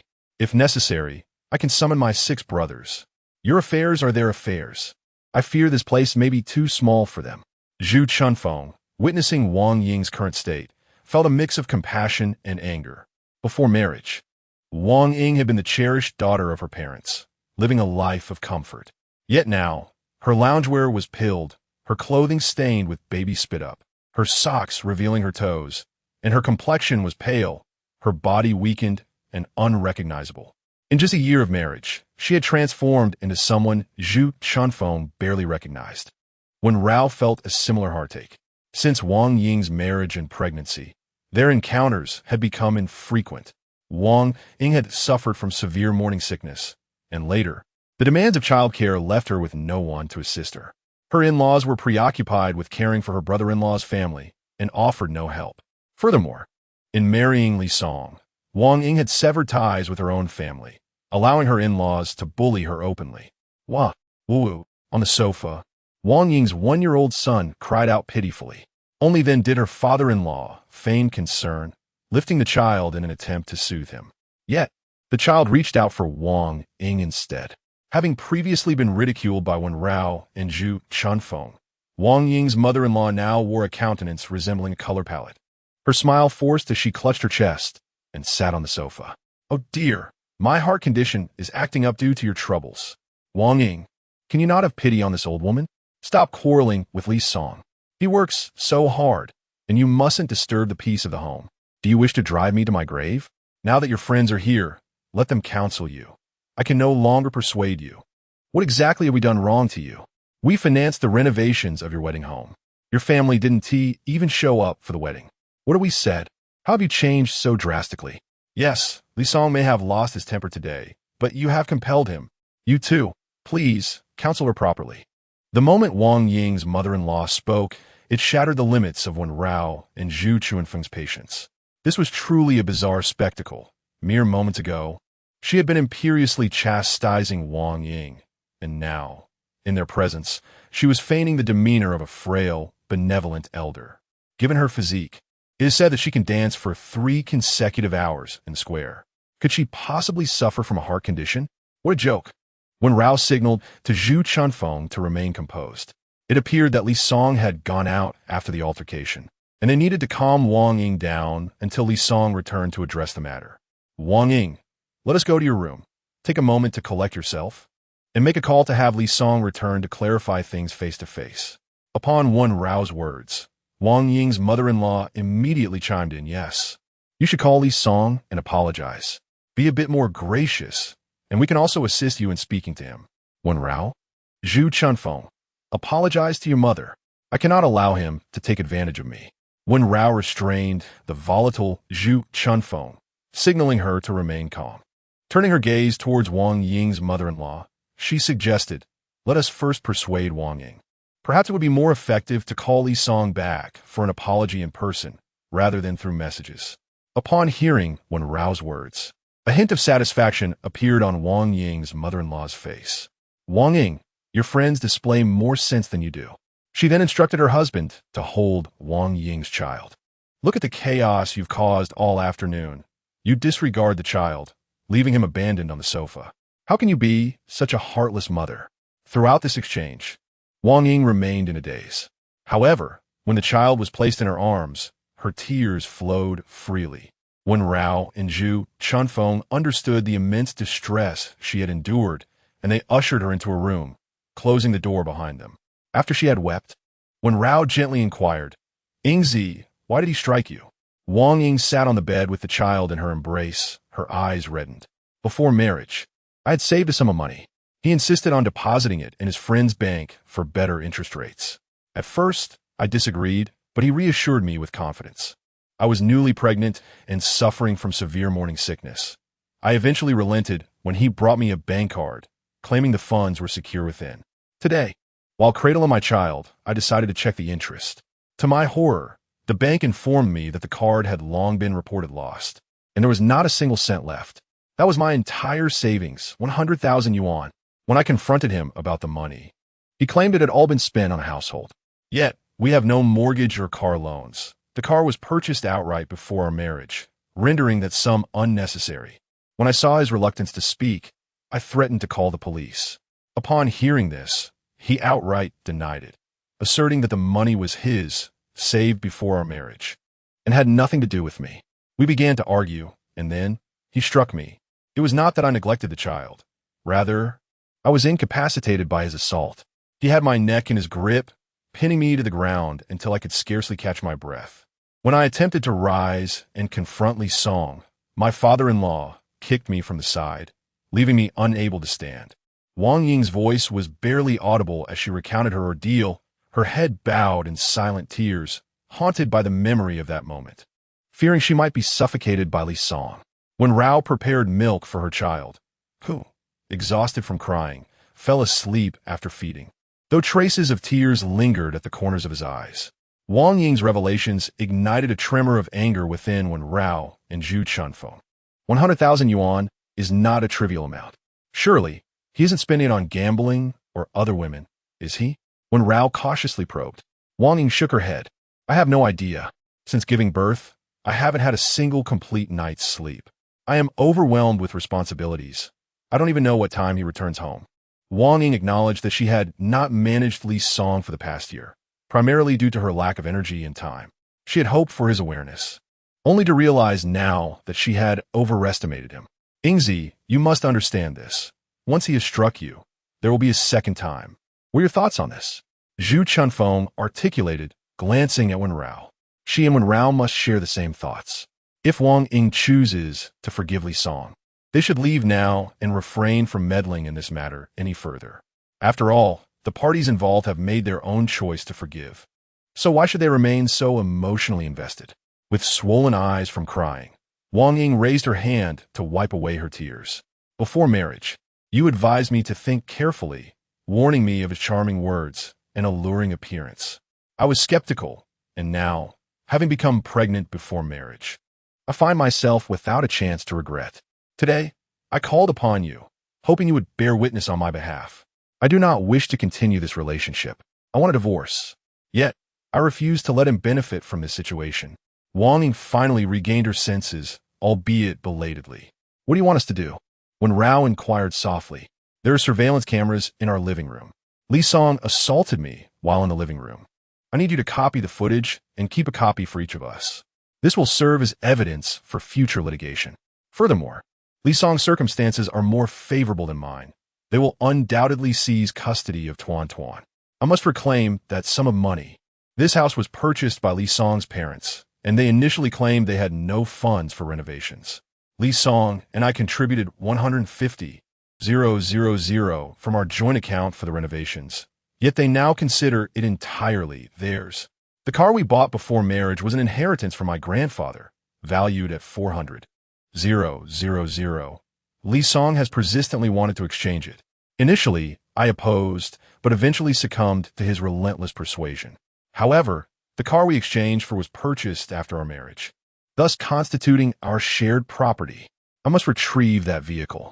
Upon hearing her words, Wen Rao and Zhu Chunfeng gasped in unison. They had heard tales of post-marital property laundering, but witnessing premarital asset misappropriation was unprecedented.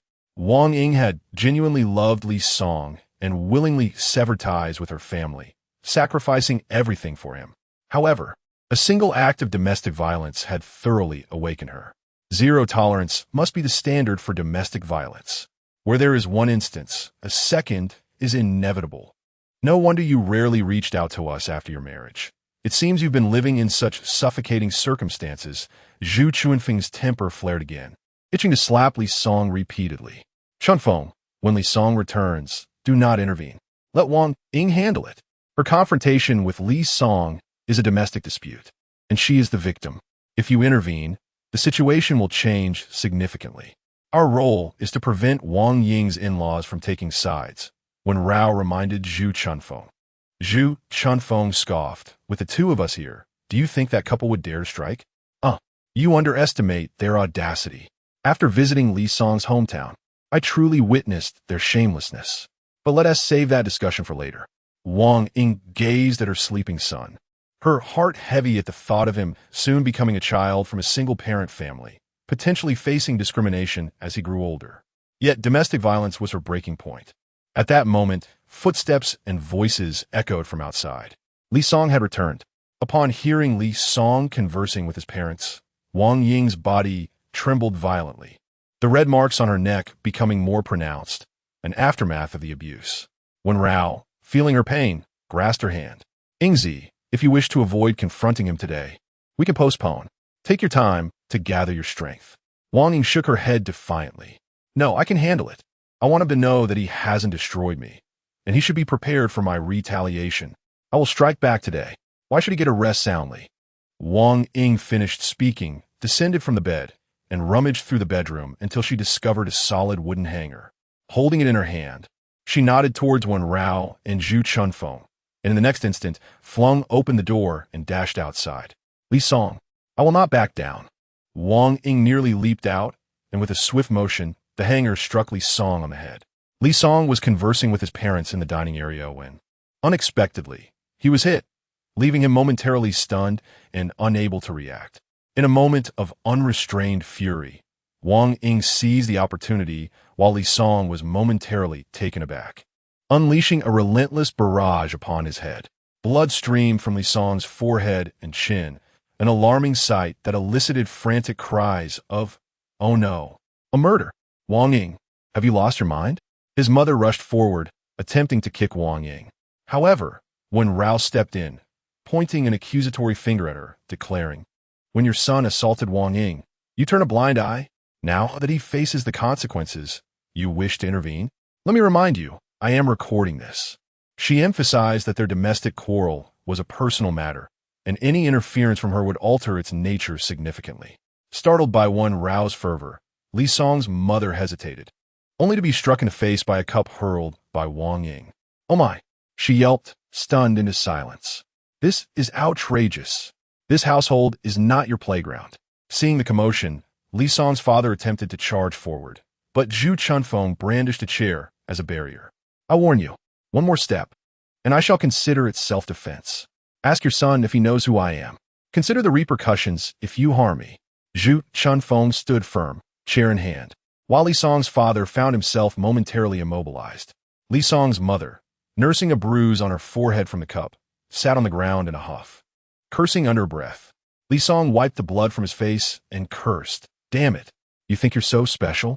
He raised his hand, attempting to choke Wang Ying once more, but she swiftly retaliated, biting down hard on his arm. "Ouch!" he yelped, leaping back in pain.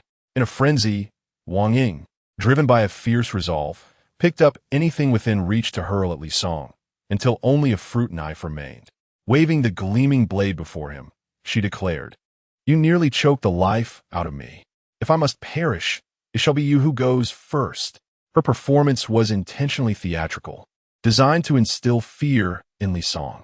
He recoiled at the sight of the knife, retreating until his back met the wall, trapped with nowhere to escape. "Help, my son!" Li Song's mother, witnessing the knife poised at her son's throat, fainted from fright. Li Song's father stood paralyzed with fear as well. Suddenly, Wang Ying raised her hand and delivered 3 sharp slaps to Li Song's face. "Listen well. These 3 slaps are on behalf of your father. He kicked me, and I return the favor threefold. Should your parents dare to lay a finger on me, I shall repay you with 3 cuts each night, unless you can manage to stay awake for eternity." With that, she delivered a fierce kick to Li Song, who now appeared utterly diminished, stripped of his former bravado. Wang Ying's ferocity was intimidating, and with Zhu Chunfeng and Wen Rao present, he dared not retaliate. Furthermore, being on the ground floor, he was aware that neighbors could witness his humiliation. "Wang Ying, I demand to know when you will repay the 100,000. If you refuse, I shall fight you to the bitter end." Wang Ying, seemingly lost in her frenzy, continued to provoke him, while Wen Rao subtly kept her phone positioned to capture the unfolding drama on video. I have stated that I spent that 100,000. Li Song's eyes flickered, clearly indicating that the sum had been squandered in disreputable pursuits. "That was my property before our marriage. Initially, you deceived me into believing that the interest rates at your friend's bank were exceedingly high. You swindled my money and even provided me with a counterfeit bank card. Are you aware that this constitutes a crime? This is the first and the last time." Faced with Wang Ying's interrogation, Li Song appeared somewhat indifferent. "Are you planning to send me to prison? You better think it through. If I have a stain on my record, your son's future will be utterly ruined. He won't be able to take the civil service exam or enter public institutions. Go ahead, sue me." At that moment, Li Song was nothing short of a scoundrel. Wen Rao struggled to restrain Zhu Chunfeng, preventing her from rushing forward. Their current task was to gather evidence. "I don't care. That 100,000 was my premarital property. You must return it to me. Moreover, our joint household registration before marriage had 15,000 saved for renovating this house. Tell your parents not to casually claim that the renovation funds came from them. They didn't contribute a dime." Though Wang Ying was furious and disheartened, her mind retained a glimmer of clarity. She was determined to reclaim what rightfully belonged to her. "Why have you become so insane? You are nitpicking over everything. Had I known you would turn out like this, I could have easily chosen anyone for my suitors who would be better than you." Li Song raised his head, his fist clenched in anger. "What suitors could you possibly have? Although your school is next to mine, I heard you paid a high price to get in. Your scores barely met the minimum admission requirements. Which of your so-called suitors could afford you a car worth over 200,000? Do you think we are oblivious? That Buick you were driving was exchanged for the car Wang Ying's parents bought for her. At their wedding, Wang Ying did not demand a single penny as a dowry from his family. And you dare to say such things now? Should I open the door and call out to the neighbors in the community to judge you? When Wen Rao mentioned the car, Li Song appeared somewhat guilty. He was merely good-looking and articulate. After their marriage, he relied on his father's wealth to secure a decent job, depleting Li Song's parents' savings in the process. It had only been a year since he started working, yet he had become insufferably arrogant. Wang Ying, do we need to call the police? Wen Rao gestured for Zhu Chunfeng to take out her phone in preparation. Wang Ying waved the knife before Li Song once more. Not for now. Li Song, today I will spare you. For the sake of our son, this is the first and the last time. Wang Ying tossed the knife to the ground and turned to Wen Rao and Zhu Chunfeng. Thank you for your help today. You both should head back first. I need to take care of Tuan Tuan. She signaled to them. Wen Rao observed her haggard, rough visage and the ill-fitting home attire she wore, her heart inexplicably aching. Moments ago, while Wang Ying searched for a clothing rack, Wen Rao noticed that the coats in her wardrobe were all old purchases from her school days. There were no new additions. Tuan Tuan had very few clothes. Aside from the 2 sets Wen Rao had gifted, most were bought by Zhu Chunfeng. She had sacrificed so much for this family, but what had she truly gained? Li Song, listen well. Wang Ying is not without family. I am. Zhu Chunfeng is. This time we are giving Wang Ying face by not calling the police. Next time, the entire neighborhood will know you are an abuser. Let us see how you will continue living here. Wen Rao's expression was serious, and upon meeting her gaze, Li Song inexplicably shrank back. Li Song, I wish Chunfeng the best for these 2 good sisters. If Wang Ying is having a hard time, you shall not fare any better. I will take the evidence of your domestic violence to your workplace and confront your superiors. Let them adjudicate. Upon hearing that Zhu Chunfeng intended to visit his company, Li Song turned pale with fear. Upon hearing that Zhu Chunfeng intended to visit his company, Li Song's complexion turned as pale as a ghost. He was acutely aware of the Zhu family's influence, and he knew Zhu Chunfeng was fully capable of carrying out his threats. Please, don't go to my workplace. I was impulsive today. I shouldn't have acted out, but Wang Ying retaliated. Her strike was far more severe than mine. Just look at my bloodied face. It appears worse than her injuries. Let's let this matter rest. I concede my fault. Is that acceptable? Li Song begrudgingly admitted his error. How could you even consider saving face? Your family has collectively bullied Wang Ying. You assaulted her, and afterwards, you simply walked away, leaving the child unattended on the sofa. How can you dare to say Wang Ying was harsh? If I were Wang Ying, I would have broken both your legs. Zhu Chunfeng exclaimed, kicking a chair across the room. Li Song's father opened his mouth to curse, but was silenced by a warning glance from Li Song. If this escalated today and the police were involved, how would their family continue to reside here? Yingzi, should they lay a hand on you tonight, contact us immediately. We will be there without delay. Wen Rao asserted before departing. Li Song felt overwhelmed, neglecting to wipe the blood from his face. Rest assured, from this day forth, my son and I shall occupy the same room. No one shall enter that bedroom. If anyone dares to do so, I shall be ready with a knife. Wang Ying declared resolutely. Until she gathered all necessary evidence, she would refrain from any affectionate gestures towards Li Song. As Wen Rao and Zhu Chunfeng left Wang Ying's home, Zhu Hushu hurriedly arrived. I feared traffic would delay me, so I took the subway. He panted. Get in the car. The situation has been temporarily resolved. Zhu Chunfeng gestured for him to enter. At that moment, Wen Rao was engrossed in copying the video Wang Ying had sent her. Previously, she had not had the time to view it, but upon watching the complete footage, her hands trembled with anger. In the video, Li Song had unceremoniously yanked Wang Ying from the sofa to the floor, completely disregarding the child in her arms. Once Wang Ying fell, she instinctively placed the child on the sofa to ensure their safety. At that juncture, Li Song had mounted her, choking her. Though Wang Ying struggled, she was at a distinct disadvantage from the outset, unable to match Li Song's strength. Meanwhile, his parents were present in the living room. They merely exchanged glances, and Li Song's mother turned to clear the table, muttering that Wang Ying had brought this upon herself and deserved it. Li Song's father merely stood by, hands on his hips, watching. As Wang Ying seemed on the verge of breaking free from Li Song's grasp, his father finally intervened, but only to deliver a kick to Wang Ying. Li Song continued to choke her until she could no longer breathe, at which point he released her. Wen Rao sent the video to Zhu Chunfeng, now too enraged to articulate a response. Had it not been for the necessity of gathering evidence for Wang Ying, Li Song would have been apprehended long ago.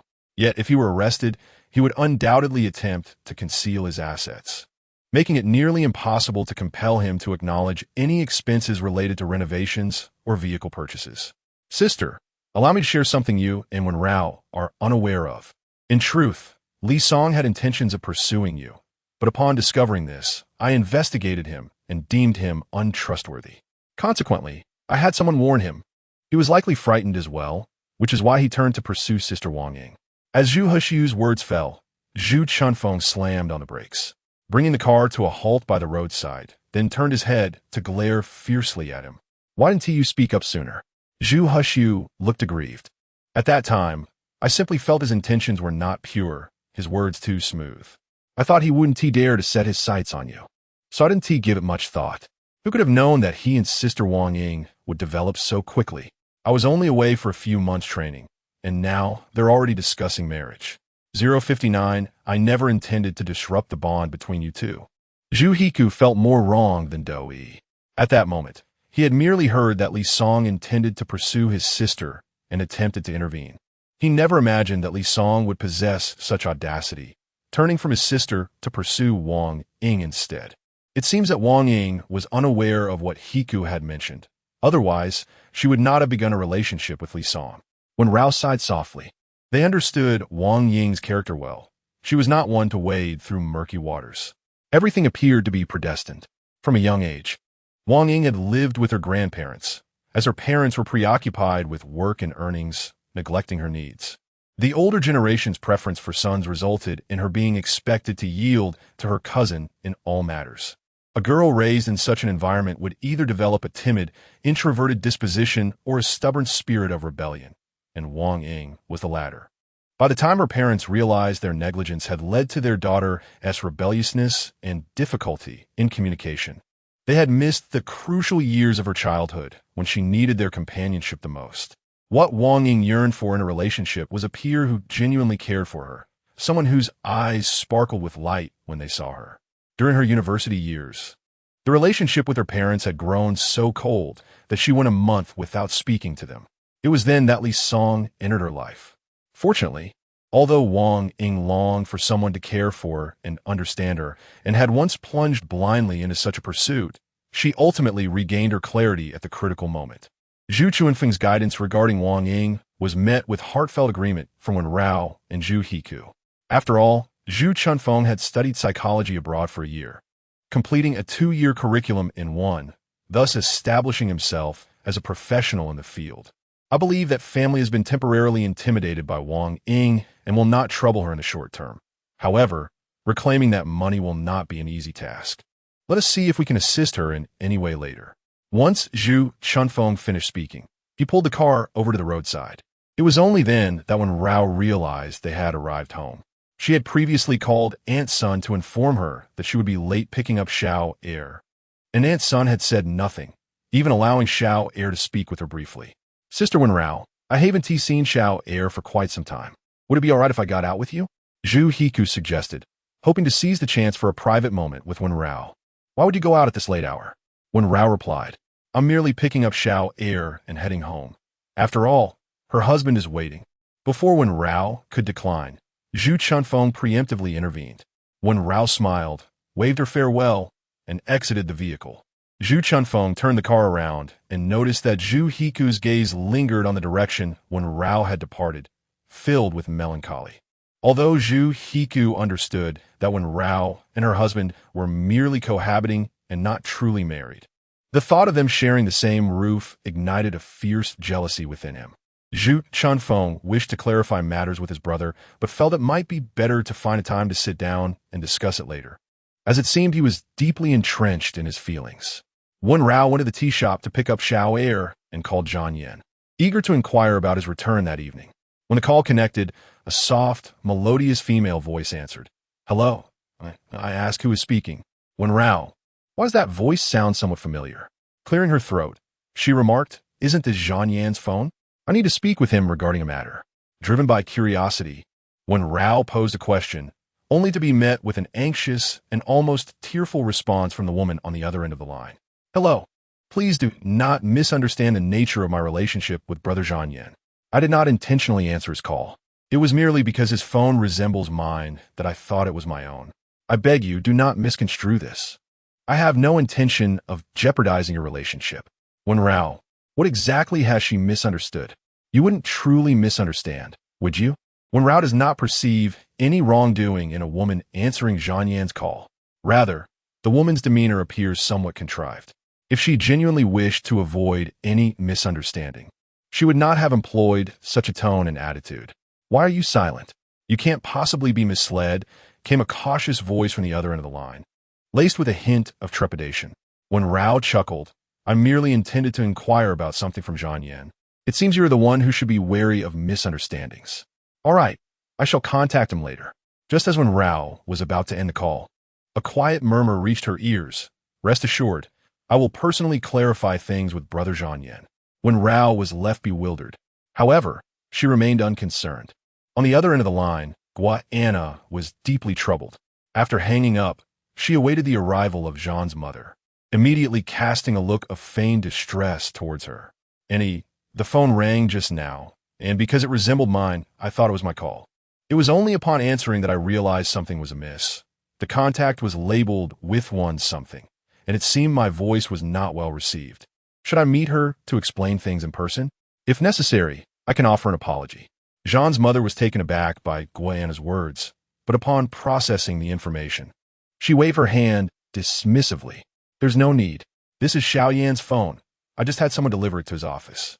Auntie, since I am also heading to the city, why not allow me to deliver it to Brother Zhang Yan?"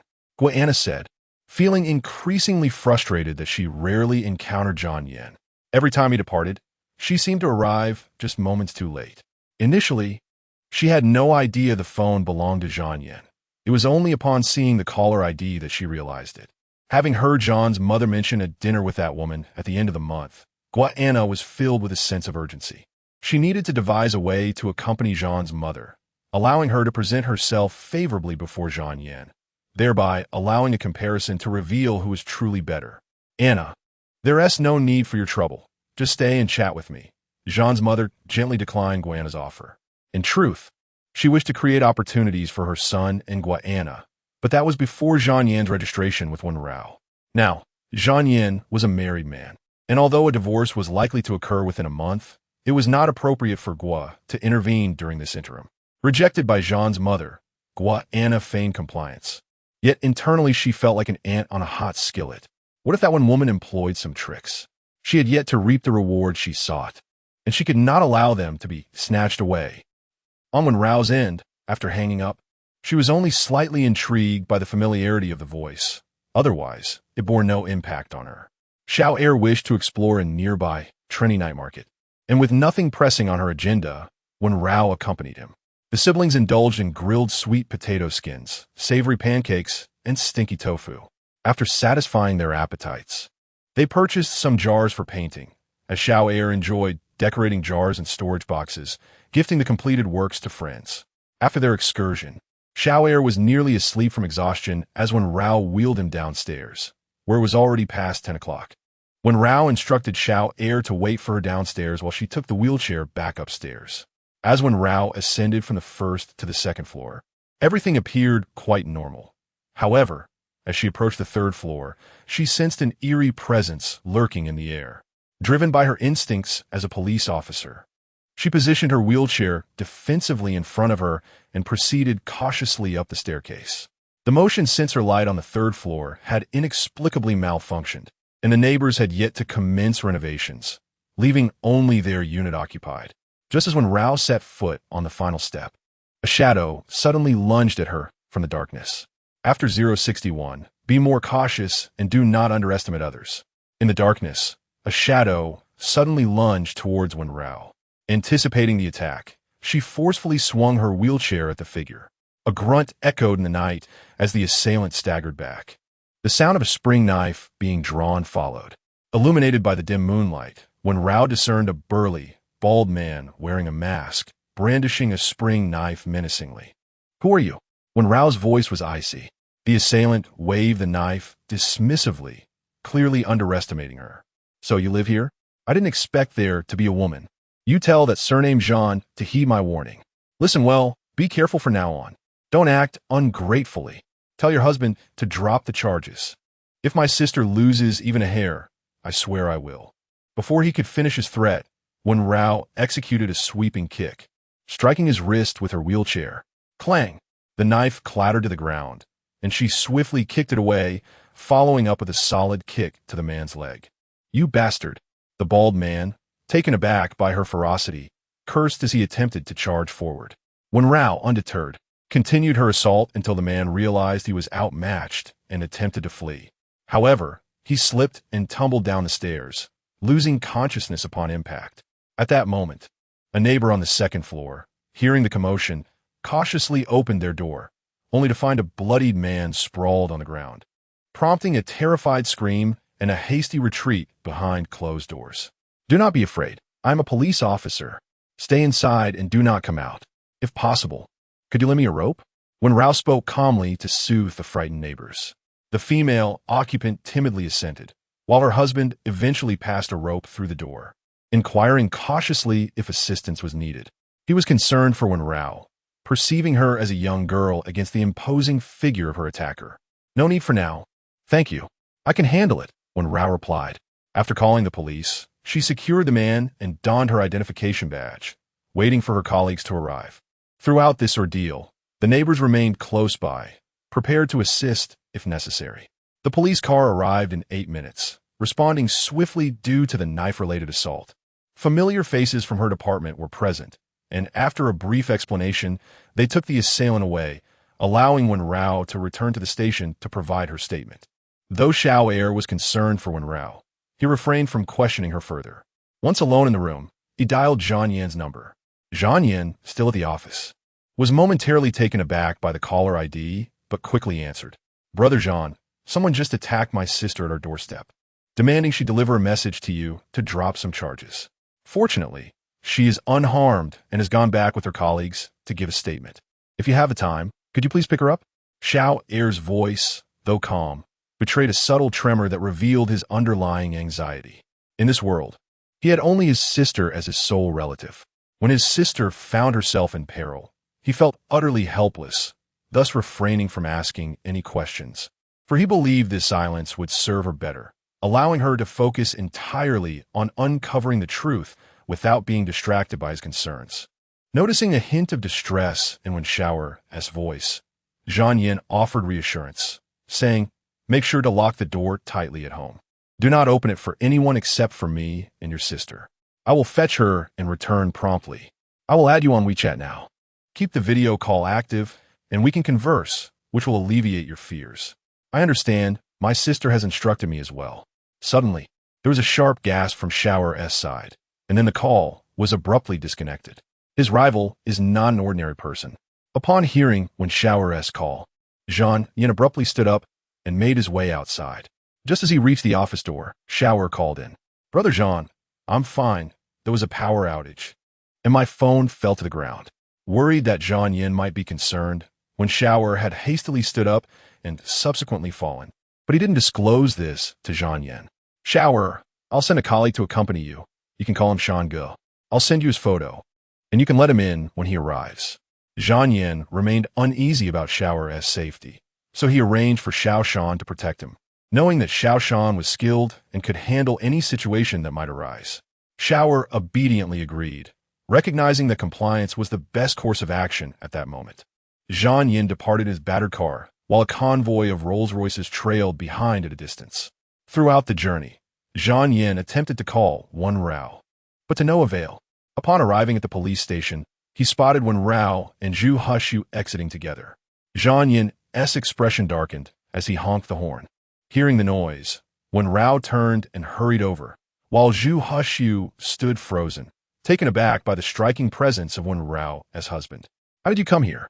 Did Xiao tell you?" Wen Rao's first reaction upon seeing Zhang Yan was to assume that Xiao had informed him. Zhang Yan wore a neutral expression, betraying no emotion. Why couldn't I reach you on your phone?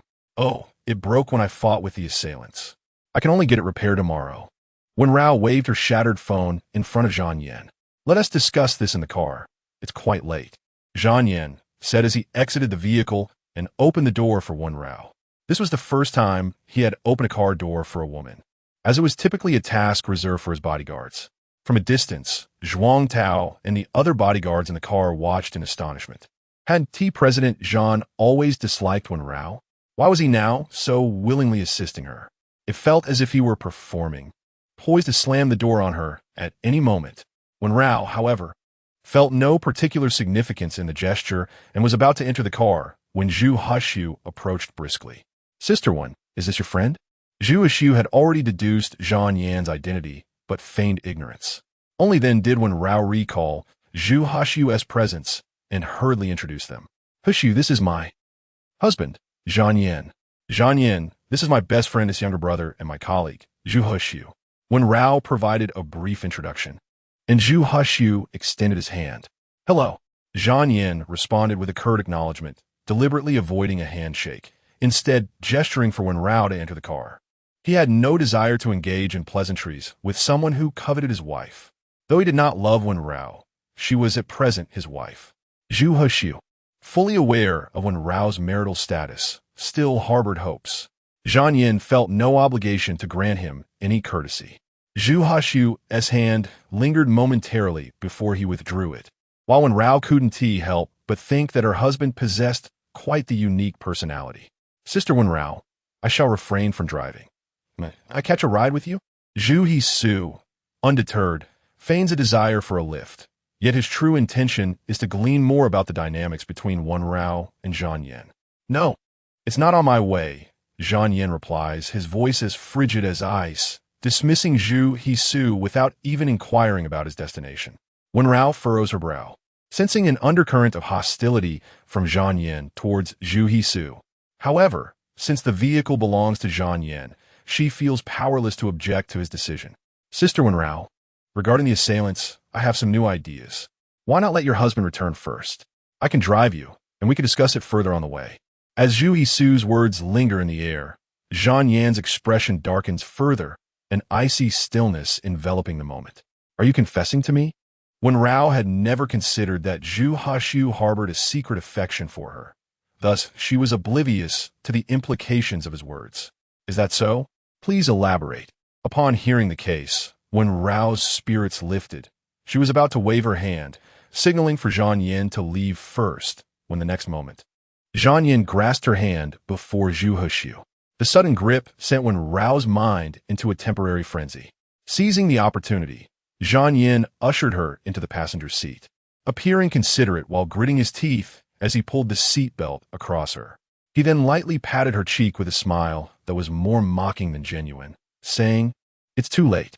If you don't return soon, Xiao Er will wait for you until dawn. I have to work tomorrow, and you still need to get up and make breakfast for me. For any matters, please contact your colleagues by phone. With that, Zhang Yan emerged from the passenger seat, slamming the door shut with a resounding thud. He cast a cold, casual glance at Zhu Hushu, uttering not a word as he entered the driver's seat, starting the engine and driving away, leaving a cloud of dust in his wake. Wen Rao barely had time to bid farewell to Zhu Hushu before the car turned the corner. Zhu Hushu stood quietly, his mind replaying the image of Zhang Yan holding Wen Rao's hand. Hadn't Wen Rao and he only obtained their marriage certificate due to a misunderstanding? Hadn't they agreed to part amicably after a month?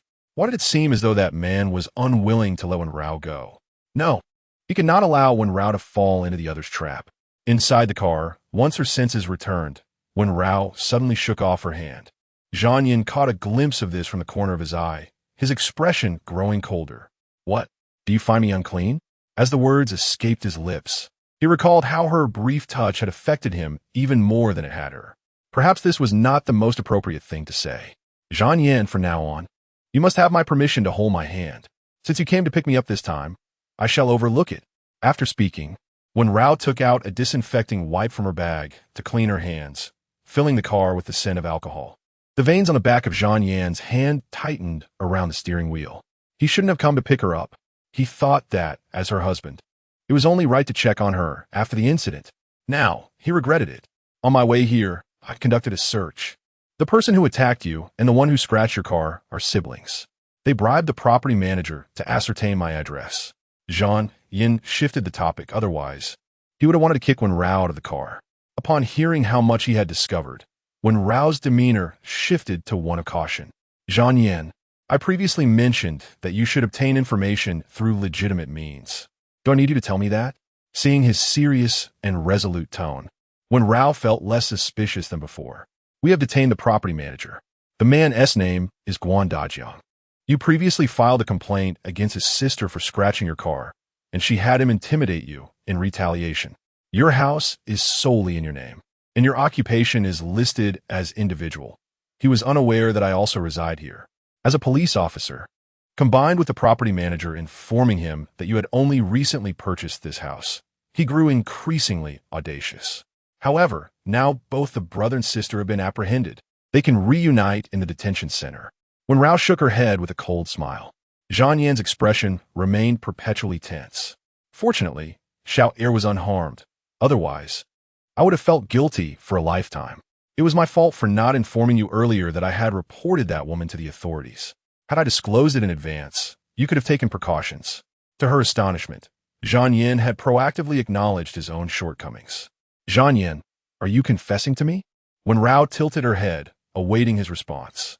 The facade of strength concealed a fragile core, and Wen Rao's teasing provoked a smile from Zhang Yan. He remained focused on driving, ignoring her. Once the vehicle was parked, they disembarked and navigated through the parking lot. Zhang Yan suddenly lowered his voice, signaling a matter of concern. There's a situation. Wen Rao, upon hearing this, became alert. Who? Where? She leaned closer to Zhang Yan, maintaining an outwardly composed demeanor while scrutinizing every suspicious detail with her eyes. It's my mother's person, watching us from behind. She's likely fearful that we're merely putting on an act to deceive her, hence her covert observation. Zhang Yan's words enlightened Wen Rao. Such is the heart of a parent. Once he finished, she instinctively linked her arm with Zhang Yan's. Should we perform for her then?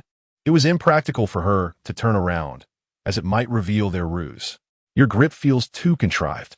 Make it more natural, Zhang Yan remarked, simultaneously holding her hand. Together, they began to walk back. This marked the second instance of him holding her hand that day, although she felt an urge to resist. She recalled her earlier promise to Zhang Yan to participate in this charade, resolved to endure it for the next month. After all, it was merely hand-holding. Thus, when Rao acquiesced and grasped his hand naturally, out of the corner of his eye, Zhang Yan noticed that the individual sent by his mother had departed. Yet he did not release her hand. He observed that when Rao, who had previously been resistant, now appeared somewhat endearing in her compliance. Holding her hand felt surprisingly pleasant, devoid of any discomfort. However, he pondered why his mother felt the need to monitor him and Wen Rao. Had she been informed of something? Zhang Yan's brow furrowed, his expression darkening. Sensing the sudden pressure of his grip, Wen Rao quietly asked, "What's wrong? Are you dissatisfied with my performance?" Zhang Yan snapped back to reality and shook his head. "It's not about you. Your performance was satisfactory. I was merely distracted by other thoughts." "Is that what you consider satisfactory? Lower your expectations. I'll have you know, holding hands is my limit. Don't read too much into it." Wen Rao had evidently misinterpreted Zhang Yan's meaning, and her response amused him. "Could it be that you're overthinking? Do you think I desire to kiss or sleep with you? I don't have feelings for you." Zhang Yan had always maintained a guarded demeanor, and uttering such bold words to a young woman was unprecedented for him. Even he was taken aback by his own audacity, as it was so unlike him. Wen Rao, undeterred by his atypical behavior, suddenly tightened her grip, causing Zhang Yan to inhale sharply. He attempted to withdraw his hand, but she held on tightly. Though she appeared slender, her strength was formidable. "Wen Rao, release me," Zhang Yan commanded in a low voice. Wen Rao scoffed. "Zhang, do you dare to overstep? You'd best not entertain such thoughts. Don't assume that just because you're handsome, every woman wishes to pursue you. I've heard that the more imposing a man appears, the less capable he truly is. Have you ever heard the term all bark and no bite?" Wen Rao's remark about being outwardly strong yet internally fragile, caused a myriad of expressions to flit across Zhang Yan's face. Previously, he had felt a pleasant connection while holding her hand, but now any semblance of affection had utterly vanished. Angered, Zhang Yan abruptly released Wen Rao's hand and walked away. Observing the sweat pooling in her palm, Wen Rao murmured quietly behind him, "Is this your first time holding hands? Why are you sweating so much? Or could it be that you're lacking vitality?" Zhang Yan retorted, "Whether I lack vitality or not, why not find out for yourself?" Before returning home, Wen Rao and Zhang Yan received a call from Xiao Shan, who left first. However, she did not stray far, hiding in the bushes downstairs, ready to rush in if anything happened. Zhang Yan wished to keep Xiao Shan out of Wen Rao's sight. The more people she encountered, the more likely his identity would be revealed. After they ascended, Xiao Shan emerged from her concealment. Upon reaching home, Wen Rao recounted the events to Xiao Er, assuring him of his safety. Once Xiao Er had rested, Wen Rao exited his room and found Zhang Yan still in the living room. "Are you hungry? Shall I prepare a midnight snack for you?" Wen Rao inquired. In the past, Zhang Yan would have firmly declined, citing the late hour and the adverse effects of eating. Yet, tonight, he inexplicably nodded in agreement, convincing himself that since Wen Rao had upset him earlier, he deserved to indulge. Wen Rao busied herself in the kitchen, and 20 minutes later, 2 steaming bowls of egg noodles and 2 cups of hot milk graced the table. Before they dined, Wen Rao received a call from Wang Ying, who informed her that Zhu Chunfeng had taken the time to accompany her for a medical report on her injuries. Relieved to hear that everything went smoothly, Wen Rao felt a weight lift off her shoulders. As Zhang Yan slurped his noodles, he casually remarked, "Family is not a choice, but friends are." His words carried a sharp undertone that Wen Rao could not overlook. "Are you questioning my judgment in choosing friends?" she replied, straightforwardly. Zhang Yan nodded, affirming his stance. Wen Rao set down her chopsticks, unwilling to engage in a debate. Some experiences he had not lived through. No amount of discussion would allow him to empathize. "Let me tell you a story, and then you can judge whether my choice of friends is flawed," Wen Rao declared, prompting Zhang Yan to signal for her to continue. "Myself, Zhu Chunfeng, and Wang Ying are university classmates, yet we come from vastly different backgrounds. Zhu Chunfeng's family is affluent, a true darling of society, with a fiery exterior but a delicate heart beneath. In contrast, Wang Ying is akin to a left-behind child, raised by grandparents who favored boys, and lacking affection from her maternal side. She is rebellious and stubborn, yet beneath it all, she yearns for tenderness. As for me, you already know my story, so I shall refrain from elaborating." When Rao sipped her milk, her thoughts drifting back to their sophomore year. "Our school is unlike a typical police academy. During our second year, we were tasked with a wilderness survival exercise. The 3 of us were assigned to a group led by a teacher to conduct a 3-day training in a mountainous region. However, once we entered the mountains, the weather took a turn. What began as a pleasant 20-degree day suddenly transformed into a downpour, and the temperature plummeted below freezing at mid-mountain. Our teacher assessed the situation and deemed it necessary to withdraw from the task immediately. Yet, as we began our descent, a mishap occurred. Our teacher slipped down the slope, disappearing from sight, taking with her our vital communication equipment. In such dire circumstances, we could not abandon her. Our mobile phones had no signal, and we took turns descending the mountain to seek help.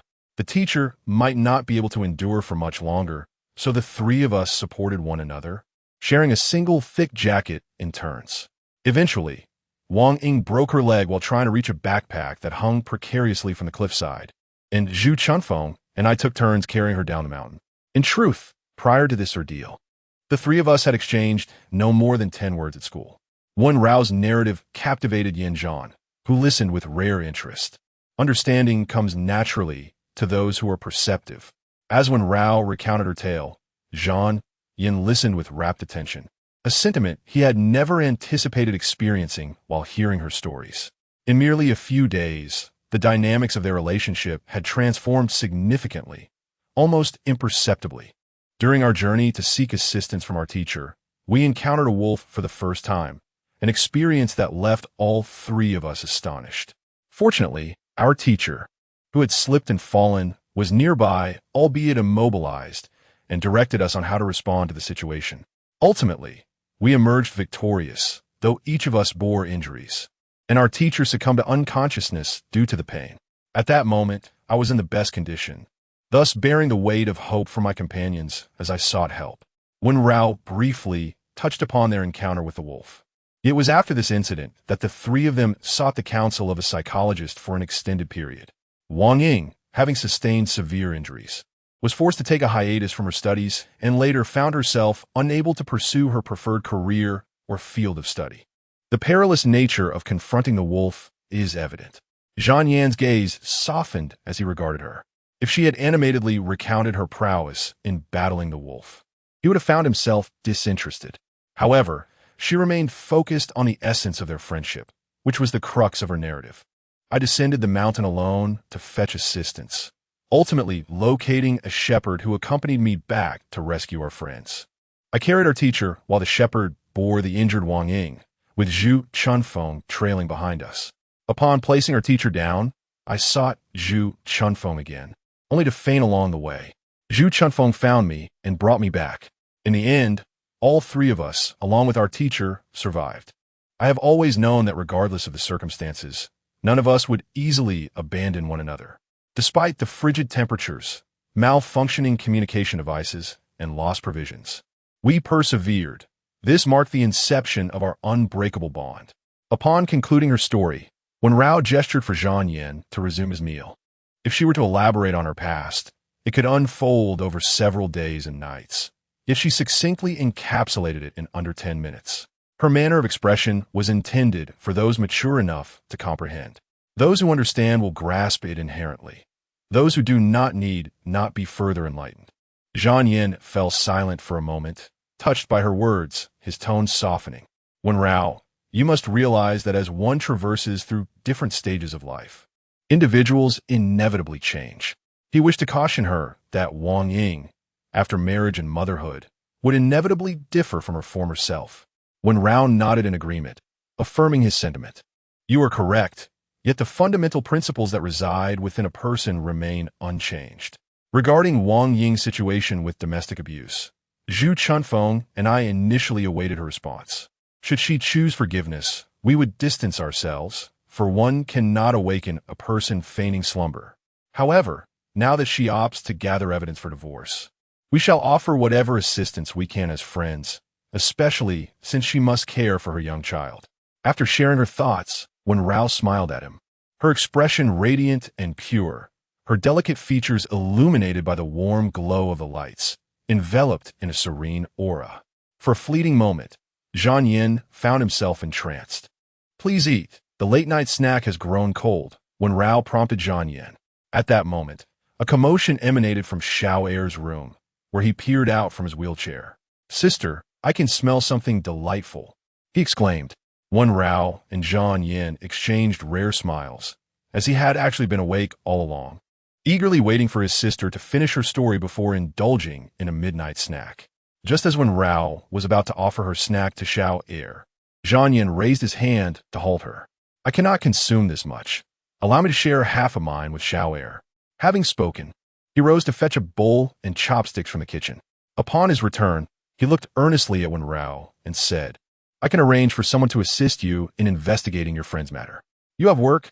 When would you find the time? Wen Rao was momentarily taken aback by Zhang Yan's words. You truly lack awareness of your own circumstances. Wen Rao never anticipated that Zhang Yan would take the initiative to assist her, particularly regarding a matter concerning her friend. Previously, he had shown considerable disdain for how her affairs impacted her. I believe it is best to refrain for now. It's not wise to alert the enemy. We can conduct our investigation discreetly, Wen Rao remarked as she picked some noodles and meat from her bowl to share with Xiao Er. The three of them shared 2 bowls of noodles, devouring every last bite. Zhang Yan could hardly recall the last time he had a late-night snack, yet he found Wen Rao's culinary creations quite to his liking. Noticing Wen Rao yawned as she stood to clear the dishes, Zhang Yan took the bowls from her hands. It is rather late. You should rest. You have work tomorrow. Allow me to wash the dishes. Upon hearing Zhang Yan's offer, Wen Rao couldn't help but shower him with compliments. Zhang Yan, you do possess certain admirable qualities. Zhang Yan shot her a glare, on the verge of retorting. when Wen Rao hastily gestured for silence. The corners of Zhang Yan's mouth twitched as he turned and entered the kitchen, chuckling softly to himself when his back was turned to her. When he finished washing the dishes and emerged, he found Wen Rao already asleep on the sofa. She had intended to digest her meal before retiring, but fatigue had overtaken her. Zhang Yan frowned, glancing at her, before retrieving a blanket from his room. As he approached, he swiftly tossed the blanket over her from a distance of about a meter, perfectly covering her. Let her sleep on the sofa, if that is her preference. However, before he could turn away, Wen Rao lifted her arm, causing the blanket to slip to the floor. Zhang Yan scowled. This woman cannot even sleep peacefully. Fine. Let her freeze then. Just as he turned to leave, an inexplicable urge compelled him to return. He hesitated, contemplating whether to carry her to her room. After all, the temperature in the living room was low, and she could easily catch a chill from a night of restless slumber. Yet their bedroom was a forbidden zone for both of them. He had never envisioned any physical contact with Wen Rao while sharing the same roof. That notion was utterly repugnant to him. In the midst of Zhang Yan's internal conflict, Wen Rao turned over on the sofa, teetering dangerously close to falling to the ground. Instinctively, he reached out his arm to catch her, pulling her into his embrace. In her drowsy state, Wen Rao instinctively wrapped her arms around his neck. Zhang Yan leaned down, intending to rouse her, but inadvertently brushed his lips against her cheek. A fleeting kiss, as delicate as a dragonfly alighting on water, should have made no impact, yet within Zhang Yan's heart, a tumultuous wave surged. This was his first kiss. He could not fathom how such a thing had occurred. This was not a melodramatic television show where a fall leads to a kiss. At that moment, Wen Rao sensed a warm breath wash over her, and as she drowsily opened her eyes, she found Zhang Yan's handsome face magnified before her. Her immediate reaction was to kick him away with all her might. With a thud, Zhang Yan found himself seated on the floor, bewildered. What was that for? Wen Rao scolded him. Fortunately, the carpet cushioned his fall, sparing him from injury. Wen Rao, you truly lack awareness of your own circumstances, Zhang Yan exclaimed, sitting on the floor, glaring at her in frustration, momentarily forgetting to rise. If this scene were to be witnessed by his younger siblings, he, as the elder brother, would undoubtedly lose all credibility. What gives you the right to say that about me? Who told you? Just as Wen Rao was about to retort, she noticed a blanket on the ground, and recalling her habit of kicking off the covers and her tendency to collapse into sleep when exhausted, she quickly grasped the situation. It seems she might have misunderstood Zhang Yan. I thought you were trying to take advantage of me while I was asleep, Wen Rao confessed candidly. Zhang Yan was so furious that his face turned pale. Take advantage of you? In your dreams. As he uttered these words, he could never have anticipated that. On some future day, he would long to be taken advantage of by Wen Rao. Did she intend to incapacitate him? After Zhang Yan stood up, he felt a lingering discomfort in his lower abdomen. This Wen Rao truly kicked with ferocity. Had he not reacted swiftly to retreat, he would likely have struggled to rise for quite some time. Did she wish to render him incapable? Although he harbored no desire for romance.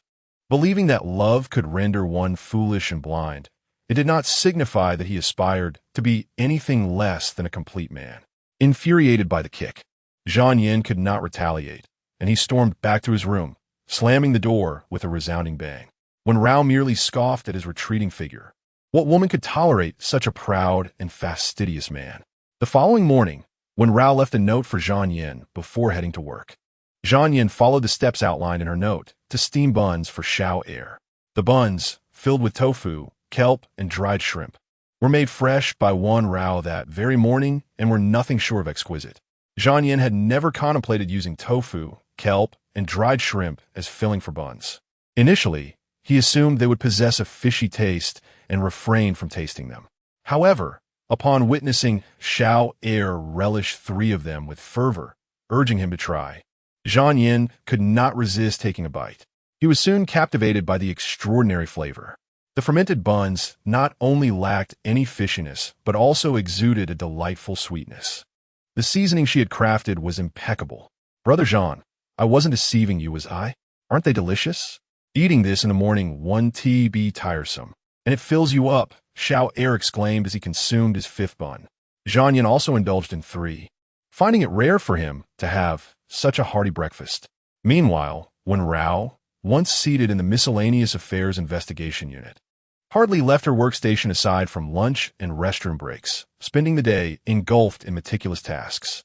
In the evening, she even stayed behind to work late, waiting for community staff to arrive after an elderly person suffering from Alzheimer's had gone missing and could not be contacted by family. As she exited the police station, the night had already fallen. Just as she was about to walk home, a silver sports car came to a halt at the roadside, from which Yi and Pei emerged. Wen Rao, she called, waving her hand. With a sweet smile, her dimples danced, presenting an innocent yet captivating charm. However, her attire was somewhat scant. A three-quarter sleeve, white dress paired with matching high heels, her long hair cascading in soft waves, her delicate features bright and fair. As she waved, the scar on her wrist inadvertently became visible. Wen Rao discreetly shifted her gaze away from the scar, which was clearly a remnant of a wrist-cutting incident. "Hello, monsieur." Wen Rao approached, greeting Yi and Pei with ease. Yi and Pei crossed her arms, appearing a bit chilly, which only enhanced her delicate allure. The previous matters have been resolved, and those individuals have offered their apologies and compensation. I specifically came to thank you. I know you cannot accept gifts, so I would like to invite you to dinner. Please do not refuse me. Yi and Pei spoke earnestly, noting her fragile attire. Wen Rao felt reluctant to leave her waiting in the cold wind and gestured for her to enter the car. "Let us get inside to talk. You're so slender. I would want you to catch cold." "All right," she replied. Yi and Pei smiled sweetly, her laughter exuding a delightful charm that made her appear as an adorable and innocent girl, seemingly disconnected from the notion of a love-stricken woman. After Wen Rao entered the car, she intended to inform Yi and Pei that she had prior commitments that evening, suggesting they could postpone their dinner plans, as she believed her actions that day were simply what she ought to have done, and Yi and Pei did not need to treat her to a meal. However, as soon as she got into the car, Yi and Pei received a phone call. The conversation was unclear, but upon hanging up, Yi and Pei's expression shifted dramatically. In the next moment, she abruptly started the engine and pressed the accelerator to the floor, causing the car to surge forward with astonishing speed. Before Wen Rao could inquire about the sudden turn of events, Yi and Pei unexpectedly maneuvered the silver sports car directly in front of Rolls-Royce, which was parked at the corner adjacent to the police station. Have you ever contemplated that your actions might irreparably harm another's life? Yi and Pei abruptly halted the Rolls-Royce, flung open the door, and dashed out. Worried for her safety, Wen Rao hurried after her. Inside the vehicle, Zhuang Tao noticed Yi and Pei rushing towards him and was about to instruct the driver to turn around when he caught sight of Wen Rao trailing behind her, taken aback. "Zhang, it's Wen Rao. How did she end up with Yi and Pei?" As Zhuang Tao spoke, Zhang Yin raised his gaze towards the visibly perplexed Wen Rao following Yi and Pei and solemnly remarked, "From now on, refer to her as Miss Wen. Do not address her by her name." Zhuang Tao hesitated for a moment before acquiescing, realizing that the crux of the matter was not merely how he addressed Miss Wen, but rather why she was with Yi and Pei. Nevertheless, since Zhang Yin had issued the command, he felt compelled to comply. Yi and Pei extended her arms to block the vehicle's path, yet she could not discern Zhang Yin within. All she could see were the driver and the bodyguard. The partition inside the car slowly ascended, obscuring her view. "Zhang Xin, would you please step out? Just let me see you, and I will leave after we have clarified things. I am not insisting on clinging to you. I merely wish to be an ordinary friend. Is that too much to ask?" Yi and Pei's voice trembled with suppressed sobs. Clad in thin attire, she shivered in the cold wind but stubbornly refused to step aside. Wen Rao felt that this was a matter of others' emotions and refrained from intervening, merely standing by and waiting. When Yi and Pei called out to the person in the car as Zhang Xin, she realized that he was indeed the affluent Zhang Xin of Qing City.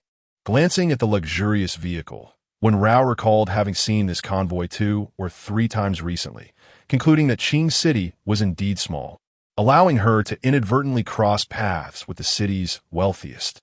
"Reverse," Zhang Yin commanded coldly, clearly seeing Wen Rao standing to the side. He had initially planned to switch to a more modest vehicle after parking and feign a casual encounter at the police station, thereby escorting her back. After all, he had over 20 days to spend with Wen Rao, during which he intended to fulfill the responsibilities of a husband, aside from merely offering emotional support. Who could have anticipated the appearance of the fervent Yi In-pei?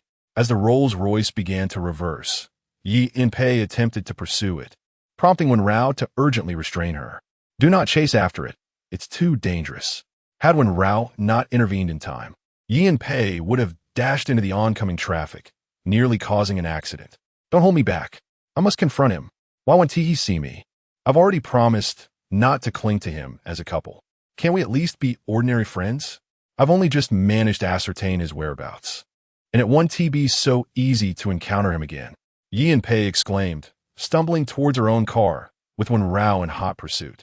Before Yi In-pei could start the engine, Wen Rao snatched away the car keys. Wen Rao, I'm so sorry. I can't take you out for dinner today. I must go after him. I need to catch up with him today. Please give me the keys. In that moment, Yi In-pei was in a state of heightened agitation, her speech becoming disjointed, completely devoid of her previous sweet and charming demeanor. Wen Rao sighed, opting not to coddle her, but rather to lay out the stakes plainly. Miss Yi, are you aware that when you were about to cross the street, just now, you nearly collided with a van? If I hadn't pulled you back, the misfortune would not have befallen you alone, but also that van driver. He is merely an ordinary individual striving to make a living, perhaps rushing to deliver goods.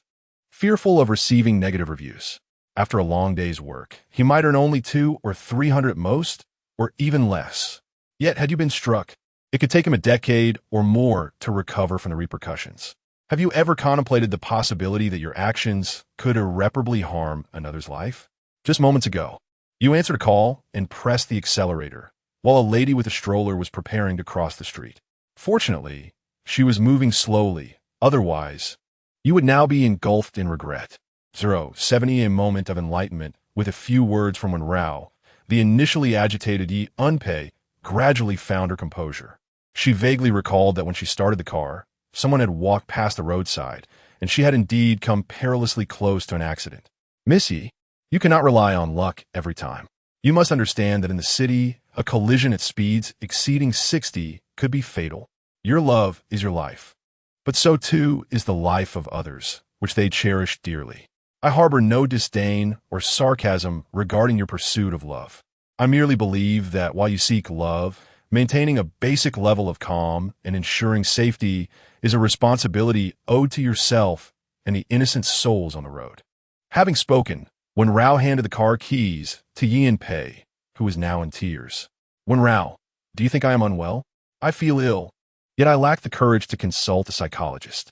In the past, if I had done so, my grandparents would have scolded me, my uncles would have mocked me, and my parents, preoccupied with caring for my twin brothers, would only have given me money to escape abroad.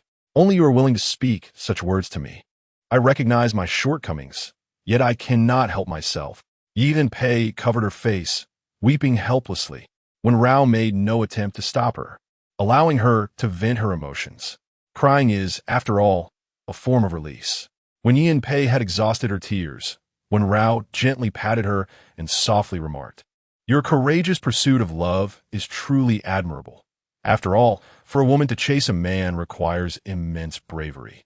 Though I have never been in a relationship, I understand that love is a mutual endeavor, a gradual flow, not necessarily a grand spectacle for all to witness. If he even refuses to meet you, it suggests he is averse to your approach. Thus, the more you pursue him in this manner, the more he will reject you." Wen Rao's words struck Yi In-pei like a revelation. She was not the type to act capriciously.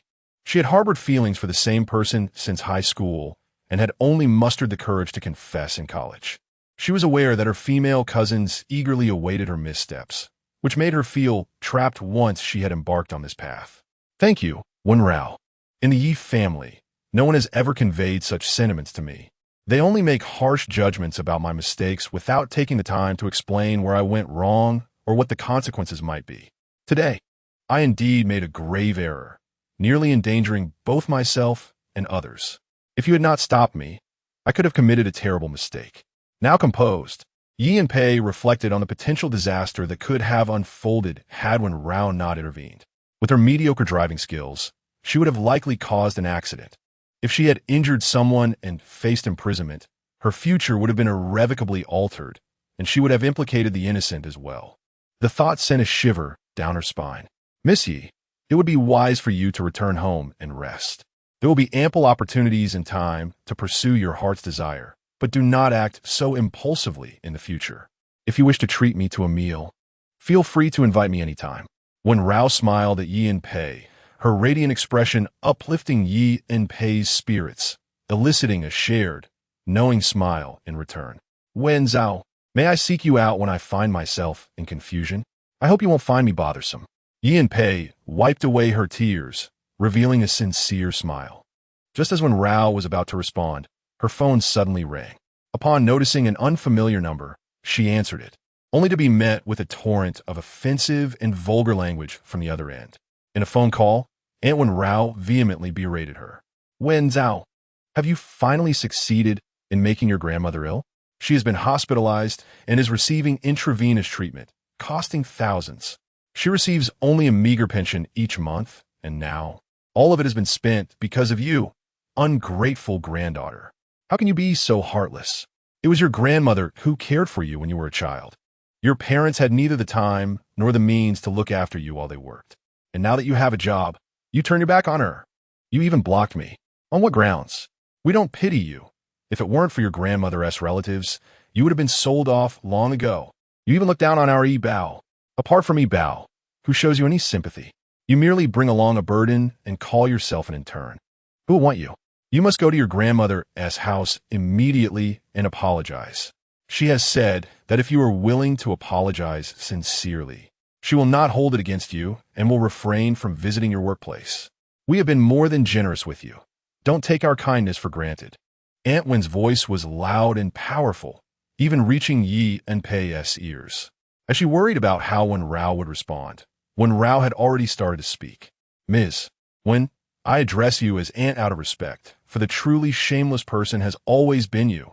Indeed, Xiao Er and I have lived in your home for 4 years, but only after your repeated requests did I agree. I initially intended to rent an apartment near the school, so I could visit Xiao Er often, but you and grandmother went to the landlord I was about to rent from, and, after your conversation, he backed out that very night. Even the agency refused to assist me, implying that Xiao Er's illness was contagious. You promised that if Xiao Er lived with you, he would eat whatever you ate, and that once you cleared out a small study, he would have his own bedroom. I want to even mention how poorly you have treated him in terms of food, or how you frequently pilfer his snacks and chocolates. As for the issue of the room, have you resolved it after 4 years? I have never touched a single cent of grandmother's pension since my parents passed away. Whatever you have spent was willingly given by her. It is none of my concern. Do not use the fact that grandmother cared for me as leverage against me. When my mother's maternity leave ended, I accompanied her to the factory daycare. She would manage to complete her work ahead of time, just to come and check on me. At that time, grandmother was looking after your son, Lu Yibao. To put it nicely, she was raising him before attending to me, but who would have thought it would take until he was 5? You and grandmother intentionally delayed Lu Yibao's enrollment in preschool, fearing that my father would ask her to look after me instead. It's true that grandmother cared for me for a month, but that was because my father was sent abroad for work and my mother was utterly overwhelmed with overtime. On weekends, she would leave me at grandmother's house, and my father had even provided funds for my care before he left. But how was I truly cared for? One day, when my mother finished work early to pick me up from my grandmother's house, she discovered that my grandmother was only feeding Lu Yibao with milk powder and biscuits, while I sat nearby, crying out of hunger, repeatedly exclaiming that I wanted to eat as well. My grandmother paid me no heed, and Lu Yibao even kicked me aside. It was already 2 in the afternoon, and I was merely 3 years old. My grandmother deceived my mother, claiming that I had already eaten my fill. My mother prepared a bowl of milk powder, adding 10 calcium biscuits, and I devoured every last crumb. How could I possibly appear to have just eaten? Those milk powder and biscuits were purchased by my mother, yet I seldom got to enjoy them. As for the so-called exemplary son you boast about, he has a penchant for stealing undergarments. You ought to keep a close watch on him. He won't always be fortunate. Sooner or later, he may be apprehended as a deviant. 072 is not from the Wen family. With a decisive snap, when Rao hung up the phone, promptly blocking the unfamiliar number. The fluidity of her actions left Yi and Pei in admiration. Wen Rao, you're simply magnificent. In that moment, Yi and Pei momentarily forgot her own heartache from unrequited love. Captivated by Wen Rao's articulate and profanity-free retort, Yi and Pei had overheard Wen Rao's aunt's grievances during the call, and upon reflection, they were riddled with inconsistencies that could hardly withstand scrutiny. Wen Rao sighed, remarking, "Every family has its own difficulties." Yi and Pei eagerly raised her hands and feet in agreement. "So, have we exchanged secrets now? Does that mean we're good friends?" She gazed at Wen Rao with hopeful anticipation. Wen Rao couldn't help but chuckle. The earlier frustration from her aunt's call dissipated entirely. In truth, Yi and Pei was quite endearing. She was receptive to reason and could discern right from wrong. However, she lived in a family that placed a premium on male offspring, viewing females merely as tools for advantageous marriages. Externally, the family appeared boisterous. Yet each individual harbored their own ulterior motives. Yi and Pei yearned to escape her current life, with Wen Rao symbolizing her hope. Yet, she would eventually realize that hope is not bestowed by others. It is most secure when firmly grasped in one's own hands. Meanwhile, Wen Rao's aunt, infuriated by the abrupt termination of the call, nearly hurled her phone in frustration. The thought of a broken device necessitating an expenditure quelled her anger momentarily. "Mother, did you hear that? This little wretch has grown wings and now dares to insult me. Who is she living with now? Is she playing the mistress? Who else would want her, especially with a burden like that?" Wen Rao's aunt could hardly bear the thought of a relative thriving more than herself. Wen Rao's grandmother was equally incensed. "Aren't you supposed to seek mediation from the television station? Hurry up. I'm willing to go all out. I need to set things straight." She had overheard Wen Rao's comments, mistakenly believing that her granddaughter was unaware of the past, as she had been too young to remember. Little did she know that Wen Rao's late mother had informed her of the events. However, now, with no witnesses, the truth was elusive. Wen Rao's words alone could not suffice. "Mother, you have no idea how difficult this situation is. No one is willing to assist me." Wen Rao's aunt wore a look of distress and indignation. Wasn't it precisely these kinds of stories that mediation programs thrived on? A granddaughter who was ungrateful, disobedient to her grandmother, and had stolen from her aunt, now cohabiting with a man? What a sensational narrative. Yet, after searching far and wide, she found that those who initially expressed interest later declined, citing scheduling conflicts. Upon hearing this, Wen Rao's grandmother erupted in anger. "Those scoundrels! Why won't they assist you? Is it merely for personal gain? Do they think I'm oblivious to their scheming? Mother, do you think that girl has found a powerful ally?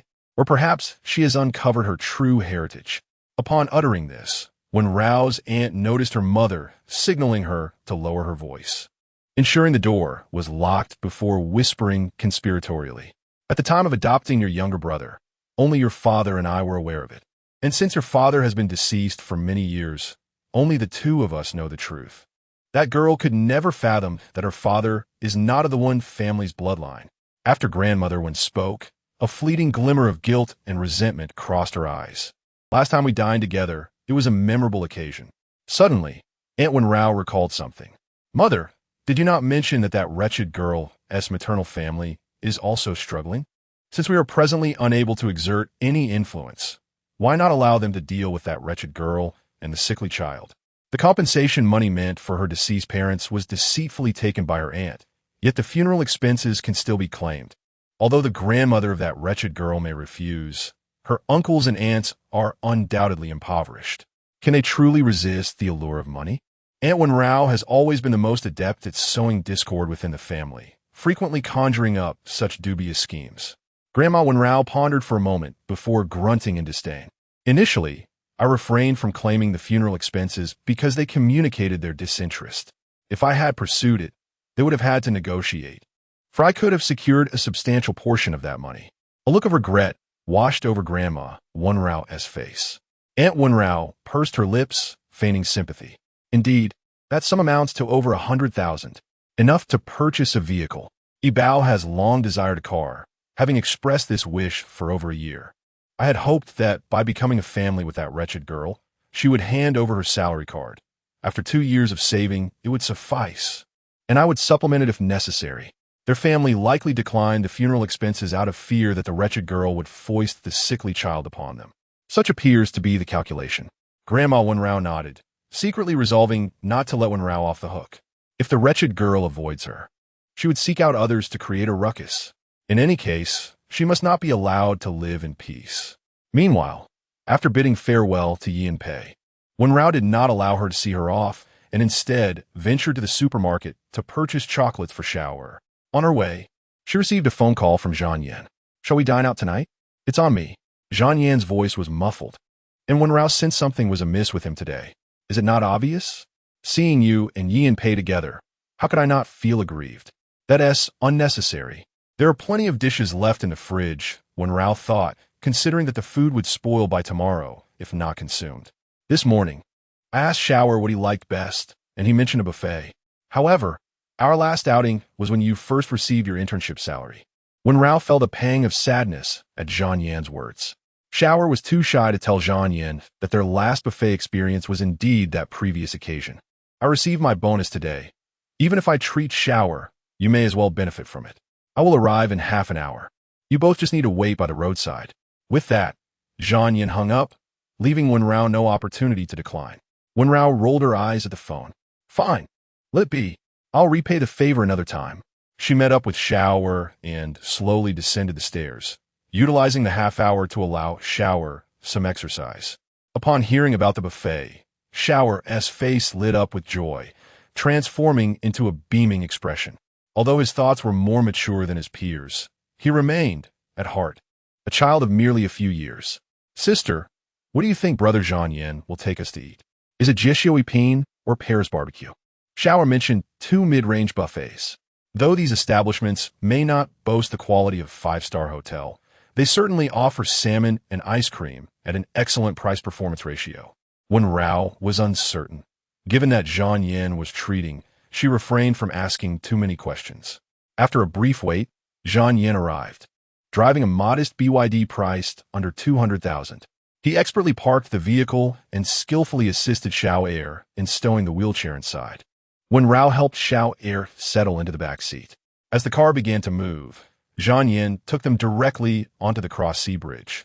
Gazing at the ocean, which shimmered with the golden hues of sunset, Wen Rao turned to Zhang Yan in confusion, questioning whether he intended to sell them. Was it truly necessary to traverse the cross-sea bridge merely for a meal? She was well aware that several reasonably priced buffet restaurants were located in the city, without the need for such a detour. How could he possibly have feelings for Wen Rao? "Zhang Yan, where are you taking us to eat?" Wen Rao inquired curiously, glancing at the sunlit sea. As a child of the seaside, she had not taken the time to truly appreciate the ocean in a long while. The challenges of life had left her weary, making it difficult to pause and admire the sunset's reflection upon the waves. "To the Intercontinental Hotel," Zhang Yan replied in a calm tone. Wen Rao gasped in surprise. "Isn't that a 6-star hotel? You needn't go to such expense." She felt inexplicably overwhelmed.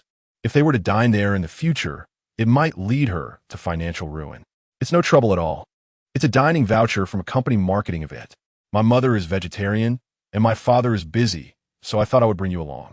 In fact, I've only been there once or twice during company events," Zhang Yan stated, his lies increasingly effortless. The Intercontinental Hotel was under the banner of Zhanshin International, and he usually frequented it 2 or 3 times a month. However, this time he had made arrangements to have his manager and executives pretend he was merely an ordinary guest. "I've even booked a small private room for our comfort." Upon hearing this, Wen Rao turned to glance at Xiao Air, who appeared eager. She chose not to voice any further objections. It dawned on her that she might have underestimated Zhang Yan. His position was likely far from that of a mere manager. Nevertheless, having only shared a life for a month, she felt no inclination to pry further. "Why do you never ask me where I work or what I do?" Zhang Yan inquired while driving. Wen Rao chuckled.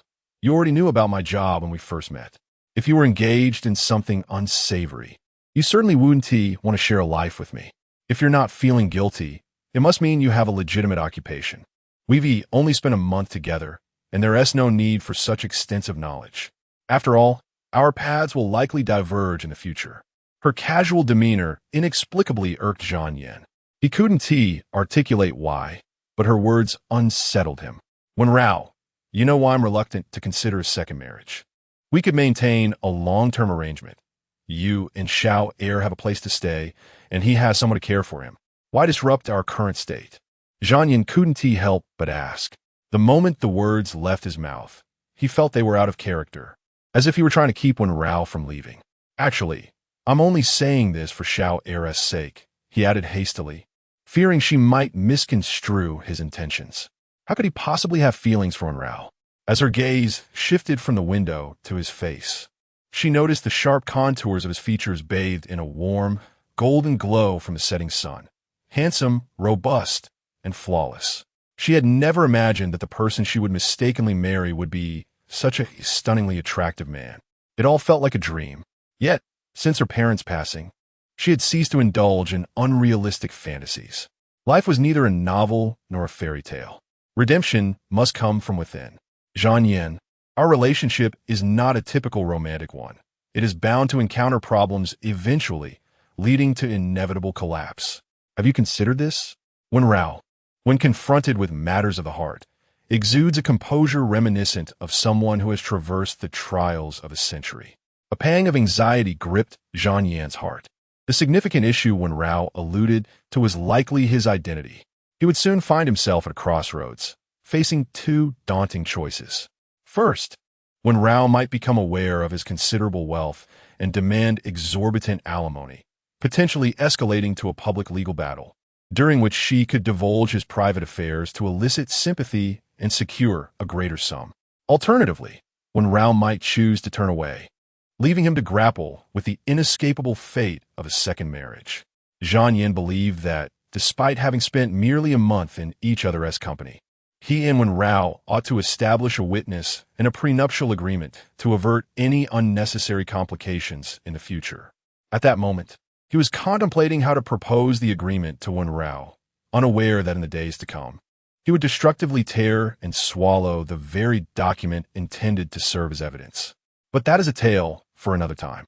Meanwhile, Wen Rao remained blissfully ignorant of Zhang Yan's schemes, engaging in delightful discussions with Xiao Heir about strategies for enjoying a buffet. As she and Xiao Heir exchanged laughter and banter, Zhang Yan found himself enlightened. A strategy for buffet dining? He regarded the sibling duo with confusion. Was it not simply a matter of choosing whatever one desired? Of course there are strategies, Wen Rao explained. There are many tips available on Little Green Book and Quick Claw. Zhang Yan, there's a trending post online titled How to Devour the Intercontinental Hotel Buffet.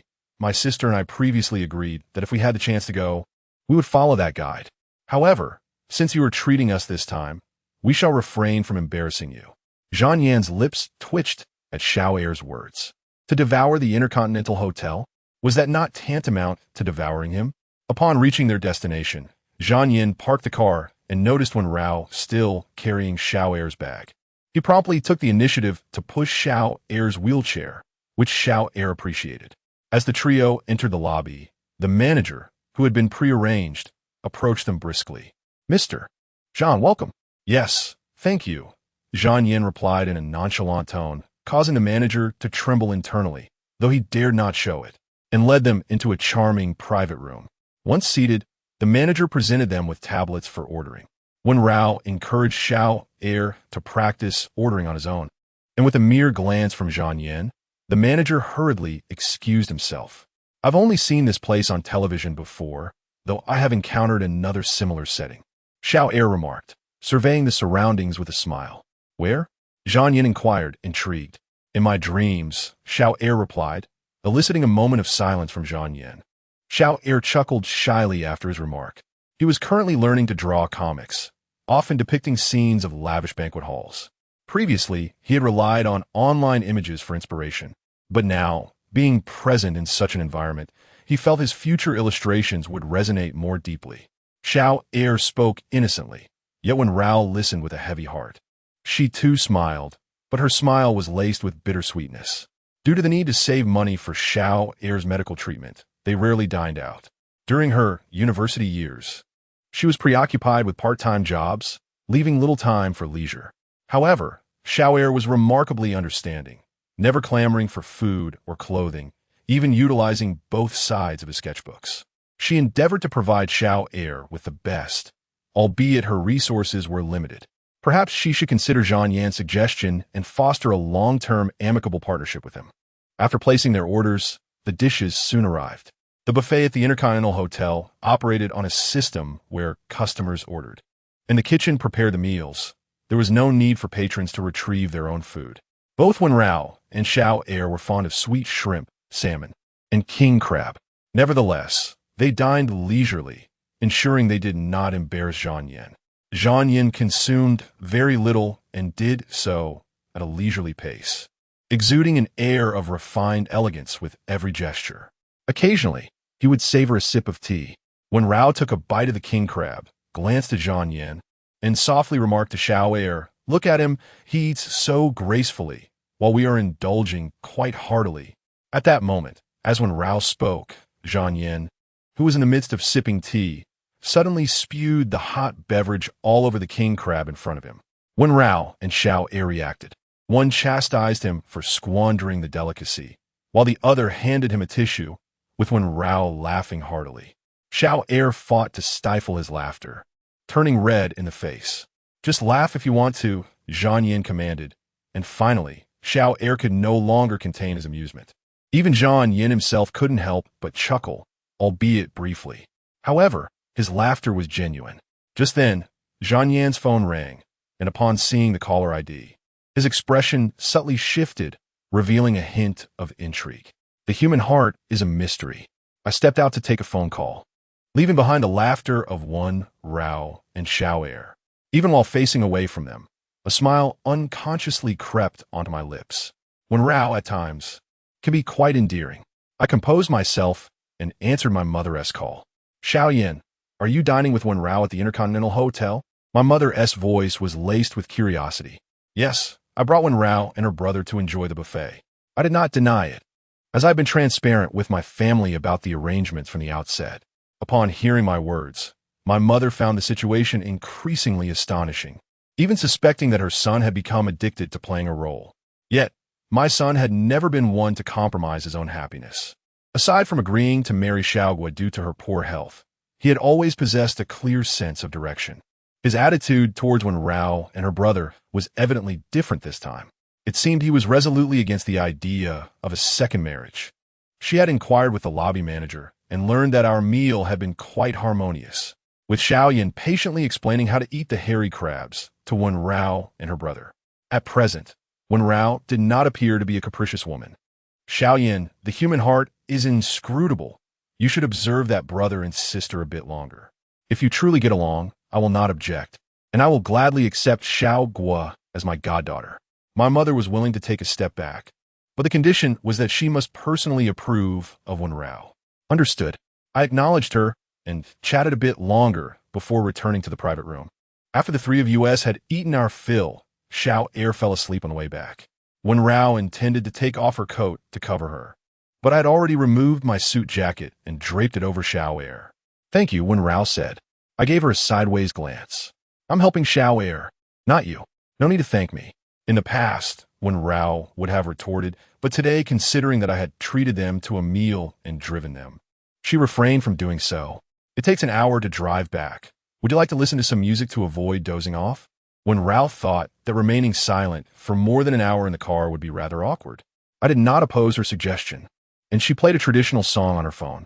I typically did not listen to popular music and noticed that her playlist featured only one artist. "Are you a fan?" I inquired. "Not quite a fan. It's actually Xiao'er's favorite. She highly recommended it to me, and I later discovered that I quite liked it," she replied. "What other hobbies do you have?" I engaged her in casual conversation, oblivious to the fact that I was willingly seeking to draw closer to Wen Rao. Wen Rao pondered for a moment before shaking her head. "When my parents were alive, I enjoyed fishing with my father and helping my mother with crafts. It wasn't so much about the hobbies as it was the comfort of being in their presence." Wen Rao nostalgically recalled the days when the four of us were together, knowing that such a life was irretrievably lost. "I find it hard to understand how you could endure your aunt's family for 4 years." I finally asked the question that had been on my mind. Wen Rao is resolute in her understanding of Wang Ying's predicament, discerning clearly between right and wrong. If Wang Ying chooses to forgive her husband and relinquish her concerns regarding Wen Rao, why then does she exhibit such passivity in front of relatives?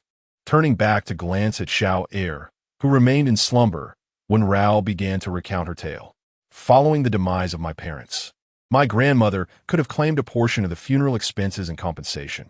However, she did not take a single cent, for which I hold a deep sense of gratitude.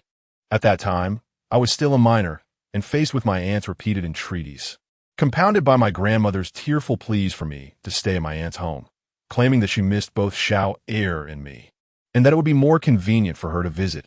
I acquiesced. It is unlikely that such a day will ever come. When Rao adjusted Xiao Er's clothing and continued, after I moved into my aunt's house, my grandmother constantly brought up my father's funeral expenses, using it to hold me in check. Coupled with her frequent collaborations with my eldest aunt, it took me a while to realize the underlying issues. During that time, Xiao Er's health was persistently problematic, and I caught pneumonia from caring for him. Thus, I had to make do with him living there, taking him to various doctors for treatment on weekends. Several years ago, I held gratitude towards my grandmother for not demanding my father's funeral expenses or compensation, but recently, I have come to sense that her refusal had its reasons, which she would never disclose to me. When Rao candidly recounted her initial predicament and the helpless choices she had to make, she did not elaborate on the times when, caught in the rain and unable to find a taxi, she had given her coat to Xiao Er, enduring a night drenched in downpour until a kind-hearted driver eventually offered them a ride home, only to return with a high fever from pneumonia that lasted a month. She also refrained from sharing the exhausting moments when she worked on handicrafts to earn money, collapsing from low blood sugar in the dormitory, frightening Zhu Chunfeng and Wang Ying, who thought she had passed away, one crying as she checked for breath, while the other nervously felt for her pulse. At that moment, Zhang Yin began to understand Wen Rao better. After all, she was only 23 this year. When her parents had their accident, she was still a mere child. Yet she had to shoulder the adult responsibility of caring for a 10-year-old brother. Noticing the heavy atmosphere in the car, Wen Rao switched to a more upbeat song. Zhang Yin glanced at her profile, striking and radiant, her features delicate. Although he had never scrutinized her before, he always knew she was beautiful. Now, upon closer inspection, he discovered her beauty was versatile, equally capable of embodying both sweetness and strength. She possessed a refreshing liveliness, coupled with a serene and warm aura. Somewhere within Zhang Yin, he felt a subtle stirring. By the time they arrived home, it was already past 10. Zhang Yin did not allow Wen Rao to wake Xiao Er, but instead carried him upstairs. Wen Rao followed behind with the wheelchair, explaining as they walked.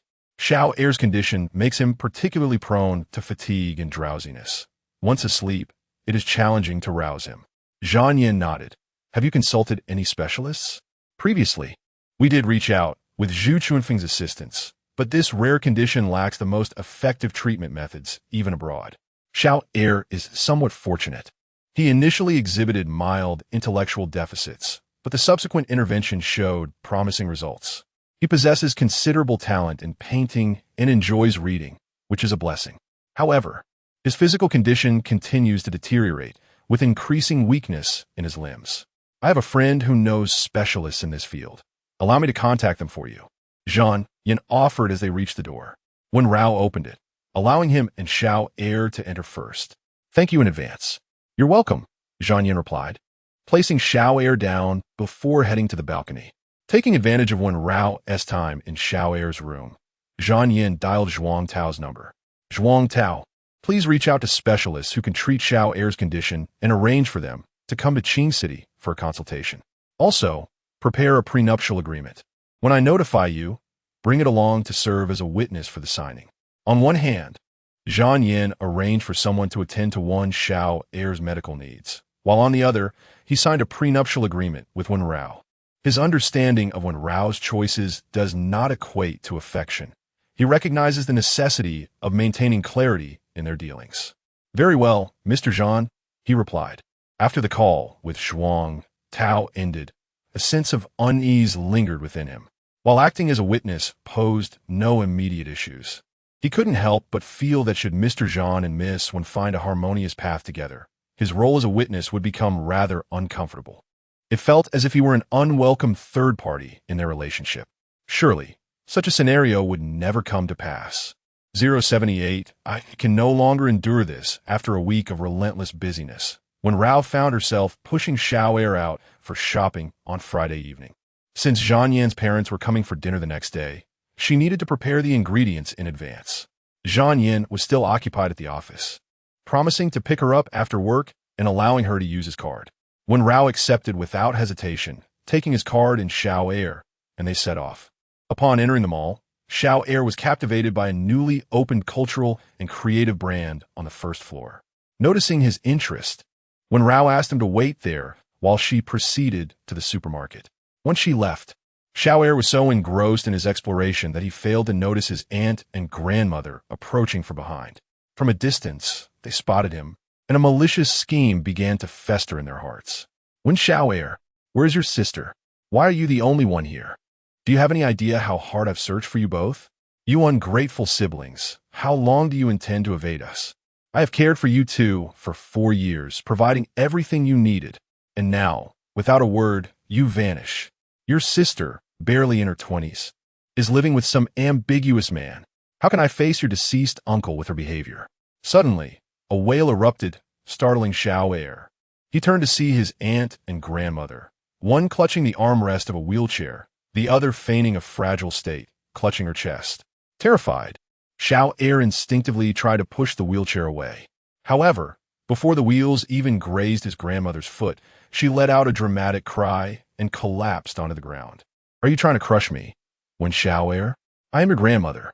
You are behaving just like your heartless sister. When your parents passed away, I did not claim a single penny of compensation. I gave everything to you. Is this how you repay your grandmother? Such a lack of decency. His grandmother, an adept at theatrics, executed her fall with practiced ease. At this moment, Xiao clenched his fists, beads of sweat forming on his forehead. His face as pale as parchment, and his breath growing increasingly rapid. How could he possibly contend against his aunt and grandmother alone? Onlookers were drawn to the commotion, some even whipping out their phones to capture the scene. Seeing people recording, his aunt intensified her performance. Everyone, please judge for yourselves. They lost their parents 5 years ago, and I, despite considering them burdens, took them in, providing for them because they are my brother's children. I could not let them suffer. Yet what did they do? His sister, oblivious to her surroundings, has shacked up with some stranger, and before leaving, she took many of my belongings. I do not even blame them for that. I merely hoped they would return a check on their ailing grandmother. But they wouldn't. They not only cursed us, but also blocked us. Such ingratitude. While reprimanding Xiao, his aunt exchanged knowing glances with her mother, urging her to escalate the drama further, completely disregarding Xiao's evident struggle for breath and his pallid complexion. Meanwhile, the grandmother sat on the ground, one hand tightly gripping the wheelchair's armrest, her wails echoing, yet devoid of tears. My dear son, oh, how I wish you could manifest and witness the virtuous deeds of your daughters. I am on the brink of despair, for not only do they refuse to acknowledge my existence, but they have also severed all ties with me. They berate me over the phone, wishing for my swift demise. What sin have I committed? I endured countless hardships to raise you, and now, as you stride ahead of me, I find myself in the heartbreaking position of burying my own child. I have relinquished every penny of compensation to them, yet your daughters squander the funds on frivolous pursuits, neglecting to pay me a visit. I'll admit my failure in nurturing you both. I can no longer bear this. You are still young. Do not fall for their deceit. Grandmother Wen Rao, in tears, attempted to bash her head against the ground, only to be restrained by the onlookers. Observing that the crowd had turned in their favor, she grew more fervent. Xiao, you're the most cherished grandson of mine. How could you treat me this way? I would gladly give you my heart, yet you disdain my age and refuse to even glance my way. Grandmother lay on the ground, weeping and pounding the earth, her feet shuffling back and forth. Beside her, the eldest aunt stoked the flames further. Xiao, you ungrateful child. When your grandmother was ill and unconscious, she called out your name. All she wished was to see you and your sister.